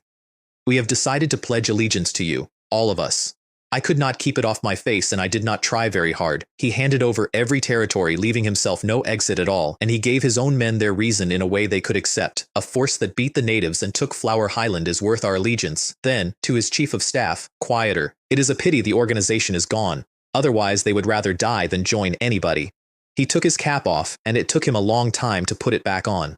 The bridge defenses opened and the gray-white flood came up the road. Kalen arrived with gold rank blood servants, and whatever objections were still being made up there went quiet. He even has gold rank. How did he do that? I landed with 36 of them. I will be honest about why. The surest way to keep subordinates loyal is to give them no window in which betrayal could work. No need to be that formal. Use my name. The banquet can wait until the fighting is over. Zhou Tianfu called me commander anyway, and never stopped. 2 million trolls by their estimate, 3 by mine. Do not worry. I brought 10 million troops this time. There was a sound in that room that I have not heard before or since. The grief in those men was real, and I did not miss it. They had spent decades as a country's army, and they were ending as somebody's retainers. I wonder how the rest of my family is doing. Life is so uncertain here. They also knew that the forest I cleared was what pushed the beasts south and saved them from being hit a year earlier. They were grateful for that, and it was also the reason they were trapped, and both were true at once. I dismantled 2,000 lords' cabins for territory cores while they watched, and they watched it the way you watch a house being demolished. I kept a human territory, an orc territory, and a few with rare factions, and my stated reason for preferring the human one was not strategic. These orcs are not the kind with charming ears. They are not good looking. There is no need to develop them. Then I gave them their jobs, and this is the part I am proudest of in that whole year. There is nothing else pressing right now. All of you go and become instructors. Train the classes, train the earthlings, train the natives. Keep the military spirit from breaking. Their chief of staff had a fear he was too disciplined to say, which was that once my hero units learned everything, his people became disposable, so I answered it before he had to ask. Command troops, living or dead, since you are all experts. Or if you are sick of war, run fortresses and defense. Or go into logistics and administration, because my undead are obedient and easy to use and completely inflexible, and my skeleton heroes create problems for themselves constantly. And this is not the first time or the second. His relief was total and slightly embarrassing for both of us. And the several thousand natives and earthlings they had already trained came over as a bonus workforce nobody had costed. I built a subordinate territory and a spatial gate on the plateau so that troops made at home now appear up there the moment they are finished. The material cost had doubled again, exactly as promised. The trolls had eaten everything within reach in 3 days, including each other, because they do not preserve food and are extremely wasteful with it. Over 3 million came at the plateau. Some of Zhou Tianfu's officers asked to command sections of my line, and I said yes with a condition that I meant as pure accounting and that landed as something else entirely. Fine. But be careful. Your lives are valuable. Even if every undead here is destroyed, I do not want anything happening to you. The battle was head-on, because archery was useless for both of us. My arrows pass between troll ribs and do nothing on the way out. Their arrows do nothing to a skeleton, and their own hide shrugs off anything that reaches it. 6 or 7 skeletons per troll, even with heroes commanding. Without the heroes, it would be 1 to 10 or worse. And the real war inside that war was over the bodies. Food for them, raw material for me. Nothing drove those trolls into a frenzy faster than watching a corpse get carried backward out of their reach. So I dropped poison and incendiaries from bone vultures, and they answered with anti-air javelins, which nobody had told me trolls could do. And I sent in the self-immolating lobstermen. Zhou Tianfu's officers watched that and were professionally delighted in a way I found slightly unsettling. Methods that are useless against normal creatures can be used freely by the undead. They started inventing after that, and their inventions were worse than mine. My people fought around the clock. Trolls cannot match that tempo. Nothing alive can. Over 1 million trolls dead in 3 days, and at the front a hill of bone had formed and become terrain, because trolls will not eat a skeleton, and I cannot reuse my own dead. Mei Lin produced her first hero unit in the middle of that war, an elf, and brought me data nobody else in this world has bothered to collect. Hero upgrade cards require loyalty 100 and cost 10 to 20 loyalty afterward, with a floor around 80. Her elf lost 6 and sits at 94, and heroes who break through on their own have far greater potential and far more volatile loyalty, because their ceiling depends entirely on how their master treated them before they were anybody. Which explains Seraphina, and explains why Kaylin argues with me, and explains a great deal about Li Jun that I had put down to personality. Then she told me loyalty is earned differently by race. Her elf's number rises simply from being left alone to make art, and rises faster if you sit and study it with her. 97 and climbing, and the sting on the end of it. A hero at maximum loyalty is loyal to one specific person. Transfer one and it will very likely destroy itself. Even undead heroes who are handed to somebody else tend to desert and go masterless. I had a reaction to all of this that I am not proud of. Should I train a hero of another race myself? This is absolutely not about beautiful women. Absolutely not. Mei Hua's news came in the same week, and it was the biggest thing anybody had told me since the sky opened. There is a power on the high seas, the Maritime Alliance, a kingdom of 10,000 islands, 23 large ones, hundreds of medium ones, tens of thousands of small ones, and the small ones they ignore would be considered islands anywhere else, almost certainly larger than the New Moon Kingdom, self-built fleets, deep ocean development, powers that command air and sea beasts.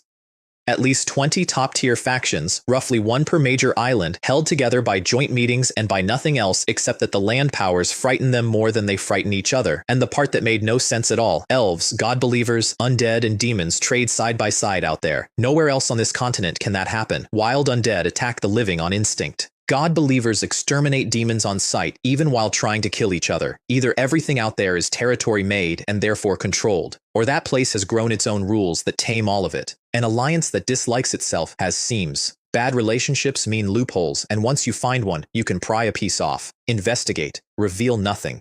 She had already started and told me so on principle. If a business manager needs orders before doing something questionable, they are wasting everyone's time. The bone field caught fire. Our own incendiaries did it, and it burned for most of a day, and the smoke was thick enough that nothing living could stand within 200 meters of it. My skeletons walked into the flames and kept fighting inside them. Rain finally put it out, and both armies met again in the downpour, standing in wet ash. 11 days, over 2 million trolls destroyed, and halfway through I had to fly home to manufacture and split replacements, because I was running out. I captured better than 60% of the troll corpses and still barely broke even. And because not one person alive knows about undead fission, everybody watching believed I was bleeding myself white to defend a plateau I did not own. To take losses like that and still hold the line for them and avenge them, what a noble thought that is. Their loyalty went straight up, and I did not notice for weeks. On the 11th day, the trolls withdrew, with 1.3 million still standing. They must have enough food now, and they have worked out that this enemy is too strong. I see, but I have not achieved my objective. So I pursued, and I want to be honest about why I could. Livelihoods, logistics, war weariness, legitimacy, the political cost of a long campaign. None of that exists for the undead. Once trolls lose cohesion, the rout is total.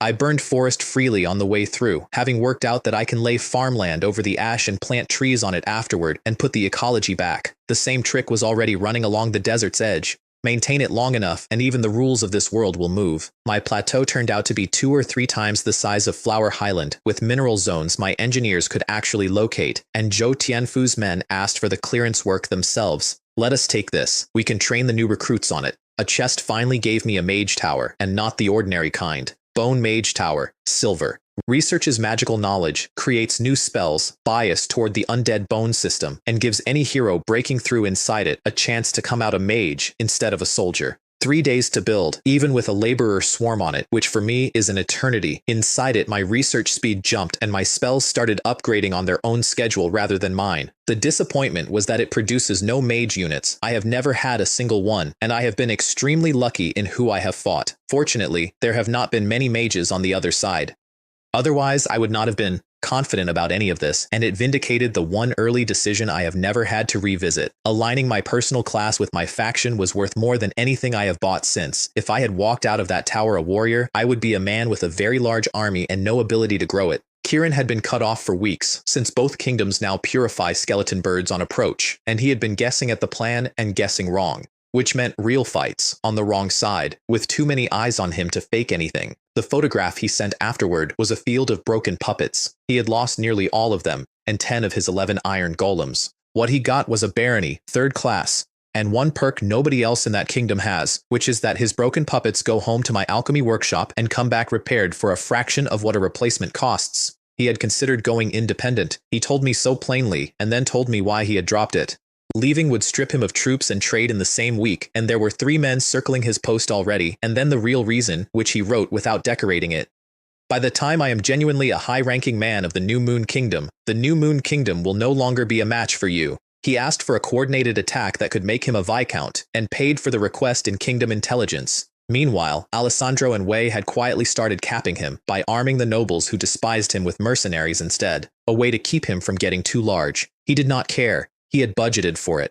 Zhou Tianfu reached the northern edge of the plateau and found a way down onto a grassland, with mixed orc races at the center and human settlements ringing them. Then he proposed moving his town down there, and his reasoning was better than mine would have been. It plugs the only exit from the plateau, which traps the surviving trolls up here. It gives us a base that works for attack and defense, and it hands the plateau to the undead, who do not care about altitude, cold, or thin air. The part he did not say out loud is that the plateau is a miserable place for human beings and a perfectly pleasant one for a skeleton.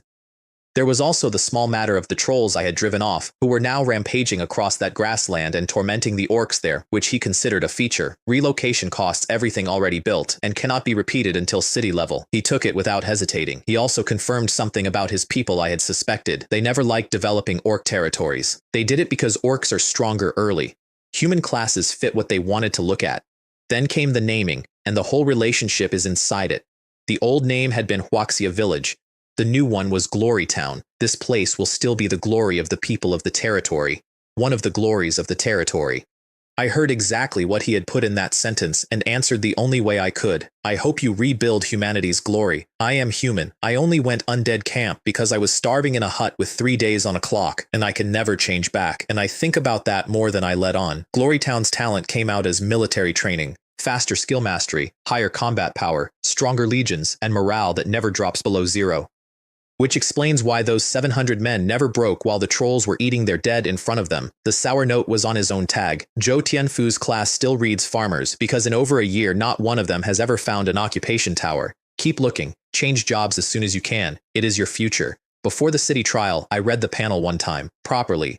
500,000 laborers, 500,000 birds, 3 million soldiers, 3 million archers, 100,000 warriors, 100,000 cavalry, 100,000 bone vultures, 50,000 worms, 80,000 bronze warlords, 30,000 silver, 50,000 war elephants, 30,000 eagles, 50,000 stone golems, 20,000 gargoyles, 2,000 iron golems, and over 200 gold rank blood servants who are not counted because officially they are servants. Over 20 million troops staged in total, most of them sitting behind spatial gates in 2 subordinate territories, ready to arrive the moment I want them.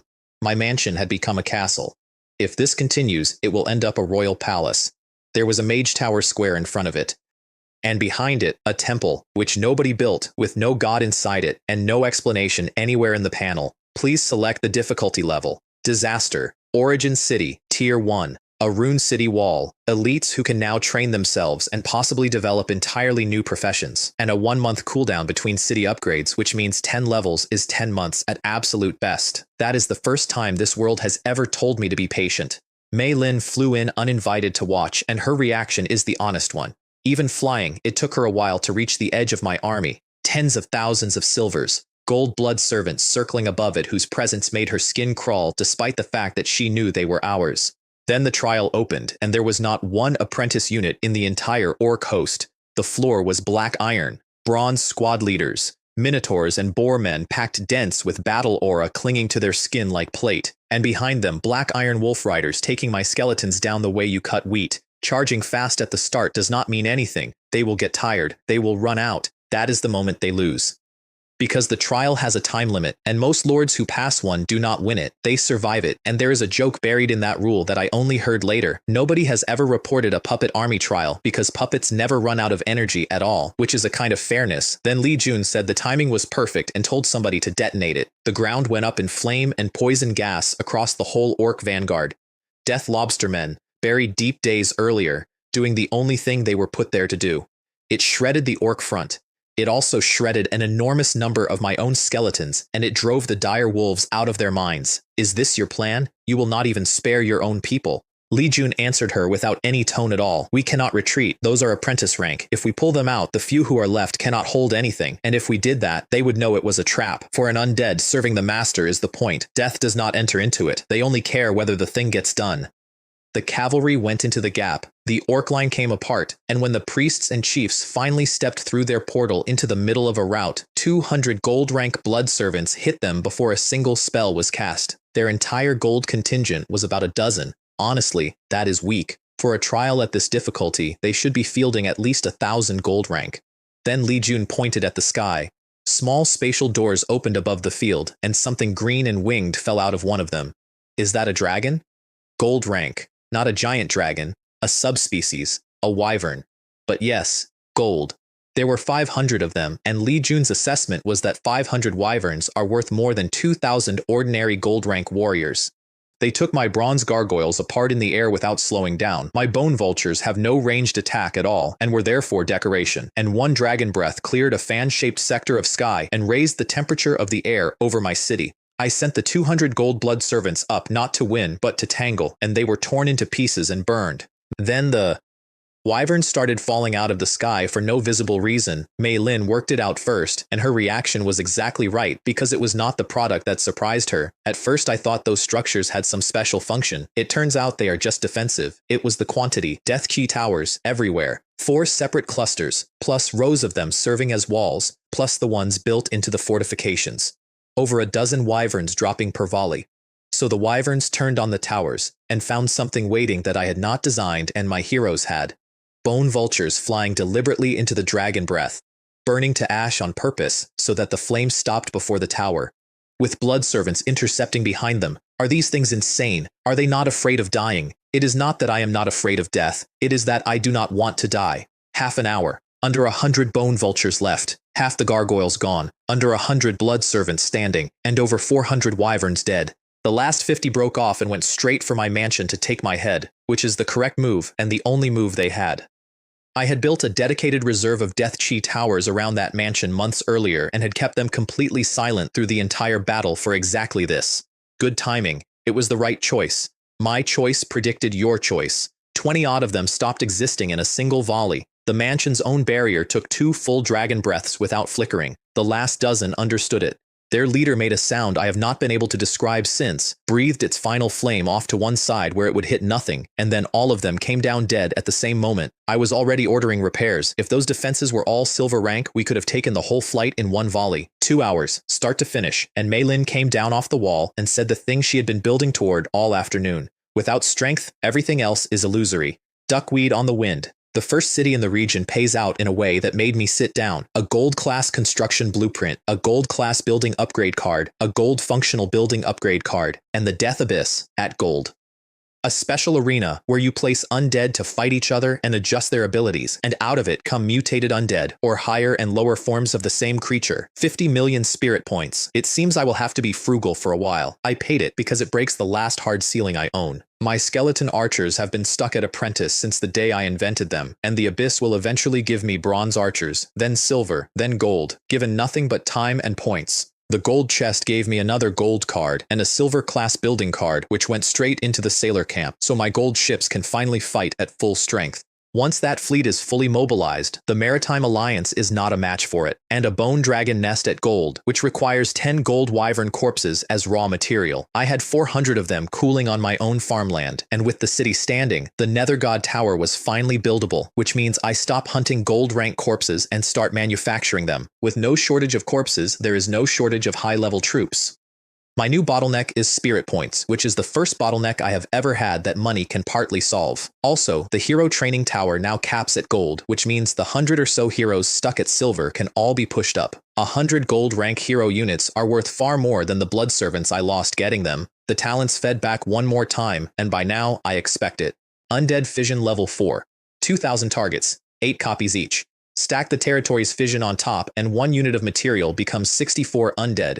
Super speed recovery went to 5, which is 1% of my pool per second plus 10 flat, so it scales with me forever instead of being outgrown. And a scroll gave me Undead Resurgence, which raises a corpse as an undead that looks exactly the way it looked alive. Unlimited uses, no upgrade path. Intelligence not guaranteed. If I were not a lord, that skill would be divine. Being a lord, it is a convenience. The domestic report from that battle is that the flower fairies spent the entire thing hiding behind leaves like a row of small frightened birds, and their loyalty went up from the fright.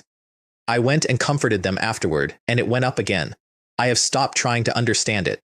Daisy is at 98, and a thought I had that night and did not enjoy.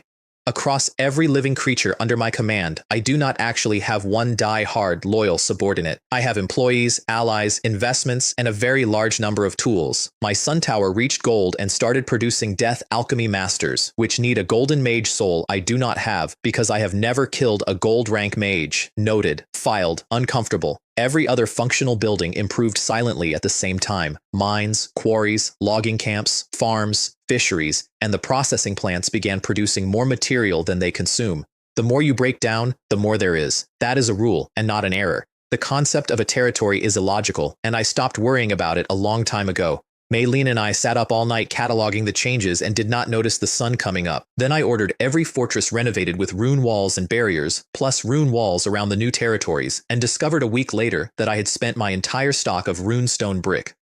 How did it all vanish? Oh no. It was the fortress renovation. I got carried away, and the world's rules will not let me unbuild them for a refund, which I checked twice. So every skeleton hero I own went into the material warehouses to manufacture bricks, which prompted an honest assessment of my own hero core. The greatest practical use of having many hero units is that they can synthesize a great deal of basic material. Maylin came outside that morning, found me eating alone on the steps, and rolled her eyes. You really do not know how to use an opportunity when you are handed one. Then she refused breakfast and flew home, and I genuinely wondered whether she was unwell. Li Jun came out of the tower as a skeleton lord at gold. 120 strength, 100 agility, 120 constitution, 15,000 death battle chi. A talent called Skeleton Commander that raises every skeleton soldier under him, and Death Aura, which is a shroud that withers anything living that comes near it. Kalen came out mutated, which nobody predicted. Kalen came back to me as a Death Knight at gold, a dual class, magic and martial at once. 110, 120, 120, and 80 intelligence, 8,000 battle chi, and 5,000 death magic, fear, and a talent called Death Intimidation, and a legion skill that makes his light cavalry hit twice as heavy as they weigh. Gold appears to require at least one base attribute over 100, and here's the honest comparison that reorganized my thinking about my own army. Li Jun at fresh gold beats a late gold blood servant. The blood servants have raw attributes past 200. They simply do not know what to do with them. If those things had been able to use what they had, the wyverns would not have gone through them like that. My corpse processing plant went silver and did 2 things I had wanted for a year. It upgrades corpse material up to silver, and it generates material by itself, every day, forever. 1,000 apprentice, 100 black iron, 10 bronze. We build them, however much they cost, because that means the floor of my army can eventually be bronze, which is a luxury neither Southern Kingdom could dream of affording. Then the material warehouse went gold, 50,000 square meters, gold tier repair, which resurrected equipment I had already written off, single-person teleport between warehouses on an hour cooldown, automatic storage inside 100 meters, which quietly ended the queue at my own front door, and basic resources inside it grow 1% per month by themselves. Maylin looked at that line for 4 seconds and invented finance. With this, we could start a bank. No. Material commerce. Take deposits at 2% a year and earn far more on monthly compounding. And if a warehouse is ever captured, you teleport the contents out and hand the enemy an empty building. I had to talk her down. The territory comes first. I have never once regretted hiring her, and I have frequently regretted letting her finish a sentence. The gold buildings came online in a single month, and I stopped being a lord with an army and became something else. The conversion field at gold added the Skeleton Lord class with a skill even Li Jun does not have.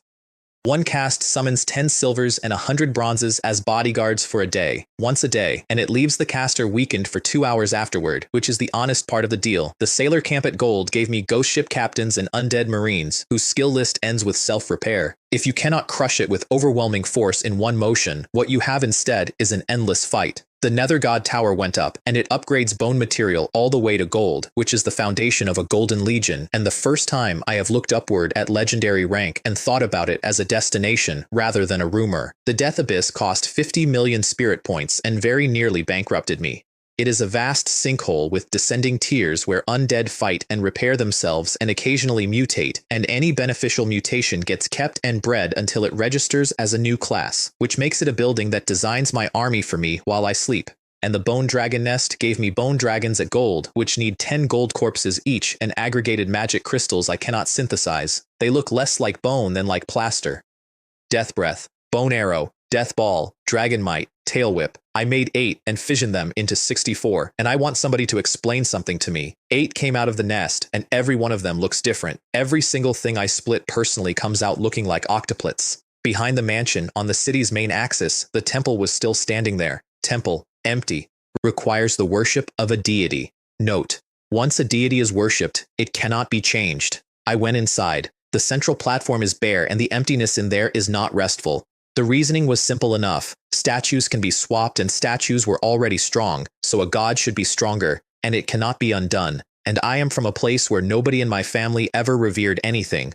I left it empty. It stayed empty for a long time. Blue Sand came back wanting more troops and an inspection, which is to say they wanted to check whether the last million had bled me white. Since they want to test us, let them test us properly. Send the bone dragons over. I want to see the expressions. Bo Liang opened as flat as ever. We have as many troops as you want. Can you produce a price? Then Reese asked whether we had anything at gold, and a flock of bone dragons went over the tent. His own gold knights snapped into fighting stances, and he had to wave them down himself, and the note he wrote afterward is the one I wanted him to write. A bronze rank frontman means the real lord is hidden and formidable, and this squad of golden knights might not defeat even one of those. Price per dragon, per month, 5 gold corpses, 1 aggregated magic crystal, 1 aggregated energy crystal, 500,000 gold coins, 300,000 of it refundable if the dragon comes home. Reese objected that undead are merely manufactured. It cannot be calculated on cost. It is calculated on practical significance. The crystals were a smokescreen about what a dragon actually costs me, and also a probe, because if Blue Sand ever offers to buy outright, I will demand the synthesis blueprints, and their answer will tell me whether they hold high-level territories of their own. They asked to meet the Lord. Impossible. The Lord's safety comes first.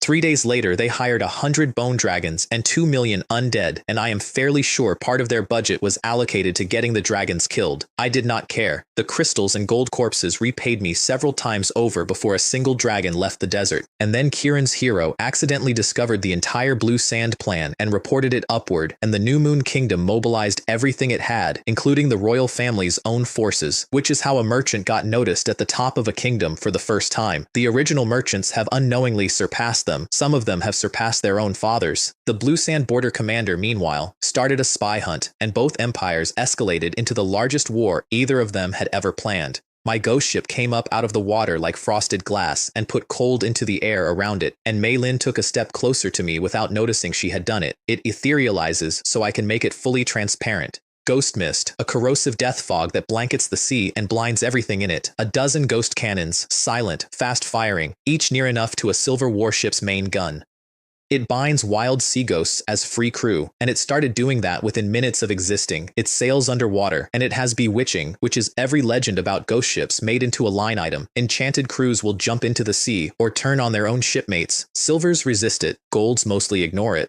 Then the sea fortress arrived as a wave that soaked everybody standing on the dock. Do not look this way. Mei Lin hauled Mei Hua into a dockside room and dried them both with fire magic, and I regret to report that I had not been looking, and I have been informed since that this was somehow also wrong. It is not a ship.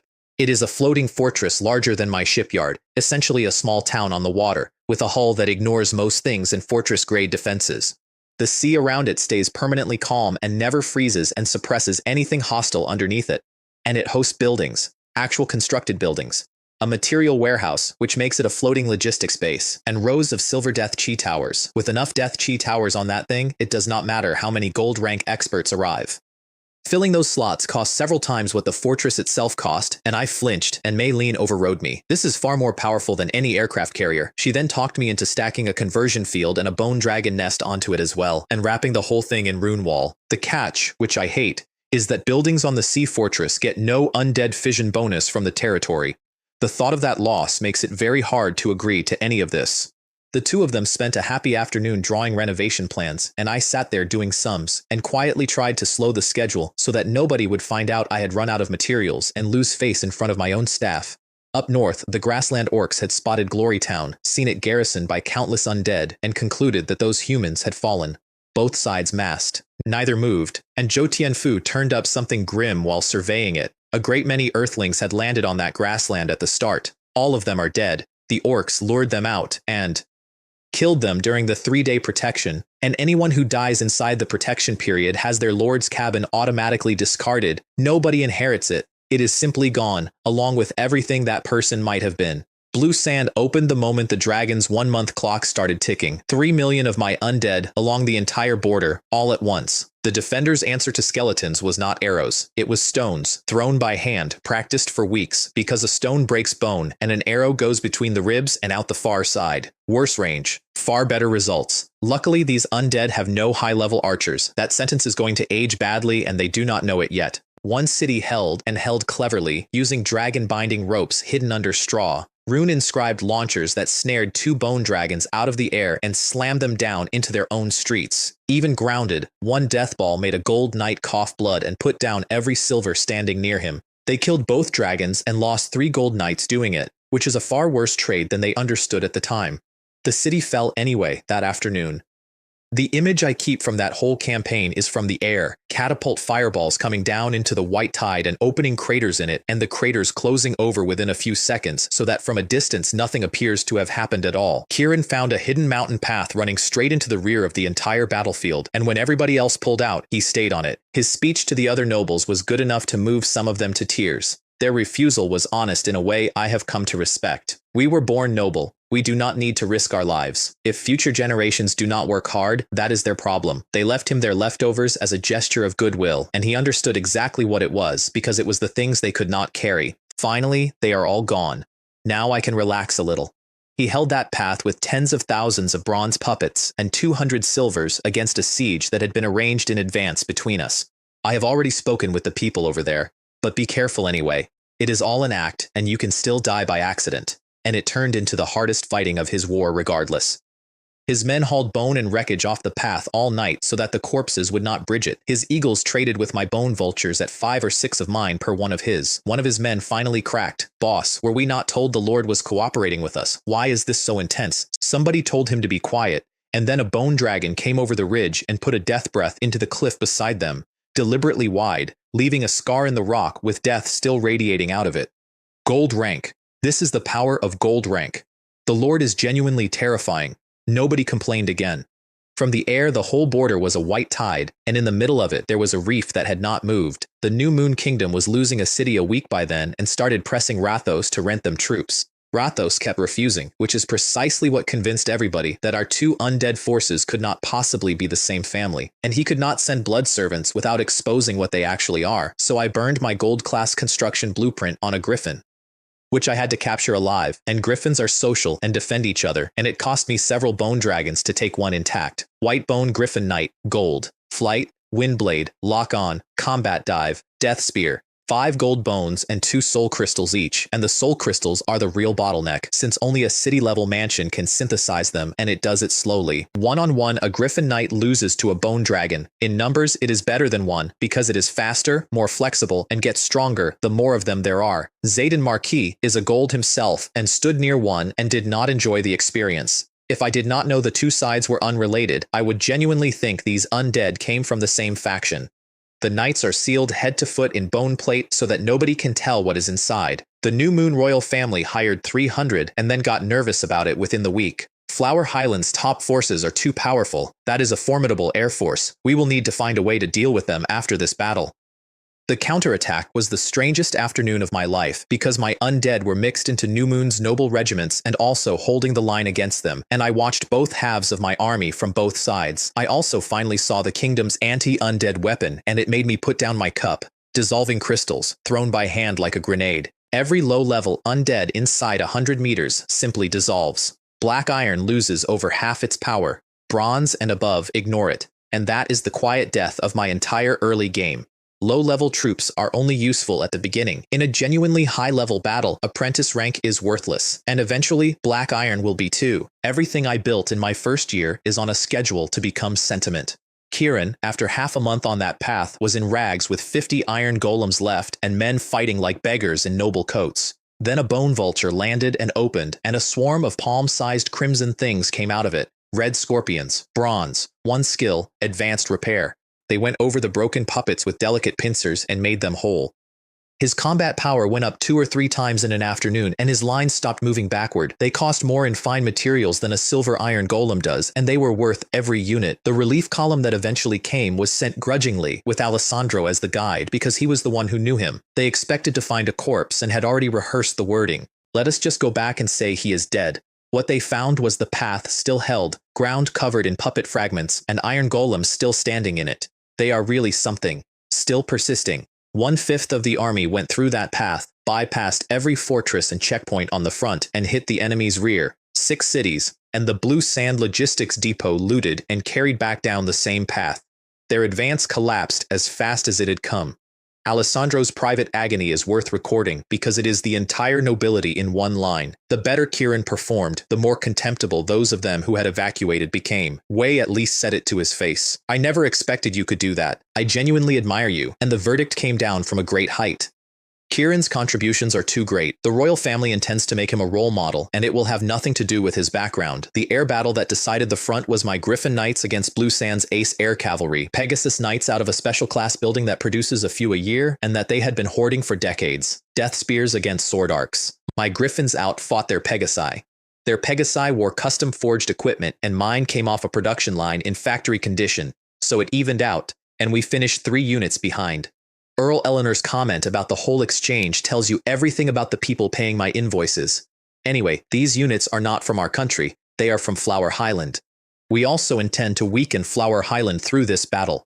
My blood servants followed the army afterward collecting the blood, and every noble on that field frowned and said nothing at all. Reese came back for more dragons, and Huo Liang, who had gotten noticeably sharper from practice, opened with a question instead of a price. How many of the 100 bone dragons you hired last time are still alive? The Empire had been deliberately spending them, and Reese's momentum went out of him in one breath. We can accept your employment. We cannot accept your wanton destruction. Blue Sand's fix was to promise the dragons would fight alongside their own air cavalry in future, which everyone in the tent understood to be a sentence and not a commitment. Then, to buy back access, Reese produced a gift and described it as a small thing. A silver undead camp class building blueprint. The Spirit Gathering Tower. It has only one function. It gathers souls and produces spirit points. I stood up when I read it. The deal he got was 300 bone dragons at once with no right of refusal on future hires, which any normal power would reject outright and which costs a man with undead fission almost nothing. The tower went up on my own territory, which several disaster trials have converted into one enormous battlefield. 10 meters of black stone with a cold light at the top like a beacon, and the beacon does not bring any warmth with it.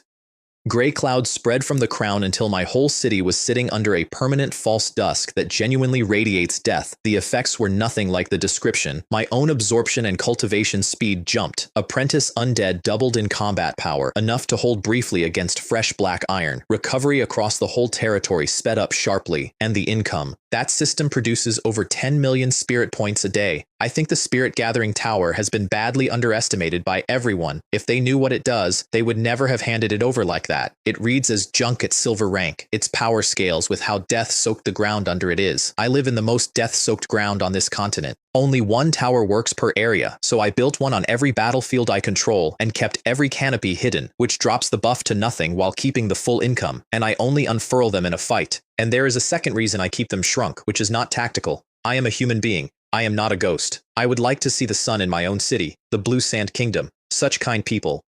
Maelin finally entered the war openly, fronting as an elf faction with a bronze legion and a few silvers, and the New Moon Kingdom politely pretended not to notice where her troops had come from. Between us, we took 2 more cities, and then the first Blue Sand city the New Moon Kingdom had captured all winter. Kieran finished that campaign as a 3rd-class Earl, non-hereditary, plus a hereditary 2nd-class Viscountcy, a family line, from an ordinary man to a count in one war. His fief, however, was granted inside Blue Sand territory, which is to say, only what he takes is his. His own men were celebrating when he cut them off at the knees. The New Moon Kingdom is using us. When exactly did you start thinking you were part of the New Moon Kingdom?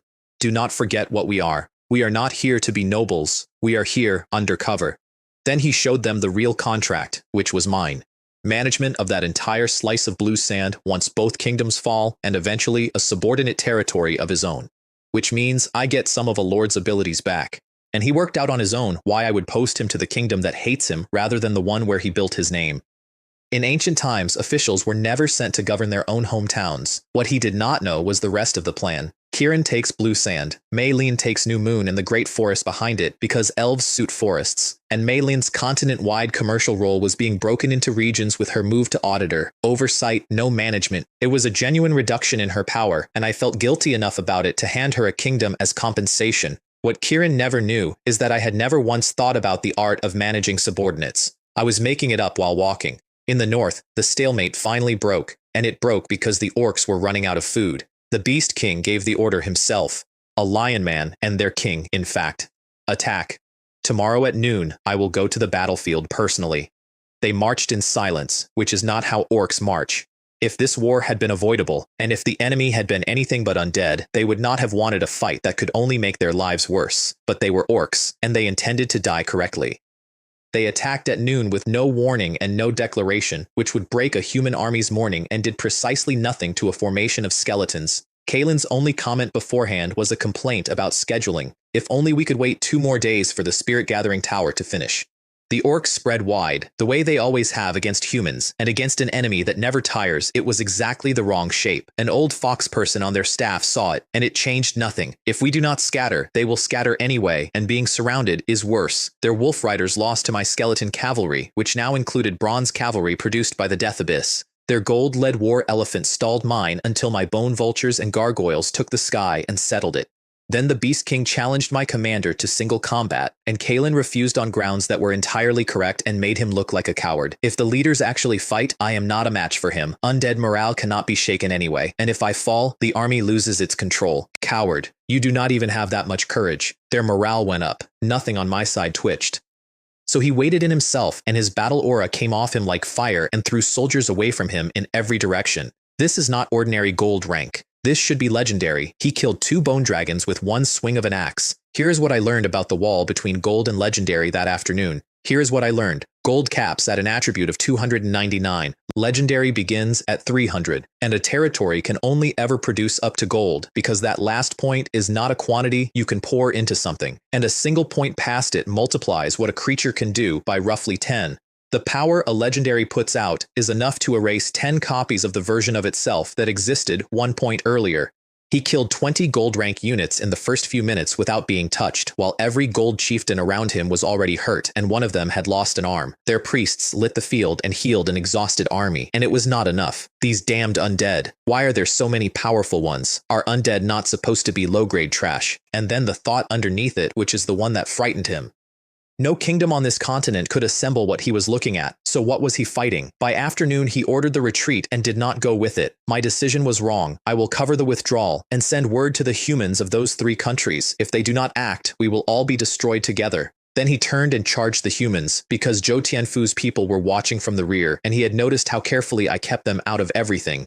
Kaelin had to throw gold rank flyers into the ground in front of him purely as bodies, and the Beast King read that instantly. I did not expect you to value those humans so highly. If I had known, I should have gone for them sooner. He fought all day. A legendary who does not waste power can fight for days and nights, which is the actual reason great powers are great. His personal count that day passed 1,000 gold rank units. Later estimates put it near 2,000. When his aura finally turned from flame to burning blood, which is the last thing they have, he became faster in advance than the humans he was chasing were in retreat. He stopped 200 meters short of them with the axe already up and his eyes wide open. A death spear came out of the sky, and that was the end of it. Kalen had charged in personally at the end, on purpose, specifically to feel what a legendary is like from close range. He came out of it with most of his bones broken and spent 2 weeks healing, truly worthy of the name. If that had been an army of normal creatures out there, we would have been the ones losing. And I will admit the rest of it. I was envious. I wanted one.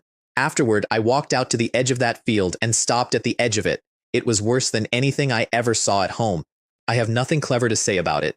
Zhou Tianfu's veterans, who had privately decided they were too old to want anything, stood at the edge of it and caught fire instead. This world has infinite possibilities. Even becoming a god eventually does not seem impossible. That is my new goal.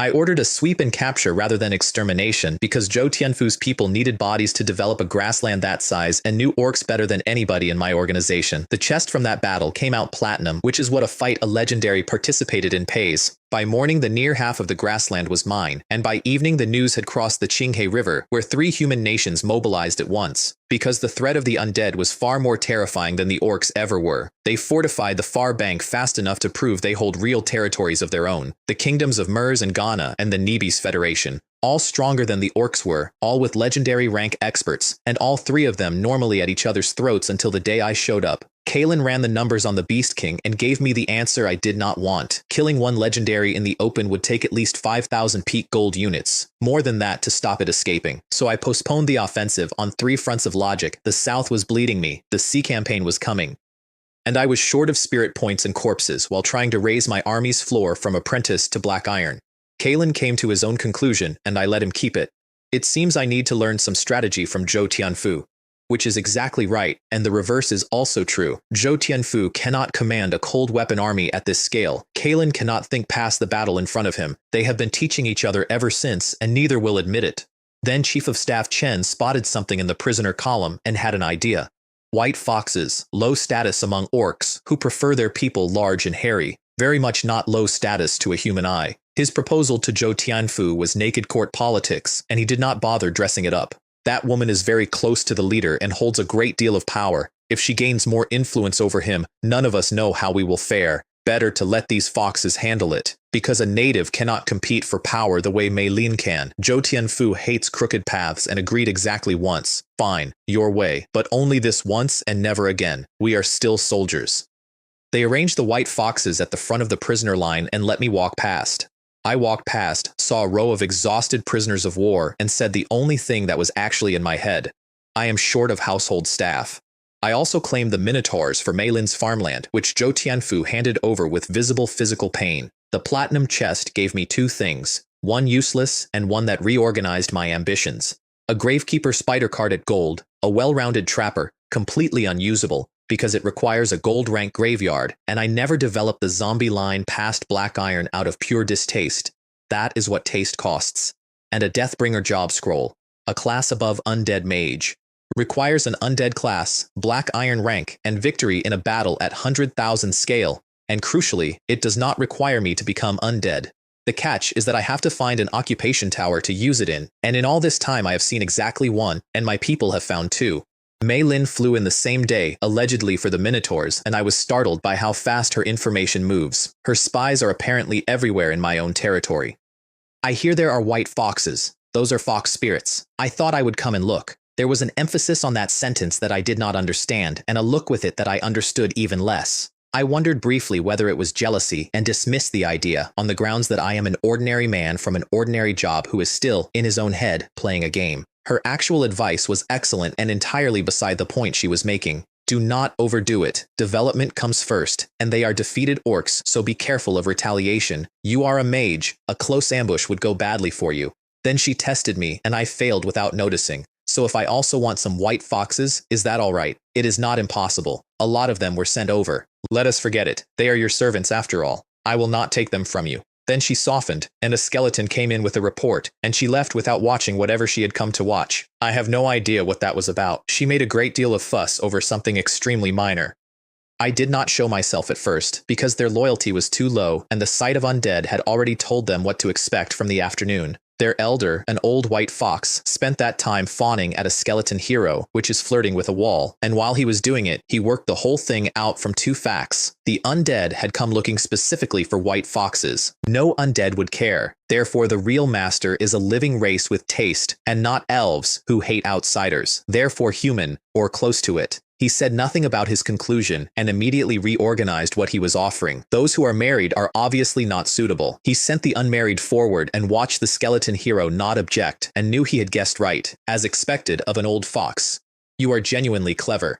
There is a grim demographic note underneath that scene which the source of it did not intend. His clan runs close to one male for every 2 females, and it is not a bloodline trait. More of the males die on battlefields. That ratio is normal or worse across most factions in a world that is permanently at war.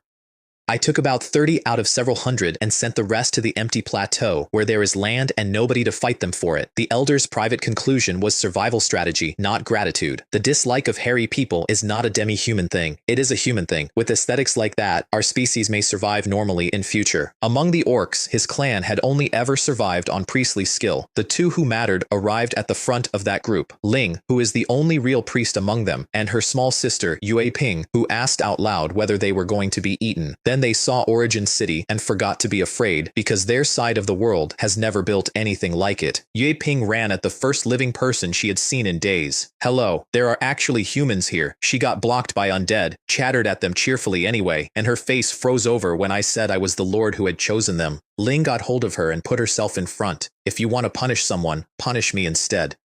Their loyalty read 22, which is fear and nothing else, so I kept them well away from my private quarters with a gold blood servant watching, and then Daisy flew out and ruined the entire mood.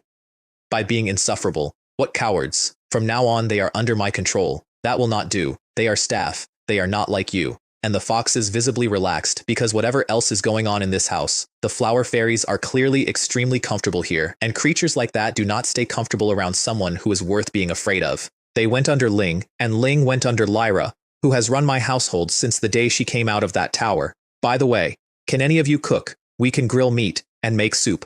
No matter how well presented an orc is, she is still an orc, and her kitchen is a fire with a stick over it. So I gave them my cookbook collection. If you do not know how, I have a great many books. Go and learn, study hard. Their loyalty did not move at all for personal praise. It jumped 2 or 3 points the moment I mentioned a benefit to their race. I filed that and have used it since. Within a day, the best of them could cook properly, since practice food was unlimited and nobody was rationing them. And I sat down that evening in a city made of bone, under a canopy of gray cloud, and ate something that had been cooked by a person, in a kitchen, on purpose. It was the first time in this world. With the arrival of the fox staff, I finally started to feel like a lord. It was good to see some life in the territory. I also set myself one rule and wrote it down where I would see it. Nobody comes near my quarters below loyalty 80.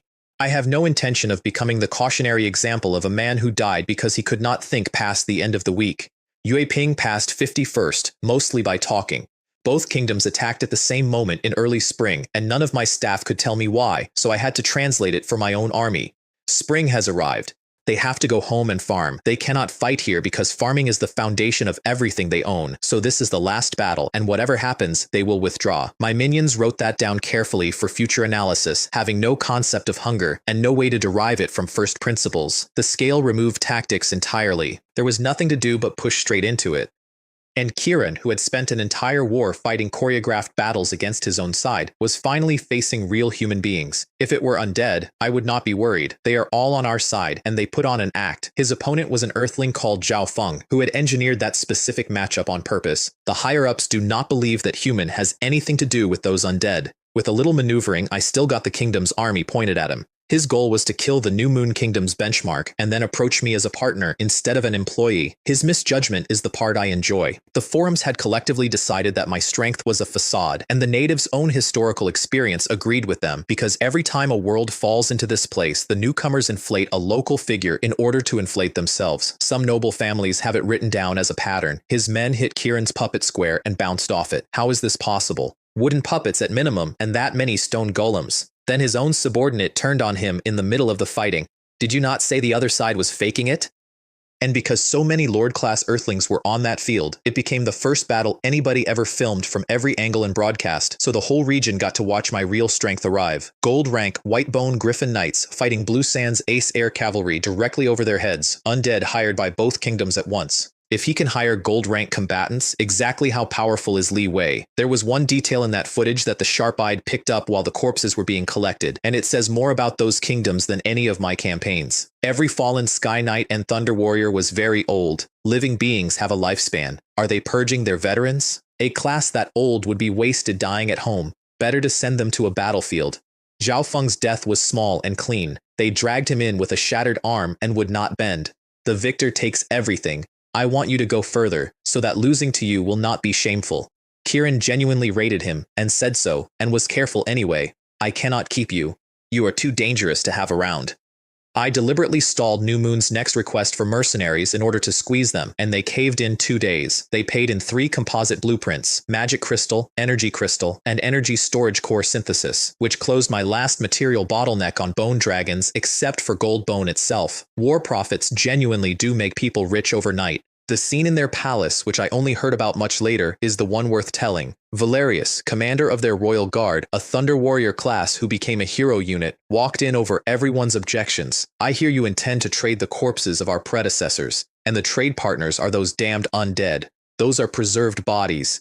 Dead Thunder Warriors and Flame Knights, kept in a memorial garden, some of them 300 years old and still lifelike. King Aster's answer was entirely political and entirely honest. The treasury is empty. Cash would destabilize the country. Corpses cost nothing on the books. He also explained why the war existed. Blue Sand wanted to test the undead. He wanted to weaken and test Flower Highland. Although we never communicated at all, we both decided to expand this war.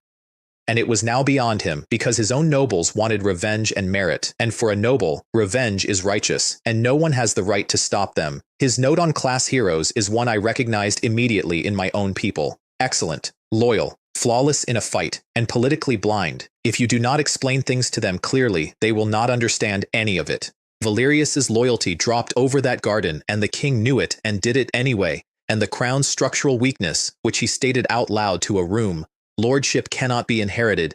Kings command these classes through bloodline and inherited buildings only, which is weaker control and breaks more often. His long game was the interesting part. I plan to instigate a war between the vampires and the undead. Between two of the same kind, it is always more cruel. The Maritime Alliance turned out to be stronger than New Moon and Blue Sand put together, and it is held together by one rule that I admire more than anything else I have encountered in this world. You may attack and take an island, but only one held by your own faction. Orc against orc, human against human, and each faction may hold only one great island. Take a second and you give up the first. It prevents any powerful faction from ever uniting. The stronger you are, the worse your internal politics. The people out there who can least trust each other are the people who share a race. My target was Quisha Island, the undead camp's only great island, about half the size of the New Moon Kingdom, resented by every single neighbor because undead produce nothing that anybody wants to buy and would have been exterminated generations ago if the rules had allowed it. The entire Maritime Alliance has 3 publicly known legendaries, which is exactly why they have never come to the mainland. Almost certainly none of them on Quisha. War must be formally applied for and witnessed. An undeclared attack is a provocation against everyone. And there is an upside to doing it properly, because a declared, decisive, large-scale war produces a much better chest. Use material commerce to infiltrate the whole Maritime Alliance, and then take it down in one motion. Mei Lin found one sad thing while setting that up. First-generation Earthlings have no loyalty statistic at all. We are outside the system. Only the second generation onward appears in it. The war in the south ended with the best joke I have ever been part of. The sun came out, the snow melted inside an hour, the trees budded, and both undead armies simply stopped fighting at the same moment on both sides of the line. A supervising officer screamed himself hoarse at mine and got a very reasonable answer. The time has come. When you hired us, you said until spring. It is now over. If you do not extend the working hours, we are going home. With half of each front line under contract to me, neither side's nobles dared to move, so they traded insults across an empty field instead. I will let you win this time. Next winter, I will certainly kill all of you. Then everybody went home to plant crops, and the borders froze exactly where they had been drawn. Kieran walked back along his own retreating column and heard people crying inside the ranks. War is not a joke. It is a real death game. He was wounded himself.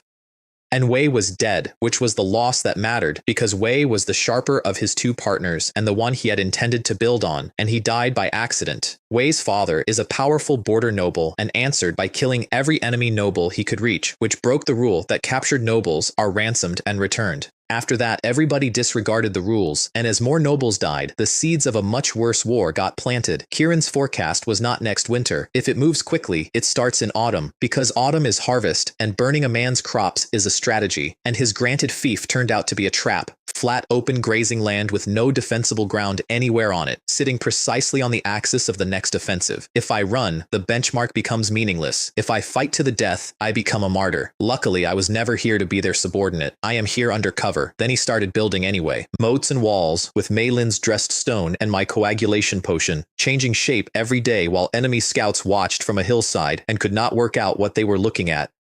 My war application was approved, and I brought Ling, Yueping, and Daisy out to watch it, because their loyalty had climbed fast, and because I wanted them to see what the thing they lived inside actually does. Ling was at 82, Yueping at 93, mostly earned by talking to skeletons who cannot answer.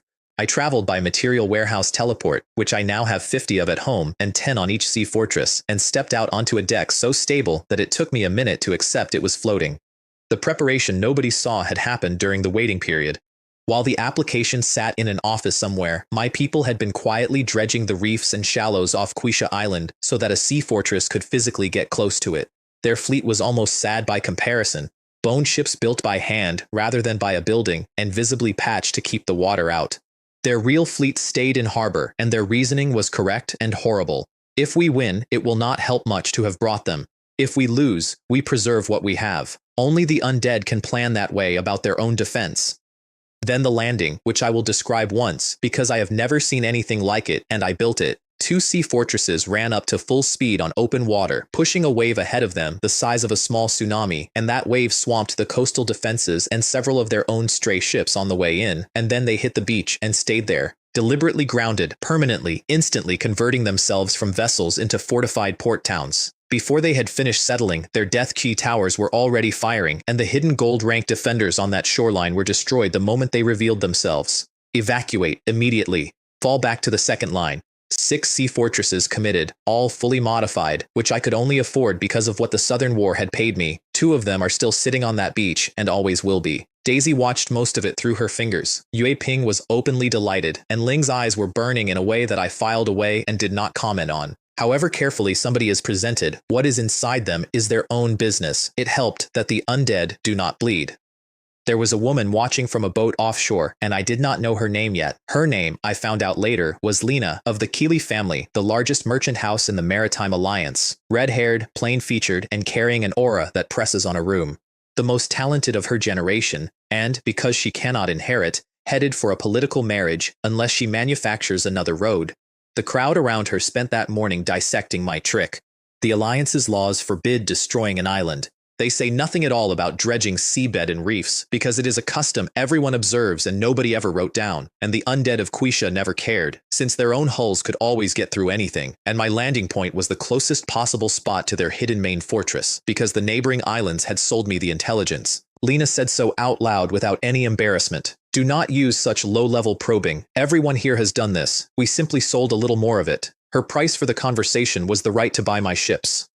The Watchers got one clear look at the heavy warships and the ghost ships and the sea fortresses, and the laughing stopped. Taking down one sea fortress is not something a few gold-rank experts can accomplish, and the Island Lord of Quisha received no help from anybody because the Alliance wanted him replaced. Undead produced nothing. He was wasting a great island, and every other faction had already privately agreed on how to carve it up afterward. Those wretches. They are trying to replace me. One detail from that island I liked enough to copy later. The Undead Lord's castle is entirely underground, and on the surface it is disguised as an ordinary hill. The sea fortress gates opened and out came the Fishman Phantoms. They possess the enemy's own zombies because a weak soul is easy to take, and walk those zombies straight into their own defensive fire to absorb the volleys, then abandon the bodies and picked up new ones. I have not enjoyed watching that unit work, and I keep making them. Gargoyles and bone vultures took the sky. Quisha's zombie birds ran from apprentice to silver with no gold at all. Release them. Hundreds of bone dragons cleared that airspace in minutes. There are gold rank aerial classes too. That many. Quisha Island could never do that. Over 1 million troops ashore inside a few hours with more arriving continuously. Their answer was the Golden Behemoth Legion, 5-meter zombie elephants sheathed in gold-colored power, legs like pillars, ground shaking under them, and about 1,000 of them, each one roughly equal to a bone dragon. Is that all? Is Quisha Island really this weak? Li Jun explained it, and the explanation was structural. The Alliance's rules mean nobody stronger is permitted to attack them, so Quisha is the weakest of the 23 great islands, despite fielding the strongest low and mid-tier army in the whole sea. They have never once been tested from above. A single battle to decide everything is exactly my favorite method. It was a war with no blood in it at all, fought in near silence, and ending in heaps of minced meat that smelled worse than anything I have been near. After we take this island, we are cleaning all of it. That smell is unacceptable. Daisy shook her fist at a zombie. About it, from a considerable distance, which the zombie did not notice. Everything nullified everything. My archery is useless against zombies. Their plague is useless against skeletons. And my bone dragon's death power and dragon might do nothing at all to the undead, which meant a golden behemoth actually outfought a bone dragon on raw attack. Gold energy balls thrown from the trunk, tusks throwing golden blades. The counter was white-boned griffin knights using combat dive, which gets stronger the further they fall. They came through the golden shields like meteors. Behemoth blood runs gray and corrodes the ground it lands on and does absolutely nothing to a gold rank undead. And then their fatal flaw turned out to be a person. A zombie hero commanding the Behemoth Legion who kept screaming the order to charge at absolutely everything, so that 1,000 of the most powerful units on that island spent the battle dithering between charging and swinging at empty air while their formation came apart. How is it that there are idiots among humans and also among the undead? You really cannot trust hero units too far. The first behemoth to die was bitten through the skull by a bone dragon and then torn apart by several more, which was not tactical and which I did not stop. 3 days. Half their Behemoth Legion dead, half my committed Air Force gone, and the sky was mine and stayed mine. Lena crossed an active battlefield in a small boat with 3 people and 1 guard to reach my sea fortress. Everybody watching called it suicide, and they were nearly right because she is only bronze and a stray volley does not check credentials. She did it because she had run out of other roads. I stepped aside and let Li Jun front the meeting. She never once suspected he was not the leader, though she clocked within a minute that everyone in the room orbited him. Her opening offer was supplies, hard-to-obtain goods, and help developing the island, and Li Jun turned it down politely and then said something that reframed the whole conversation. We are not simply an undead system. We accept normal life forms living in our territory. Then he made the real offer, which was a trading company, and she picked it up in mid-air. I did not expect you to have a gold-rank material warehouse. And she invented the premium product herself, out loud, in front of him, paid personal teleportation, for getting important people out of a dying power before it finishes dying. In an alliance where great houses fall on a schedule, that service is worth almost anything anybody has. Then she asked for what she had crossed a battlefield to ask for. Could I be one of the heads of the Maritime Alliance branch? Your courage and your vision prove you are a good partner. From now on, you are the head of Maritime Alliance. We kept her aboard afterward, rather than sending her home, which is protection and hostage in the same gesture, and I have never pretended otherwise. I have a great deal of time for people who fight for their own future. There are not many of them anywhere. With their aces spent and half the behemoths gone, Li Jun committed the reserve, then grabbed a bone dragon by the leg and went out to the front himself. If you had this many troops, why did you not bring them out earlier? The island lord came out to meet him. A silver-white zombie with an axe against a skeleton wearing a full set of gold-rank weapon, shield, and armor. The zombie was genuinely stronger. Li Jun told me so himself afterward, without any drama about it. The other one's power was deeper and wider than his own. What the zombie did not have was equipment. He had an axe and several centuries of never having needed anything else. We are both undead. Is there any need to keep fighting? I can submit. My purpose in coming here was to kill you. You are finished today. You have lost the glory of the undead. You are an outsider. I am the local king. There are no rules that cover you, and the thing that actually decided it was not power. One of them had ruled for centuries and did not want to die. The other one was not afraid of dying at all. Over 3 days, that difference became visible. Undead law respects a duel, so my gold dragons and griffins formed a ring around it, and only the mindless low-tier units kept trying to break in because their lord had ordered them to, and they cannot do anything else. 3 days. Meanwhile, outside the ring, every golden behemoth on that island died. At the end, the zombie's skull was open and his bones were broken, and Li Jun's armor was dented and he had half his battle key left. It is time to settle this. Yes, it is time. A strange pale gold power gathered, which is what they do when they have decided to spend everything at once, and the air blurred and the zombie's head came off. Li Jun lost his helmet. If the helmet had not been there, I would probably be dead. And then he admitted to me privately that he had been afraid during it, not of dying, of failing the plan. He also told me why he had fought at all instead of commanding from the rear, and it is the sentence I think about when I look at my own ceiling. If you only command battles and never fight in them, you will never reach legendary rank. The zombie army came apart the moment its lord fell. I refused every surrender because that lord had not trusted his own people, and I had no reason to be more optimistic than he was, and I ordered the island scoured. My bill for Quisha was mostly low-tier classes, and I made a decision that closed my first year permanently. My apprentice units dropped under 1 million, and I never replaced them. From that point, the floor of my army is black iron. The Death Abyss had already given me black iron and bronze skeleton archers, which fixed the unit I had been apologizing for since the beginning. My gains were 3 heroes. Li Jun at the brink of peak gold. A bone dragon hero, born at peak gold, several times his strength, because that is what dragons are. And 2 white bone griffin knight heroes, mount and rider both, strong enough that Li Jun cannot command them, and I have to do it personally. The gold chest gave me a class building card that finally took the tomb to gold, a new gold class blueprint, and 1 item whose description field was completely blank. Death Maze. Gold. 100 gold bones and 2 million spirit points. No explanation anywhere. There was no introduction at all, and I had a feeling about it immediately. I relocated a prepared town onto the island rather than spending a subordinate slot on it, and named it Quesher Town, and its talent came out as Rot Mark, so that anything my undead wound now rots afterward. I razed the old underground castle, which was built out of corpses, and which even Li Jun described as strange. Then I put Li Jun in as the public face and commander of the entire island. On the surface, Li Jun is the true leader of this force. Whether anybody believes that is not my problem. The trading company terms were negotiated with me watching through a surveillance link and Mei Lin's entire professional staff feeding clauses down the line. Depositors get 5% a year, the company earns 7%, and the labor is undead so wages are 0. Lena's cut was 20%, plus total responsibility for local development, with me supplying only the material warehouse and the guards, and 1 clause that makes the whole structure work. In the event of any unforeseen circumstances, we destroy the local material warehouse without leaving a trace. And we never rebuild it. She understood immediately what that does to a region's logistics, permanently, and she did not argue. Then she improved the deal against her own share.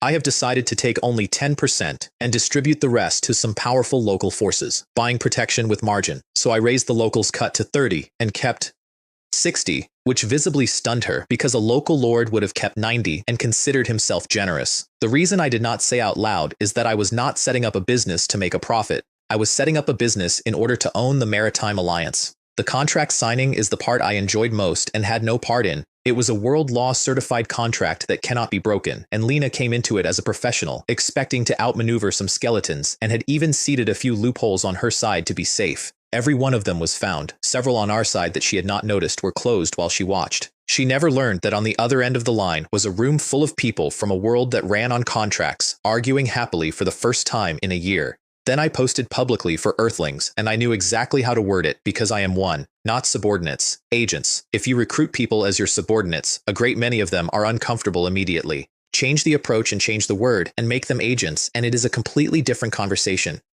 The same forum that had spent a year mocking me flooded the application, and then one person asked the sharp question and the whole thread went quiet. What if your territory expands and encroaches on ours? What are we supposed to do then? I improvised. Keep your independence under my rules, or join, or use your town's 1 free relocation and I will help you move. I made all of that up standing there, and Mei Lin had to make it real afterward, which is how most of my policies have come into existence. As an employee, she said, sometimes it is only right to clean up after the boss. My tomb at Gold became an endless field of graves and headstones, and I walked through it once. This is too eerie. It is more unsettling than my own house, and my house is made of bone. It produces something called the Infected at Gold, and I am not going to describe it. It has a Lord-type aura that strengthens every zombie near it. It repairs itself in a way I would rather not detail, and it is genuinely powerful. I locked it inside the tomb and left it there. If I can avoid it, I do not want that thing on a battlefield. No, I do not want it anywhere. The other product I liked immediately. The Gravekeeper Spider, at Gold. 3 meters, black, marked with patterns nobody could explain, and when it holds still, it looks exactly like a piece of graveyard statuary. Daisy went over and patted it. Its skills interlock better than anything else I own. It becomes enormously stronger while guarding a tomb, to the point that a bone dragon loses to one there. It throws webs that can catch a diving air unit out of the sky. It molts, trading defense for terrifying speed. It eats corpses to heal itself and refill its venom and silk. And it spawns. Eat enough, and it lays eggs that hatch fist-sized spiderlings in under 10 minutes. Individually worthless, venomous, capable of detonating themselves in numbers that threaten a black iron, and capable of leveling up if they survive. Each one lives for hours, sometimes a few days. The more I experimented with that thing, the happier I got. The blank gold building turned out to have a description after all, once it was standing. The Death Labyrinth allows lost beings to rediscover the meaning of life. Normal creatures that enter and emerge will be transformed into leeches. The higher the level, the higher the success rate.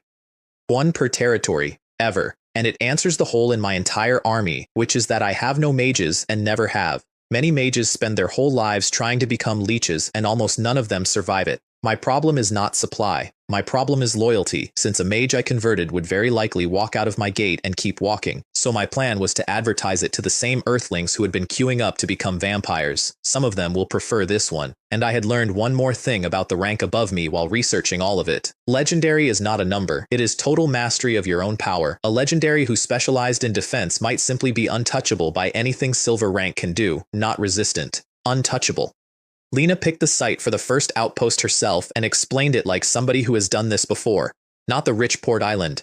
The one next to it, whose people are all excellent sailors and have no port of their own, and who currently haul everybody else's cargo into the rich island and pay a tax for the privilege of doing it. Take that place and we solve ships and sailors at once, and we stop paying freight forever. My incentive structure was simple and slightly cruel. We want 60%. Negotiate the local share down further, and the difference is yours. Negotiate it down less, and you cover the gap yourself. Which also means every local dispute from that day forward is her problem and not mine. She had already broken with her family over this and knew her relatives were circling Quisha, hoping to replace her, and she took it anyway. Then I told her what I wanted inside the trading post, and she looked at me for a while. I wanted a tomb in it, so that a Gravekeeper spider would be fighting in guard mode. Mei Lin objected on grounds that came down to basic human decency, so I compromised. We put the tomb underneath an office building in a flower bed, and then I revealed the part that ended the discussion, which is that I had tested it, and 100 ordinary corpses is enough for the system to register the space as a tomb. I am aware that I am the only person who would think of building a mass grave for 100 under a flower bed. I am also aware that it works. We put isolation arrays around the flower bed, which I felt was very considerate. Staffing was skeleton laborers, because they are skeletons, and a tomb is where skeletons belong. Plus, spare low-level hero units who synthesize materials in the warehouse when business is slow. You really have squeezed every last drop of functionality out of your system. Taking one of those outposts would now require an elite army plus 5 or 6 gold rank experts, which would be enormously expensive, impossible to hide, and would offend half the sea. Then Mei Lin finally said the thing she had been circling for a week. Are you not going to explain how you ended up with an entire household of fox people handed to you by other men's staff officers? I said it had been fine and had caused no problems, almost too normal. As a lord, be careful. Your image represents this entire power. I could tell she was angry and could not work out at what. She had gone fishing and found out it was true, and what was true was that 2 career soldiers had managed me in a corridor, and I had not noticed. Women are genuinely unpredictable. Her exit line was addressed to nobody. Does he not even know how to talk to a person? Men. Then she went and directed some skeleton laborers herself out of pure irritation, badly, until the professionals took over. A hero reported soul crystal veins on Quisha Island, which is the material that gates my Griffin Knights and which previously could only be synthesized slowly inside a lord's mansion. Find a mine, and the Whitebone Griffin Knights stop being rationed. The origin of those veins is the grimmest thing in my archive. The old island lord spent centuries taking living creatures for ritual sacrifice, and used a further ritual to prevent vengeful spirits from ever forming out of it, so that all of that soul power condensed underground into crystal instead. Then he polluted the whole area on purpose and had it guarded and mined by rotten corpses. Li Jun assembled that from the dead lord's own archives, which were fragmentary and badly kept and mostly nonsense and written in another language, and which existed at all only because that particular lord valued culture and liked learning from other races. He also found where the golden behemoths had come from, which was a captured territory with poor control and thin resources, which is why, in all those centuries, they only ever managed that many. The territory was chained, so I could only raise it. I never got the behemoth blueprint, and I am still annoyed. The swamp was a flat, bubbling green expanse like something brewed on purpose by somebody unwell, and it smelled through a mask, and the plants growing at the edge of it were growing wrong. Only a bronze-rank constitution kept me from being ill standing there. The battle for it was grotesque and extremely clever, and none of it was mine. The spiderlings went in first, not to kill anything, but to be small and irritating enough to bring the rotten corpses up out of the sludge. Then the big spiders spun webs, which the corrosive swamp only made tougher, dropped them in, and hauled the corpses out like fishing nets. The skeletons dealt with whatever came up. I watched for a while, could not be sick because my mouth was covered, and turned around. I really should not have come to a place like this. Li Jun's bedside manner remains perfect. When I said the corpses were disgusting, he said the following sincerely as comfort. Ours will not be. They are specially manufactured, not crudely made things like these. However intelligent they get, they cannot understand a human sense they have never had. He had chosen that exact patch of swamp first, because it sits on 2 soul crystal veins and a vein of dark iron, which is cold iron eroded by death energy, and which is prime material for gold-tier undead equipment. Building underwater in that sludge runs more than 10 times slower than on land. What I got out of it was a soul crystal mine producing 10 per day, forever. Then I did something to that swamp that I am still not entirely comfortable about. I put my own infected into it. The colors started changing within a week. Its plague is far more powerful than the native rot, and it has been gradually assimilating the whole area so that in future anything entering there will be affected, including things at gold rank. And its Lord Aura converts the local rotten corpses to my side as the assimilation reaches them. I stood on the edge of that and felt very pleased with myself, and then caught it happening. No. Keep a low profile. Do not get cocky. I made myself think about the Beast King until the feeling went down. Nobody applied for a second material commerce outpost. Everybody was waiting to see. Good. Somebody is about to test us again. The rich Port Island, outcompeted and out of ideas, hired the Bloodsails pirates, who are a legend on that sea for a specific reason. Almost nobody who sees them survives to describe them. They take everything and everyone portable and burn the rest, and they kill spectators as a matter of policy. Their boss is called Kale, wears a very wide hat, and is an absolute professional. He took payment in advance, inspected the goods, and stated his terms plainly. If the enemy's strength exceeds what your information described, do not blame us for leaving. Then he sailed out of that harbor in front of a cheering, weeping crowd, throwing their hats in the air, all of whom would tell anyone who asked that they had paid a ransom, because openly dealing with pirates would have finished them. The port's own warships and stationed forces had been lured away days earlier by contracts that did not exist. Lena gave me the count. Hundreds of large ships, more than several medium islands hold between them, with at least 3 to 5 gold rank aboard. They opened with crossbow-flung stone barrages that accomplished nothing.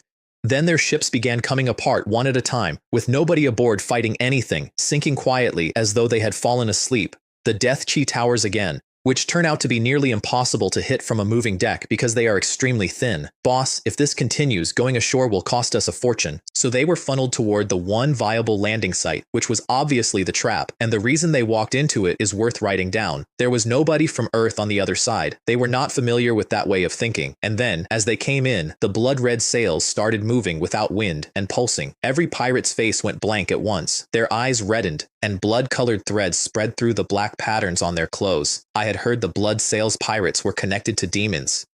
It seems that is true. Tens of thousands of pirates came ashore, mostly black iron, almost no apprentices among them. The Bloodsail blessing had taken away their pain, their fear, and their thinking, and left one intention behind. About 30 men in that entire fleet kept their minds, all silver or better. They are all useless trash, cannon fodder. What killed them first was holes in the ground packed with spider silk. The rotten corpse poison in it does not kill.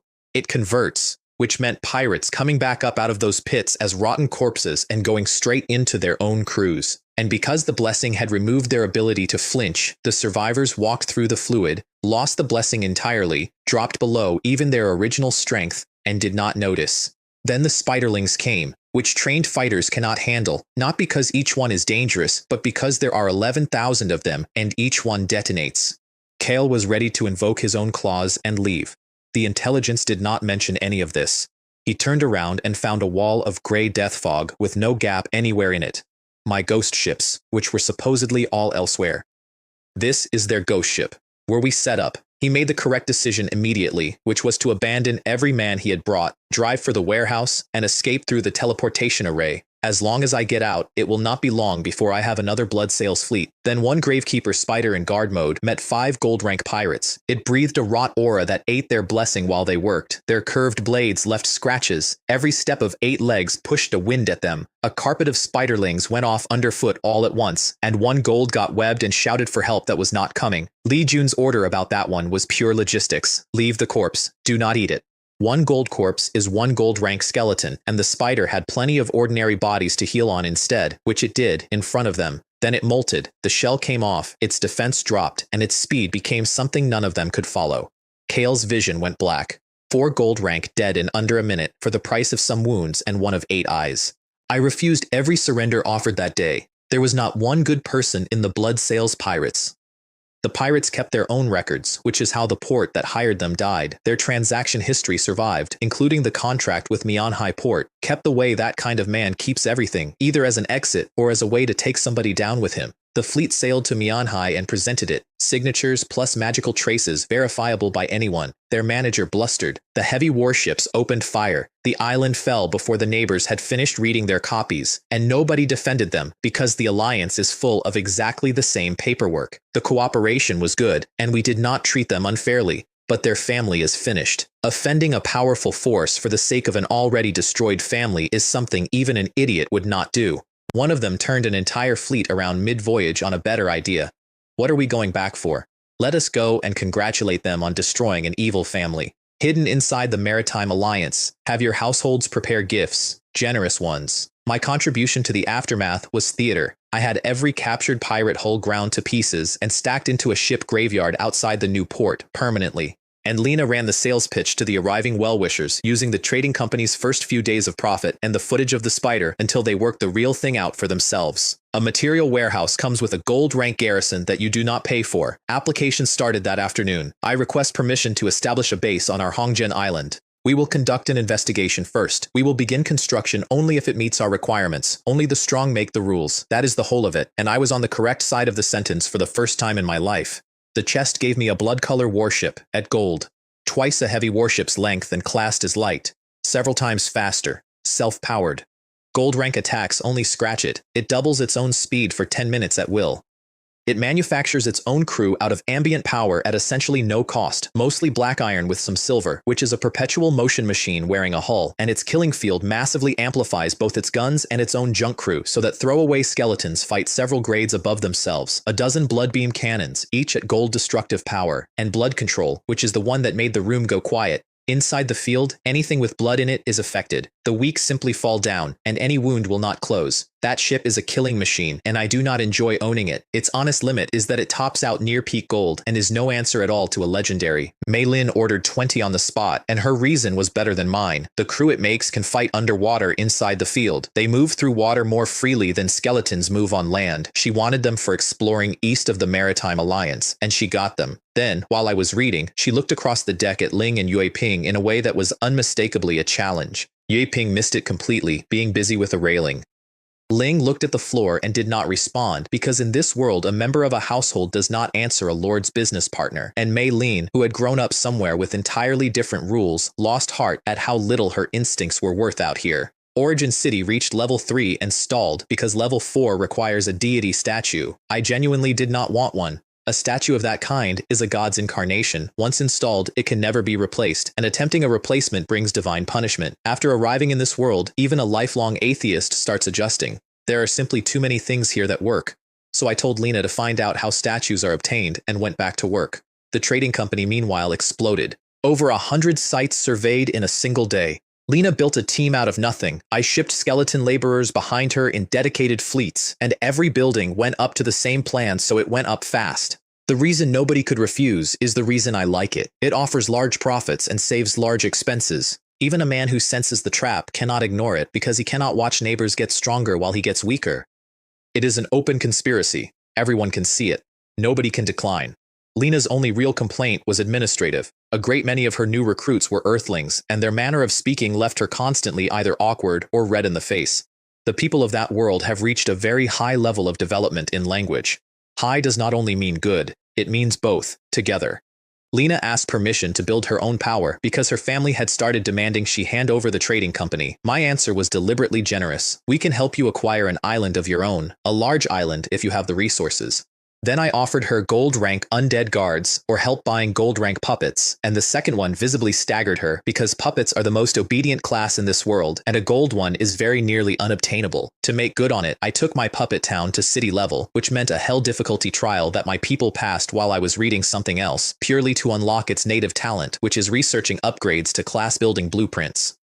3 days of poured resources upgraded the alchemy workshop and it produced a steel giant soldier at gold, 10 meters tall, solid metal, held upright by weight reduction runes, sword and shield, beams from the eyes, mana projection, and an earthquake. A bone dragon is nothing beside it. 2 or 3 of them together lose a wrestling match. Magnificent on a battlefield and completely useless as a bodyguard, which is what I actually needed. So I spent my gold class blueprint designing what I wanted instead. Holy War Puppet at gold, human-sized golden armor, 2 golden wings, flight, fast agile close combat, mana projection, wings that fold into a shield and fire their own feathers as arrows, and spellbreaker, at 1/10 the cost of the giant. I never imagined that something which only exists as a drawing could be turned into a class like that. And my reason for immediately ordering more is not a strategic one. They look considerably better than skeletons. They ambushed her on a beach, and her people held the line so she could reach a boat.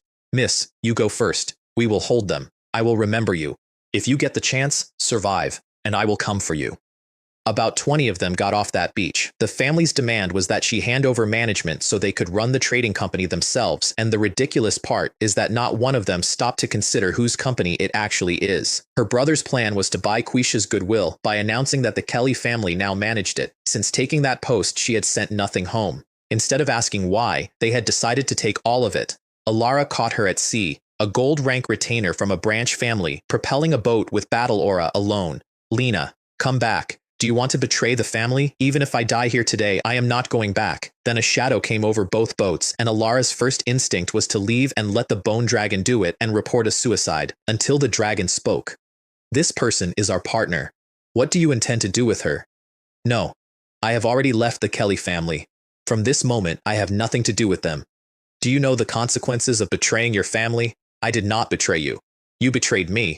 I have done a great deal for that family, and not one of you ever considered letting me live the life I wanted. You treated me as a tool. I have had enough. I am capable now. Why should I listen to you? And Alara's honest thought, which she did not say, is the ethic of that entire ocean in one line. Her family did this. What family does not? A family that did not would never have grown strong. 2 Whitebone Griffin Knights came in and she left because a gold can hover on battle aura for a while, and fighting real flyers in the air is suicide.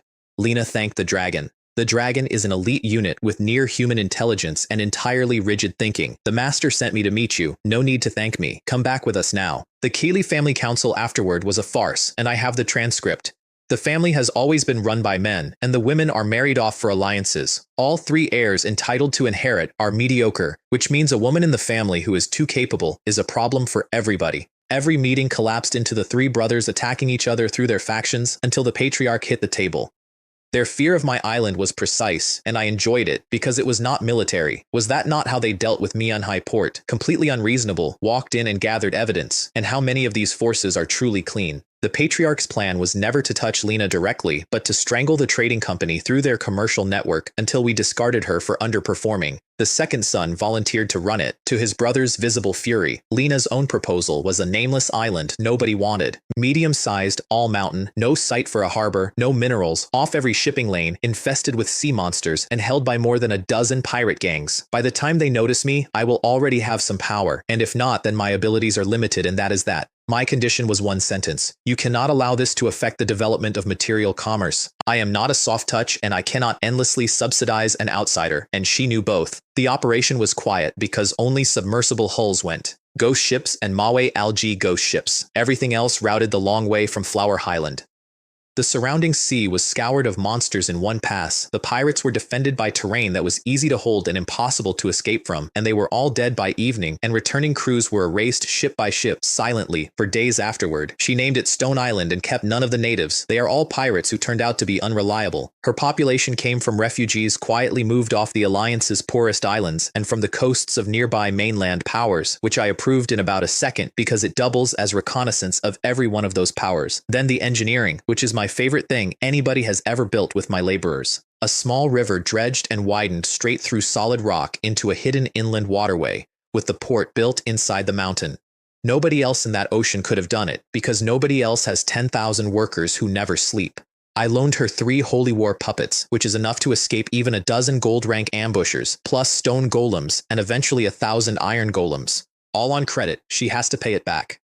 The Kelly family's first attack was a rumor that Material Commerce shortchanges customers and refuses returns, and by mid-morning there were crowds at the doors. Lena did not blink. Tell the people outside they can take their goods back whenever they like. Everything will be done according to the rules, because it cannot work. It is a warehouse and not a money exchange. Nothing is lent out. There is nothing to run on. The warehouse generates its own increase, and anybody withdrawing early simply forfeits interest. They took their goods, regretted it within a week, and the rumor died on its own. I was genuinely grateful because the panic bought me time. Storage volume had been growing so fast that I had dedicated an entire zone of the northern plateau to warehouses, and a material warehouse that overflows dumps its contents onto the ground. That would have been a reputational catastrophe with no defense. I used the breathing room to impose a minimum deposit size and cut out the junk. Their second attack was to use their standing to threaten every island out of hosting an outpost. And Lena laughed at that one out loud. They are actively advertising us. Think about it. Who would not want to hear about a business that the most powerful commercial family in the sea is afraid of? Islands started approaching us in secret. The harder Kelly pushed, the worse it went for them. And the structural kill was already in place before either of us noticed it. The Kelly family is a reseller. That is all they have ever been. They move different goods from one place to another. Peaceful Goods does that faster, better, and with less risk, and owns the warehouse at both ends. They have no product of their own. Their business began to shrink and never stopped. The second son, humiliated by an opponent who barely knew his name, was reduced to his single genuine talent. Wait until Material Commerce has offended enough people that they all unite, and to dragging his brothers into the failure with one sentence at the family table. Since you two have such ideas, why do you not take care of it? An occupation tower appeared on the northern plateau, and I broadcast it to everybody in the region immediately. Monopolizing it would only have earned me resentment. And then I went further and ordered that anybody who accepted recruitment would be sent to change class, which turned a random building into the largest hiring event that region has ever had. Until then, I could ignore the powerful groups out there, and they could ignore me, but this concerns their own strength, so they cannot hide anymore. Then I walked in, and my own professionals discovered they could not follow me. Something at the door repelled every one of them, and nobody has ever explained why I am exempt. Inside was Deathbringer, at disaster difficulty, and I took it without thinking about it, which is now simply how I do this. Only equipment carries in. My silver gear passed. I do own gold gear, and I cannot use it well at my level, which is its own small humiliation, plus 1 class card and 1 scroll. The mission was 1 line. Bring them death. Millions of orcs. Ratmen in the millions, plus werewolves and boarmen who had exterminated every other race on that plane over a decade earlier. 10 years to do it. Without the strength of a legendary, that is impossible by any conventional method, and I could not even show my face out there without knowing how they would react to it. My panel going in was peak bronze, 30 and 30, 49, 49, 49. Magic 490. My class card was 200 Skeleton Warlords, which fissioned to 1600, and which made me personally unkillable and got me nowhere near a win. And my scroll was the thing I had written off as junk the day I got it. Windbone Grass. Summons the power of death to transform bones into a clump of bone-like grass. This grass sways and rolls with the wind, cutting any living creature in its path. Creatures injured by it suffer wounds that bleed profusely and heal slowly. Each creation consumes 1 point of magic. 1. And super speed recovery gives me roughly 15 mana a second, 54,000 an hour. Then I looked at the map properly and had the thought that won the trial before it started. The world is not infinite. A plane that supports 1 million orcs is only a few cities wide. I wiped out a small migrating tribe first, so nothing got reported, and found that they had never seen undead in their lives. For their generation, the spirits of the dead are already a legend. And I found my raw material lying on the ground in every direction because the orcs had never buried anybody they killed. The whole plain was carpeted in shattered bone. So I sat down. I sat down with my books and my food and my water inside a ring of 1,600 bronze warlords, and I cast windbone grass on a mountain of bones over and over for weeks, studying necromancy between casts. Undead resurgence makes the grass permanent, which it is not naturally. It cannot repair itself, so damaged grass will eventually wear away over years. Years I had. The first victim was a small boar man-child chasing a fist-sized white ball that kept darting away from him on the wind. It grazed his arm. He felt nothing at all. He kept running until he was dizzy, sat down, and was gone before anybody found him. Half a month later, the largest of them were bigger than a person. Some of them reached the size of a house. They shredded insects into dust. They scalped the grassland down to the roots and kept going, turning that plain progressively into desert. They floated on water and strangled the fish, and one of them cut a silver rank orc badly enough that he had to seal his own wounds with battle aura. I made that thing, and I still did not like watching it. This is worse than a locust swarm, and I had owned the skill for months and always considered it useless. The orcs dug burrows. They felled trees to build windbreaks, which flattened the land further and made everything worse. They raised totems. And the real casualty was never the warriors. It was the livestock, which do not notice a cut until they are already dead. With the werewolf herds gutted and the boar men barely touched, the werewolves had to take boar men food or starve. I did not have to instigate anything. They arrived at it themselves, in a council, out loud. We cannot suffer here while they are fine, otherwise they become stronger than us. That species does not have an off position. If they do not eliminate their opponents, they expect to be eliminated, and if the day ever came that only one race remained on that plane, they would split into groups and start again. The boar men saw it coming and welcomed it. 5 days later, both hosts were standing on the stream that divided them. The wolf riders circled its speed and could only reach the rat men screening the boar men's circle, and they hunted their own slower rat men along the way, which nobody on either side found remarkable. I watched through a raven and spotted what the werewolves could not, which was 2 more boar men armies converging from other directions. This is genuinely interesting. How about I make it a little harder for both of you? And I started steering the grass into the battlefield. Then both sides planted their totems, and I stopped being amused. A blood-red giant boar and a white wolf wrapped in wind. One entirely defense, one entirely speed. Both gold rank, and neither of them weak. My relief was technical and completely lethal. A totem draws its power from its tribe through sacrifice and ritual. It is a battery. It only refills when something feeds it. It cannot recover on its own. Totems can devour each other, which meant both of them were now committed to a fight to the death, whatever their owners preferred. The 2 leaders, both peak silver, went at each other with an iron rod and a broadsword while it happened. Then the boar men revealed the actual plan. Report. The boar men have split into 2 groups and are attacking our rear. How dare you? You have no warrior spirit at all. This is a battle between races, and besides, were you not also planning to ambush us? The ratmen screening the boar circle held their line, because retreat meant death for them and for their families, and a single ratman often has dozens of relatives. The werewolves' ratmen simply left their posts, on the reasoning that everyone was going to die anyway, so nobody would be around to punish them. Both leaders used the same forbidden burst technique, which tells you how small that world was, and both coughed up something with flesh in it afterward. After this, my strength will probably drop to bronze. I may not be able to fight at all. Choose the next leader quickly. The werewolves ran for their tribes. The boar men stripped the field of ratman slaves and iron heirlooms and left the corpses lying, on the theory that the grass would grow better there for grazing later. They had not thought about the white grass balls at all yet, and I sat above all of it with a raven and revised my strategy. I had planned to wipe them out with my own strength. It turns out they are the ones best equipped to do it. I drove the accumulated grass into the victorious, exhausted, celebrating boarmen army. You think you can just leave? Did you ask me? Thousands of them, to the horizon, tearing the grassland out by the roots as they came so that nothing would grow there again. Their gold totem was spent and would not fight again for 1 to 2 months. The unprotected rat men went first. The boar men are large, which means the grass covers them entirely, and only men with battle ki left could burn it off, and after a battle, almost nobody has any. So I circled the swarm back for a second pass, which killed 2 or 3 times as many as the first, then a third. That army finished at a third of its size. Then their 2 flanking columns ran into the pursuing werewolves, and the fighting went on into the night, and the werewolf leader died, and a new one was named on the field. Both sides were wrecked and standing in open ground with no shelter anywhere. The grass rolled over both of them. I learned its limits that week too. It only steers near me, and only approximately. Anyone with battle qui or magic survives it, and a single ball is easy to kill. It is only useful here, in a world small enough that the swarm cannot disperse. At the exact center of that world, standing on a field of bodies, I said the only thing there was to say. This is it. Let us begin. I raised zombies with undead resurgence deliberately because they are tough and carry plague and cost little, and because I did not have to look at them for long. The accounting hurt.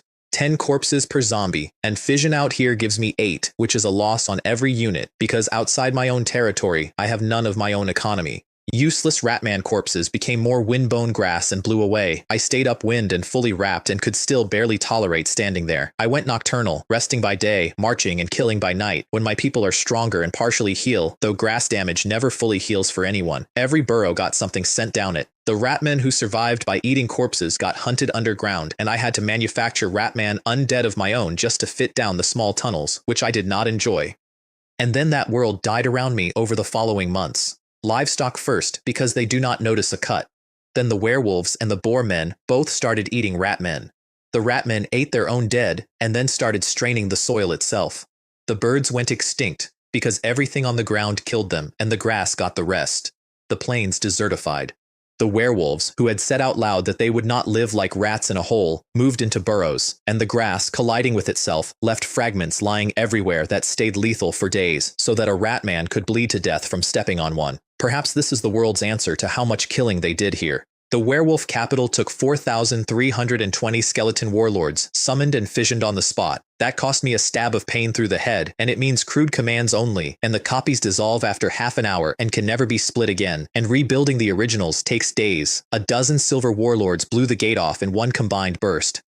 Their leader punched his own chest and put blood on the totem to force the white wolf out, and the wolf came out visibly weaker because the tribe feeding it was dying, which was the actual kill, and I had worked it out a week earlier. Destroy the tribe and the ancestor spirit weakens in real time. So while my undead took the town apart, the totem drained in front of everybody. It still killed nearly 200 silver warlords before it fell to silver rank itself and shattered. Their leader's last act was to send the next one out with the survivors. You lead them and break through. I will hold. You are the next leader. I hope you can lead our people to survival. He burned his own power doing it, having already concluded there was nowhere left to survive. Nobody got out, and walking through that town afterward was the first honest moment I had had in a year.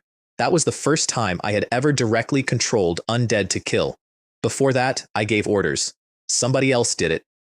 Somewhere else, and I read the report. It is completely different. I took a breath and adapted and reached for the reasoning that was available. This world originally had humans on it, and these beastmen wiped them out. So as a human, avenging the humans of this world does not seem so wrong. I know exactly what that sentence is. I used it anyway. Of my 1,600 silver warlords, under 1,100 were left. The Boarmen's stronghold went the same way, slower, and I found it already starving when I arrived, with something in the cooking pot in the middle of it that I am not going to write down. Their totem drained the same way. When their last silver fell, I was down to 200 warlords. The mission did not complete, and I spent 10 more days making grass and hunting stragglers, ran out of food, and spent most of that time regretting not keeping a wolf to eat. The reward, when it came, was a cleansing power full of death and somehow weightless at the same time, and it broke a bottleneck I had been stuck against for months. Deathbringer, silver rank, 40 and 40 and still climbing, 52, 52, 52. Magic 1040, because a high-tier class balances every attribute and then multiplies magic by 20 times spirit rather than 10. Undead Fission level 5, 10 copies, stacked with the territory, 100-fold, super speed recovery 6, and a class talent with no levels at all, arriving already at maximum. Death spokesperson, 20% less damage from same tier attacks, death-type spells at double power, summoning at half cost, faster learning of death magic, and death grants you increased power. Killing feeds me directly. I saw the trap in that line within a second of reading it. That power arrives saturated in death energy, and absorbing it raw would turn me undead and, eventually, into something that only does the one thing. I suspect that ability was put into this profession on purpose. The Black Lotus meditation technique purifies it. Slower, safe, still several times faster than ordinary cultivation. I chose slow. I have chosen slow every time it came up, and I intend to keep doing that. Outside the tower, the earthlings mobbed me with no reverence whatsoever, while the natives hung back and did not dare come close. Because I am, apparently, mysterious. Even my own subordinates have rarely seen me. I gave the crowd one genuinely useful sentence, which is that a second and higher job change exists, and then I left. The job reward was an undead chest, which seals undead into cards. Same type, absolutely loyal, up to 100 per use, 1 day cooldown. 2 drawbacks. Sealing costs more spirit than manufacturing the unit did in the first place. and a carded unit becomes loyal to whoever crushes the card.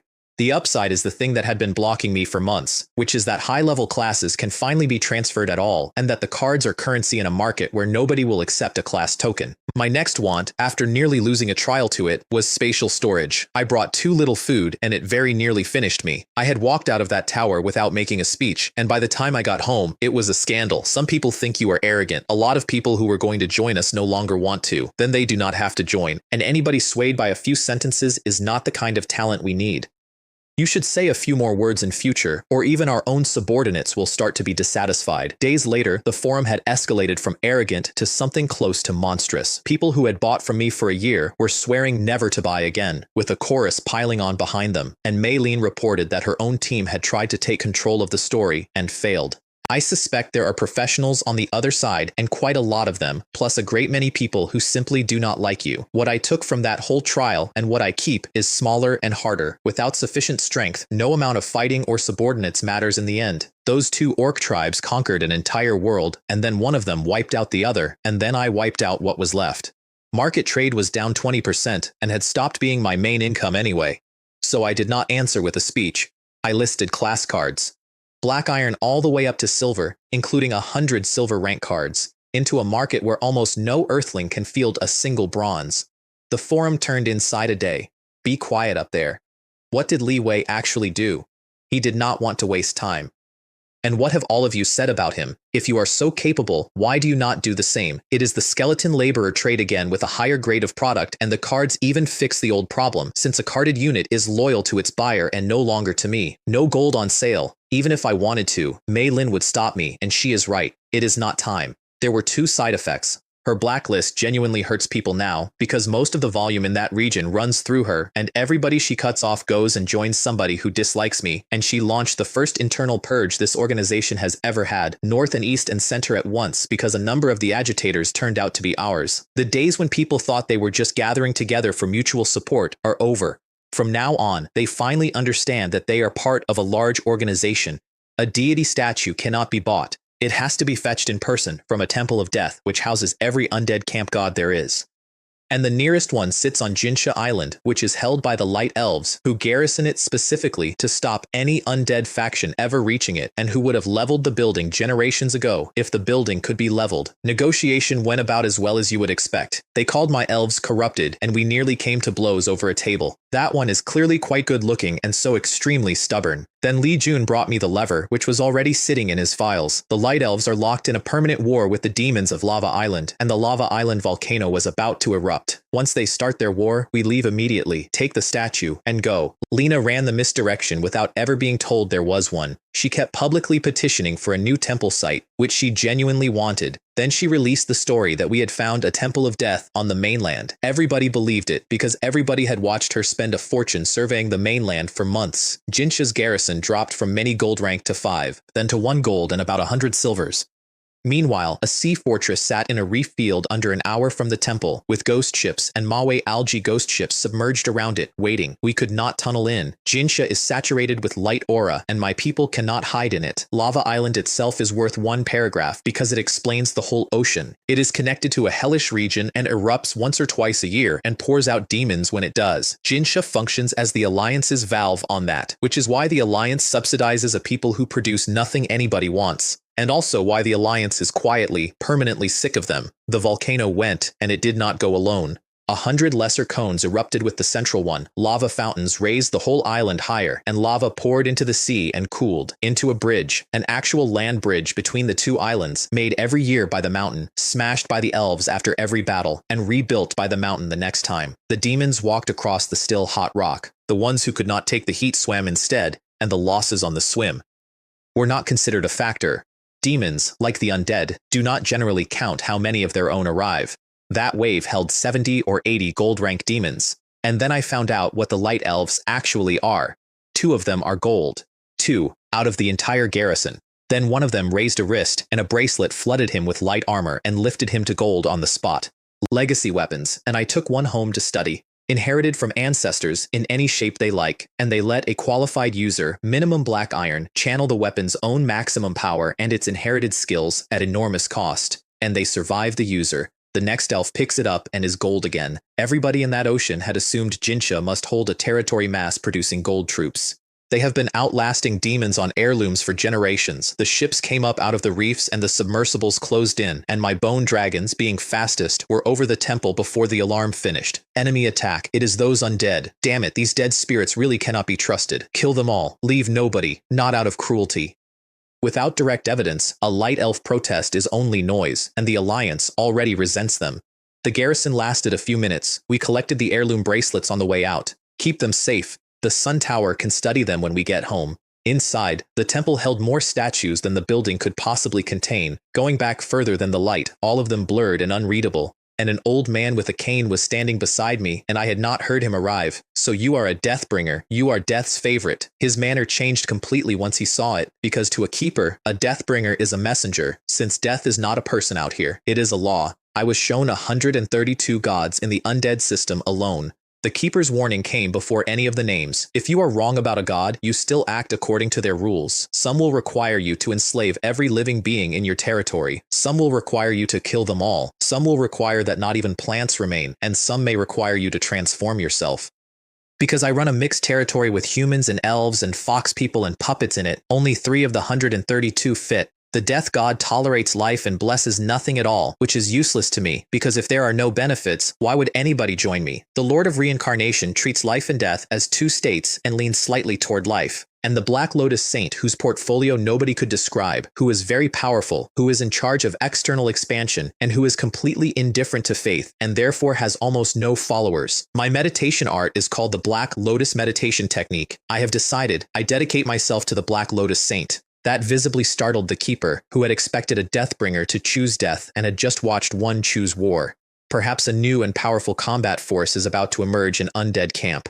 I was too low to serve the saint directly, so I took a subordinate deity of that region instead, the Cloud God. From the first shot to walking out of that temple was under 10 minutes, and the ground behind me had been scrubbed so completely that there was not even any blood left on it.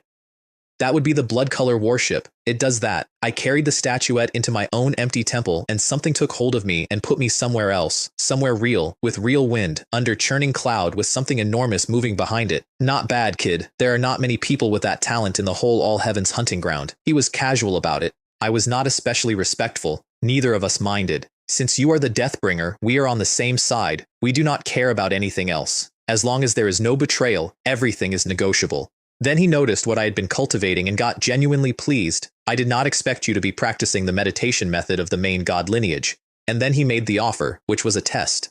Your mission is to go to another world and drag it into the All Heavens hunting ground. I will guide you. The timelines are not connected. It will take at most a day or 2 here. I accepted, and my reasoning was exactly what you would expect from me by now. He has already sent me, which means that world is already being watched. Even if I refuse, it gets dragged in eventually, so why not take the benefits?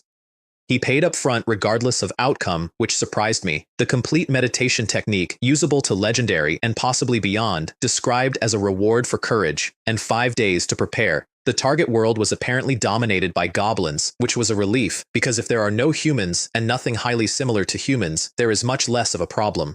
I am aware of what that sentence is worth given how my own planet went. The Light Elves went to the Alliance demanding sanctions, and Li Jun met them having already worked out the entire play. Then do you have any evidence? They named the temple and the statue, and he answered without moving. We already received news of a temple of death on the mainland. We had no need to attack yours. And the words you are using are full of discrimination against the undead. He also reminded the room that attacking the demons had itself been against the rules. Then they demanded their heirloom bracelets back, which would have proven everything, and Li Jun asked the question that ended the meeting, and what is a heritage bracelet? The whole room leaned in.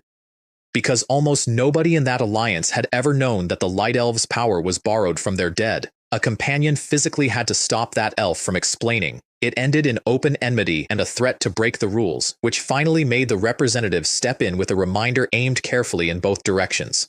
If you have no evidence, we cannot sanction Quisha Island.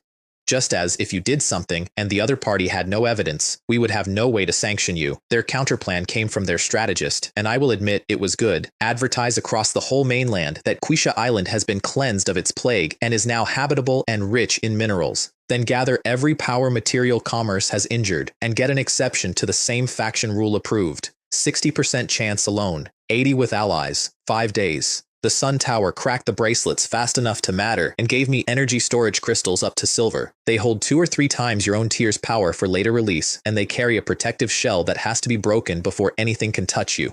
Mass producible. Mei Lin immediately asked me to restrict the quantity to protect the price and the prestige, and she called to tell me so, and what she actually wanted to know was what I had been doing for 5 days without contacting her. She did not say that part. I only worked it out much later. My own gains that week were all silver. Summon Skeleton Warlord, which now needs a genuine bronze corpse and can no longer be padded with junk. Bone Griffin, a Death Abyss split off the Gold Griffin, keeping flight and windblade and combat dive, and summonable for 2 bronze corpses each. Bone Repair, which mends bone across several hundred meters for half an hour, and which on an apprentice skeleton is near enough immortality unless somebody takes the head. And Bone Control, which is the one I rate highest. Build bone into any shape I want, offensive or defensive, fully controlled rather than summoned. It is a superpower about bones, and I live in a country made of them, with bones strengthening on top of it, at peak silver, surrounding and killing a gold. Rank is no longer especially difficult, and I still had no spatial storage, which meant I could carry only a little bone material and a little food into another world. I wanted on the record that I noticed that problem in advance and did nothing about it. I have to leave for a few days. Handle your own affairs while I am gone. We will talk when I get back. Mei Lin was the only one who pushed.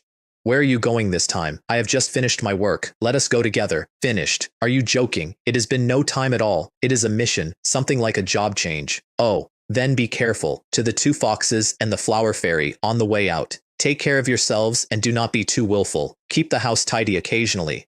Then I walked into my own temple carrying a bundle the size of a person, 6 gold class cards, which is the absolute limit because the undead treasure chest produces 1 a day, and I had 5 days plus the one already made. I suspended construction projects across the whole territory and poured every spirit point I had into those 6 cards. Are you ready? Once you accept my test, there is no turning back unless you succeed or fail. It is ready.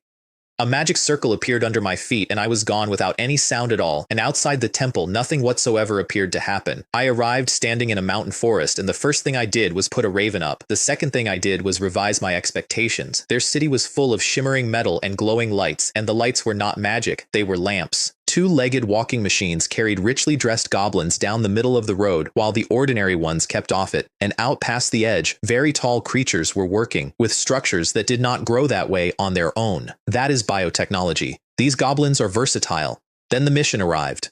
Proceed to the Pula Mountain area as soon as possible and inscribe the core of the guiding array. Then wait 10 days for this world to establish contact with the All Heavens hunting ground. A formation diagram appeared in my head. It was simple. What mattered was not the shape, it was the aura of the hunting ground inside it, and in any other world it would be a drawing. It occurred to me, standing there, to wonder whether somebody had done this to Earth.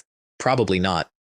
If anyone had used this openly, the world itself would have rebelled, and there was nothing like that at home. I got less than a kilometer out of those mountains before I was on somebody's screen. Captain, look, a strange creature, very similar to us, much larger, white skin, no hair, wearing clothes, so I would guess it is intelligent. Their captain did not get excited, which told me a great deal about goblins. This is not something we can handle. Report it immediately. Then my skeletons came out of the trees behind me. It looks like it was made of bone. Is their civilization really that perverse? They study bionics seriously out there. It is not an insult. It is a review. The thing that actually caught me was a rat. A rat had been following us for a while, and a skeleton warlord opened it, and inside a genuinely living animal there was machinery. They have no concept of humanity at all in this world, and at the exact moment I killed it, every monitoring station watching me paused at once. Are all surrounding troops in position? Seize him. Do not let him escape. The first army came at me in exoskeletons, which took them from about waist height on me to shoulder height, carrying weapons that fired energy and left craters, almost silver rank on impact. 10 skeleton warlords went to 100, and the 100 cut their armored vehicles in half, and the cuts were so clean they looked industrial. Then bear goblins, 3 meters and up, in armor with melee weapons, and they held my warlords 1-to-1, so I crushed a silver card, 100 became 1,000, and a bone shield came up around me layered like flower petals. How did the bear goblins get here? Who told them? The rest of that campaign, honestly, was the same fight escalating. Vehicle lines, then a fortress belt, then helicopters, then a second national border with a completely different army behind it. Their 2 great kingdoms have their guns pointed at each other and had to keep half of them pointed that way even while I walked between them. 2 bone griffins became 20 in front of a general's eyes, and I watched a man's whole career change shape. A 10-fold increase. If I could obtain that, unifying the world would not be out of the question. 5 more griffins became 50. Another silver card put 1,000 warlords into a gap in a defensive line. Their tanks had 3 barrels, 2 energy, and 1 firing a solid iron ball, and the iron ball was the one that hurt because it did not kill skeletons, it threw them. And a formation that has been thrown is not a formation. I put whitebone spikes up through their treads and used Death Chi impact on the bear goblins, who turn out to have essentially no resistance to anything magical or mental at all. Uneven development is a genuinely serious problem. And then, halfway through, the 2 goblin kingdoms started fighting each other across my line, far more savagely than either had fought me, while both of them stopped to collect bones off the ground. I never imagined that one day I would be a rare research specimen. 2 hours later, I was inside the Pula Mountain area, and their soldiers would not follow me into the trees. The array took an hour to inscribe, and the whole space shivered while I did it. Very good, it worked. Then I built decoy houses across the whole area because once completed, the array vanished so thoroughly that even I could not feel it, and I did not believe any instrument could. I lived in one of the decoys, which had a cellar and a tunnel, because I have learned exactly one lesson repeatedly, and it is about where the Lord stands. Then the airships came. Green, smooth as fish, moving with the air rather than through it. And the first thing they did was slice a bone griffin into pieces from a distance, aiming for the head, because they had already worked out where the core is. These are gold rank, and they learn extremely fast. So I opened a gold card, 100 bone dragons became 1,000. Fly over there and destroy those airships. Their gunners were still laughing at the size of the targets when the first dragon tilted its head a few degrees and let a beam pass into the armor of its neck. Then the dragons breathed, and I learned something about technological warfare I have thought about ever since. The airships did not fall apart. Death energy went through the hulls, and the crews died inside them, and the ships came down almost intact, some of them with the paint unmarked. What a pity. If I could analyze this, it would be an enormous gain. I did not stop to. The Second Kingdom's airships were already coming in a different color, and that fight was a carbon copy of the first one. Their boardroom afterward is the part I would pay to have watched live. I own 58% of that army, so my losses are the greatest. They worked out the real problem quickly, because they are not stupid, they are only greedy. It was never that their weapons were weak, it was that death energy is perfectly designed to defeat them. This is a mature energy system. We must master it. If we do, we will be the most powerful beings in this world. Then their chief turned to a man at the table and mentioned the materials that man had been quietly embezzling for years and forgave him for them on condition of repayment. That goblin sat there and worked out that he was going to lose most of his fortune and stay alive, and I am told he found the second part worse. Meanwhile, I had turned their bear goblin dead into a conveyor belt. Summon a bone griffin. Split it. Release control. Repeat. Released griffins stay loyal enough to be recruited back, and my sealed elite ones led the wild ones without being asked. Divide into 10 teams and attack everything. Goblins or factories, destroy all of it. In under a day, 1/10 of the factories in both kingdoms were gone. There are 4 great nations in that world, split by physical type. Greenskin and Thornskin fighting each other in the middle, Greyhead in the north running electromagnetic weapons that were genuinely the most effective thing anybody used on me, and Scarfoot in the south running biotechnology. The south is biotech, which means high-grade corpses. Focus everything on the south. That is the entire strategy, and it worked for 9 days. Then they did something that impressed me and cost me the campaign's momentum. Their analysts worked out that I use bodies, so the order went out across a planet. Collect all casualties immediately, burn them, keep only the ashes, and then dig up the tombs, cremate what is in them, and rebury the ash. But that will disgust a great many people. Tell them the reasons. If they refuse, leave them for now. And once their tomb is taken by the enemy, confiscate their property and make them pay for their sins.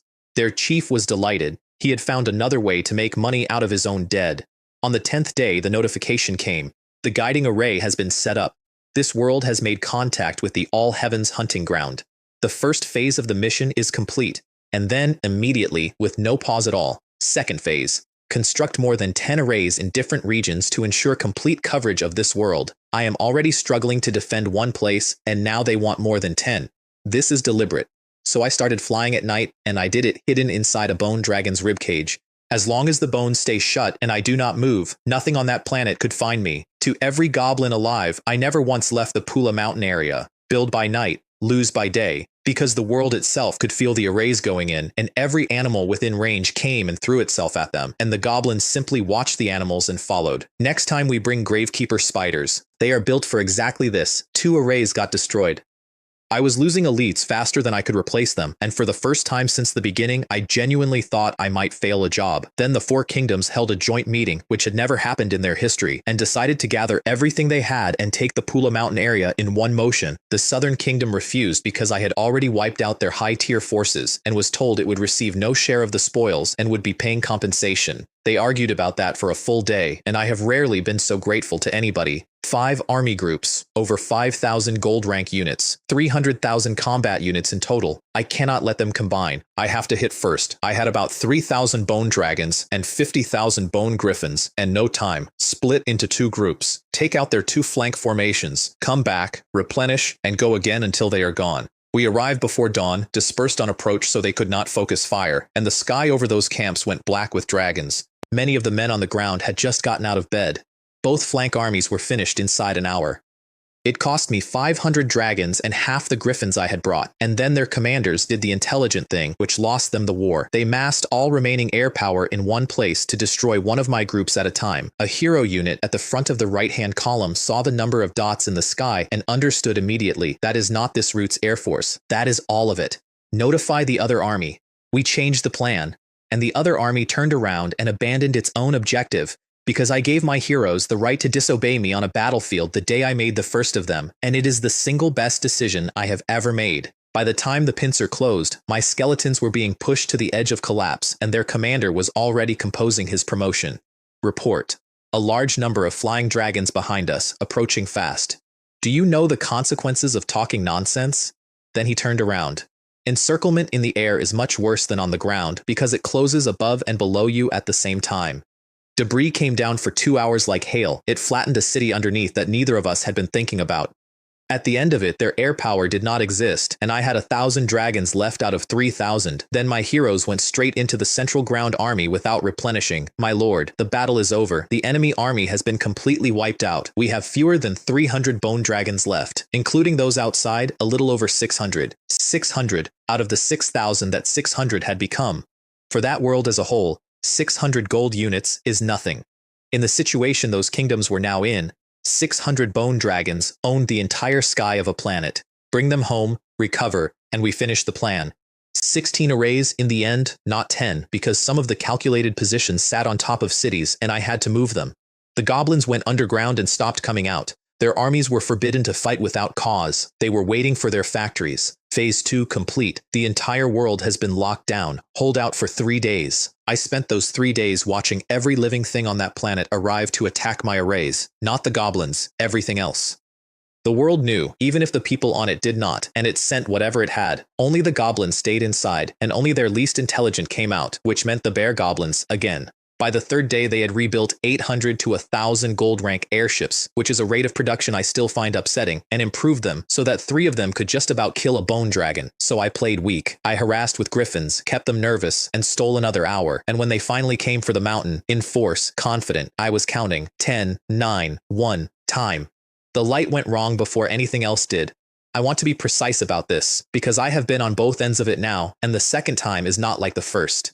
The blue drained out of the air over that planet. Behind the blue there were stars at midday, the cold hard kind that do not shiver because there is no air left up there to make them. Then white waves came across the black, and the waves twisted, and the twist opened. Every goblin on that world came out of their burrows and their bunkers and their factories to look up, including the ones who had spent all morning trying to kill me, and stood in the street with their heads back. And it closed on the world the way you eat a candy bean off your palm. Their technology died in the same instant, and I felt it go. Airships and fighters fell out of the air with nothing wrong with them. Ground machines stopped. Underground factories went dark, and in some places the power surged the wrong way and killed everybody inside, and fuel depots went up and turned whole districts into fire. These scenes are so similar to what happened on Earth. I stood in a mountain forest on a planet that was coming apart, and I felt nothing at all about it, and I noticed myself feeling nothing, which is a different and worse sensation.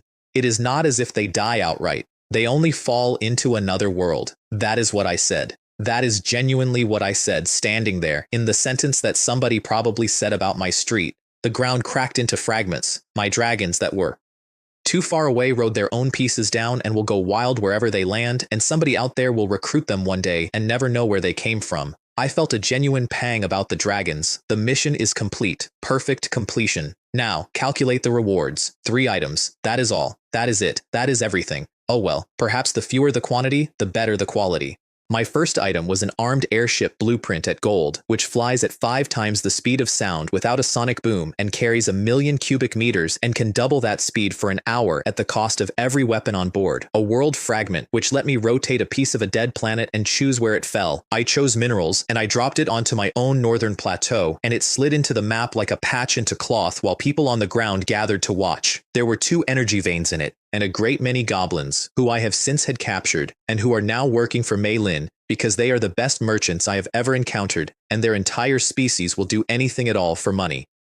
And a race contract scroll, which binds an entire race to a bloodline for generations at a loyalty nothing else can reach. I did not use it. I put it in a drawer. There is no race I currently own that I would want to own forever, and that sentence is the most honest thing in my whole ledger. Then the world I had eaten paid me twice more. The first was my own body. A power came in, and my meditation technique took it, and every attribute I have came up to 60 at once, in balance, with no weakness anywhere. The second was a talent, and it was the goblin's own. They had chosen personal space generations ago, the way Earth chose Lord's cabin, and when it came to me, the death aura I live in got hold of it before it finished arriving.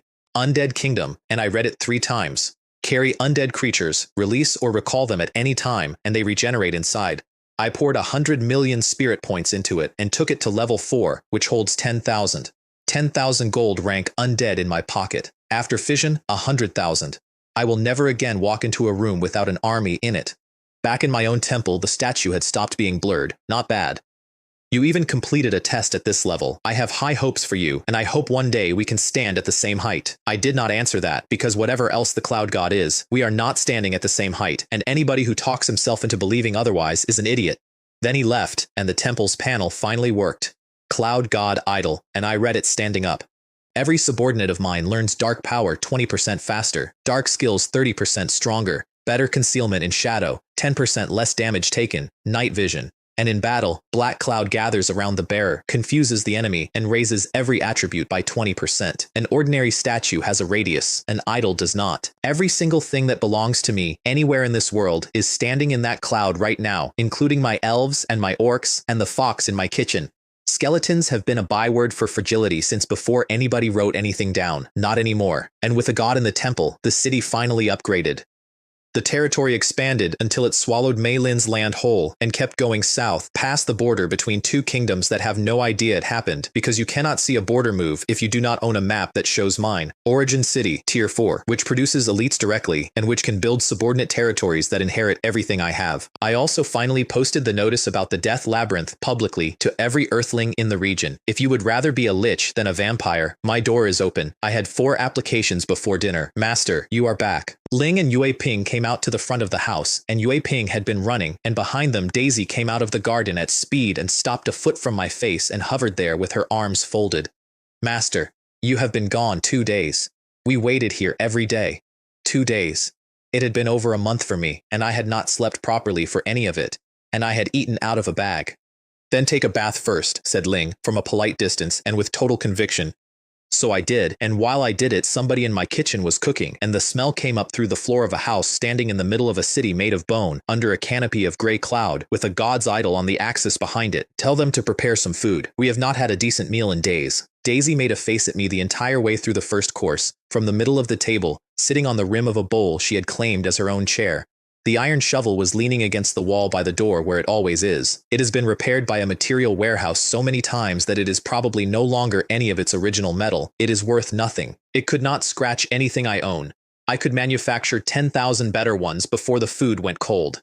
I picked up something off the ground on the day the sky opened, and I have been picking things up ever since, and I have never once put anything down. 2 years ago, I stood in a hut with 3 days on a clock, 1 shovel, no food, and a talent that turned 1 skeleton into 2. Tonight, a god shook my hand, a planet went into my pocket, and I am, as of this afternoon, once again completely out of spirit points and going to have to cut back on food and clothing for a few days. Nobody out there believes one person did any of this. Not the goblins, not the 2 kingdoms, not the Maritime Alliance, not the elves who lost a temple, not the man who sold me a warehouse blueprint for 15 units of beef. Every single one of them has concluded that there must be an organization behind me. There is not. There is me, a woman who negotiates better than I do, and about 40 million things that do not eat. And there is one more thing I have not said out loud to anybody, and I am only saying it here. That giant mouth came down and closed over that planet, and I watched it, and I was not afraid, and I was not sorry, because this time I was standing on the outside of it. The cloud god said it would take at most a day or two here.